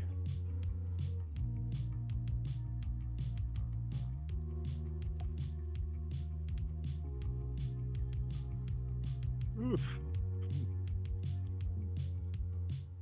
You getting tired? Yeah, I am. To be honest, I'm just about done. The only thing I haven't talked about was like the systems and drama. Is like the actual game system itself. But I don't think I need to talk about the storyteller system. It's not easy to understand, but like there is a lot of to be honest, like you can even if the skill that you're looking for isn't here, you can kind of make it up. Skills are a combination of the skill points you put into it, as well as your uh, physical, mental, and social stats. So you get to add a lot of dice to your rolls if you have the right skills. Combat maneuvers. Oh boy. Oh god. That's the thing though, like the Street Fighter game expanded upon the combat maneuvers to make it a lot more dynamic. and less crazy. Like I gotta be rolling plus 10 dice on this bitch.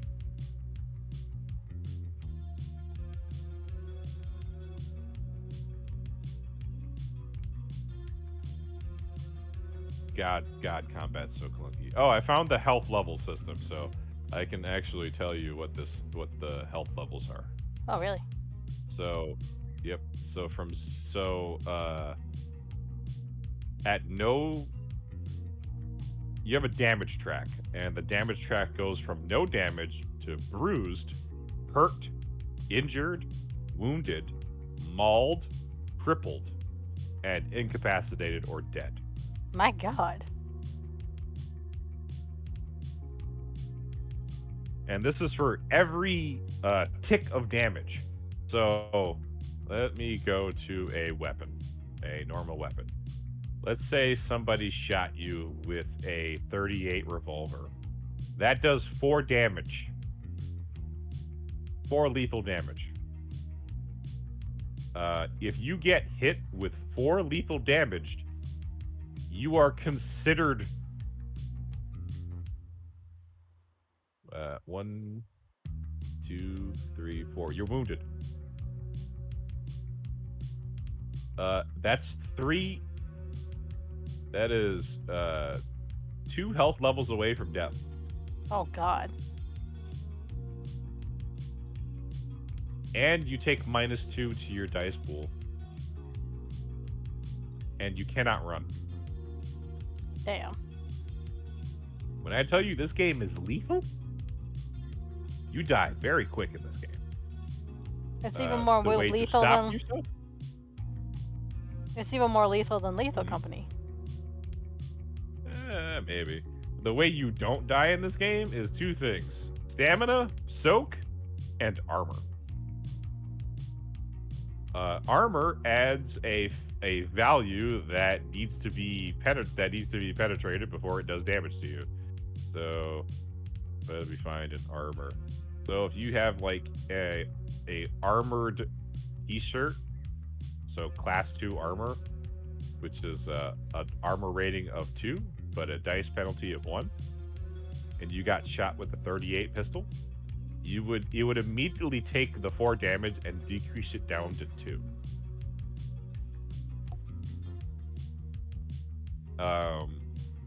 So when you wear armor in Storytellers, you are allowed to use your stamina for soaking bullet damage, because armor turns armor turns bullets from lethal to bashing damage. Ooh. So bashing damage is non-lethal, and non-lethal damage can be soaked by stamina. So when you get shot, this is why combat is so fucking clunky in World of Darkness. When you get shot by a bullet and you're wearing armor, the bullet gets decreased by the amount of the armor rating, and the damage is transferred to bashing damage. So you can soak bashing damage with your stamina. So you roll a stamina roll to see if you can soak the damage. And if you succeed, you don't take any damage. If your stamina dots are higher than the damage. So if I had a stamina of 3 and I was wearing an armor of 2, I can block a total of 5 damage. Wow. That's some heavy protection. No, not really, because let me check. Storytelling. Yeah, what's the story? That's the DM thing. Let me find a bigger weapon. See, that's just a light pistol.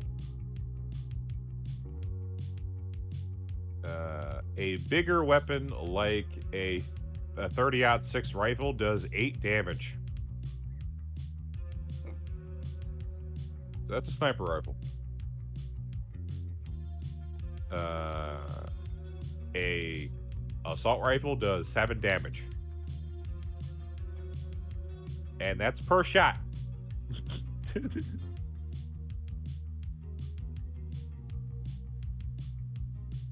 um 8 damage, so I can soak 5 damage. 8 minus 5 is 3. So I take a whole 3 damage straight to my chest. And let's see. So I'm That considered sounds injured. painful. Yep. And that's if it hits me in the chest. If it hits me like somewhere that's not armored, I'm taking that whole damage and dying. God damn. I feel like that'd make me try harder not to die. Yeah, Why are we so squishy? because you're just a human. Damn. So werewolves are tanks, vampires are Also tanky. also Most tanks. supernatural things are actually slightly tanky. Vampires get 2 extra health levels. So below like mauled and crippled is like there's like 2 extra health levels. They have 7 health levels before they die. And it's not just dead. For vampires, it's called final death.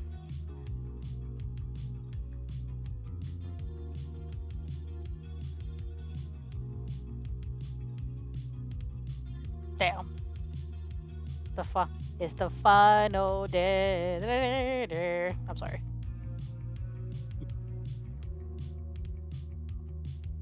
Well, I had to use that joke, Yeah, okay? Yeah, the whole healing and recovery is like, ooh boy. I think that's just healing bashing damage.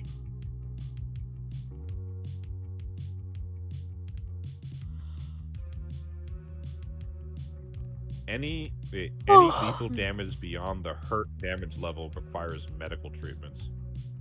Oh yeah. Electrocution. Oh yeah, because you know, you can just like suffocate somebody with magic. Like, there are so many ways to die in Mage because you're just a human. Yeah, we're squishy. Yep. And so, like, you know, Razor was wondering why why getting hurt was such a big deal for my characters when we were doing Umineko. And it's like, because humans cannot survive that much damage without help. No, we can't. No, they can't. No, they can't. Nope.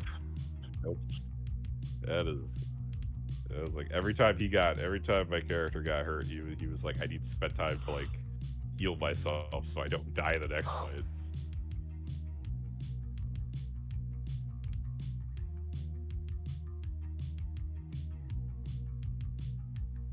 Oh man. Well, did you enjoy our talk? Did you learn stuff? Yes, I did. I learned some great knowledge and I learned some cursed ones. And I think I pretty much learned more cursed knowledge than good knowledge. And I don't know if I can walk away. I can walk. I don't know if I can look at the world the same again.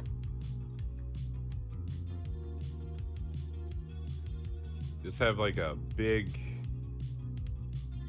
whiteboard of just like random notes. Oh yeah, I do. That's hilarious. Yeah. Yeah, man. Well, I think it's about that time. Yeah. So I'm gonna go ahead and find somebody to raid. Who is a good person to raid? Who do we raid? Who do we raid? You know what? We haven't raided Semi in a while. Oh, let's raid Semi, if they're allowing raids. Cause I know I wanted to raid one person, but they didn't allow raids, and that's fine. You never know if you end up getting a hate raid in the world, because unfortunately that's how people are.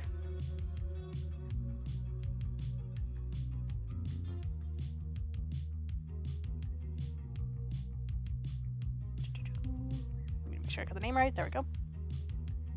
Well, thank you all so much for joining, everybody. I know a lot of people are probably expecting like a spooky game, but then World of Darkness came to mind, and then tabletop and talk, and I've take this opportunity to do it while we could.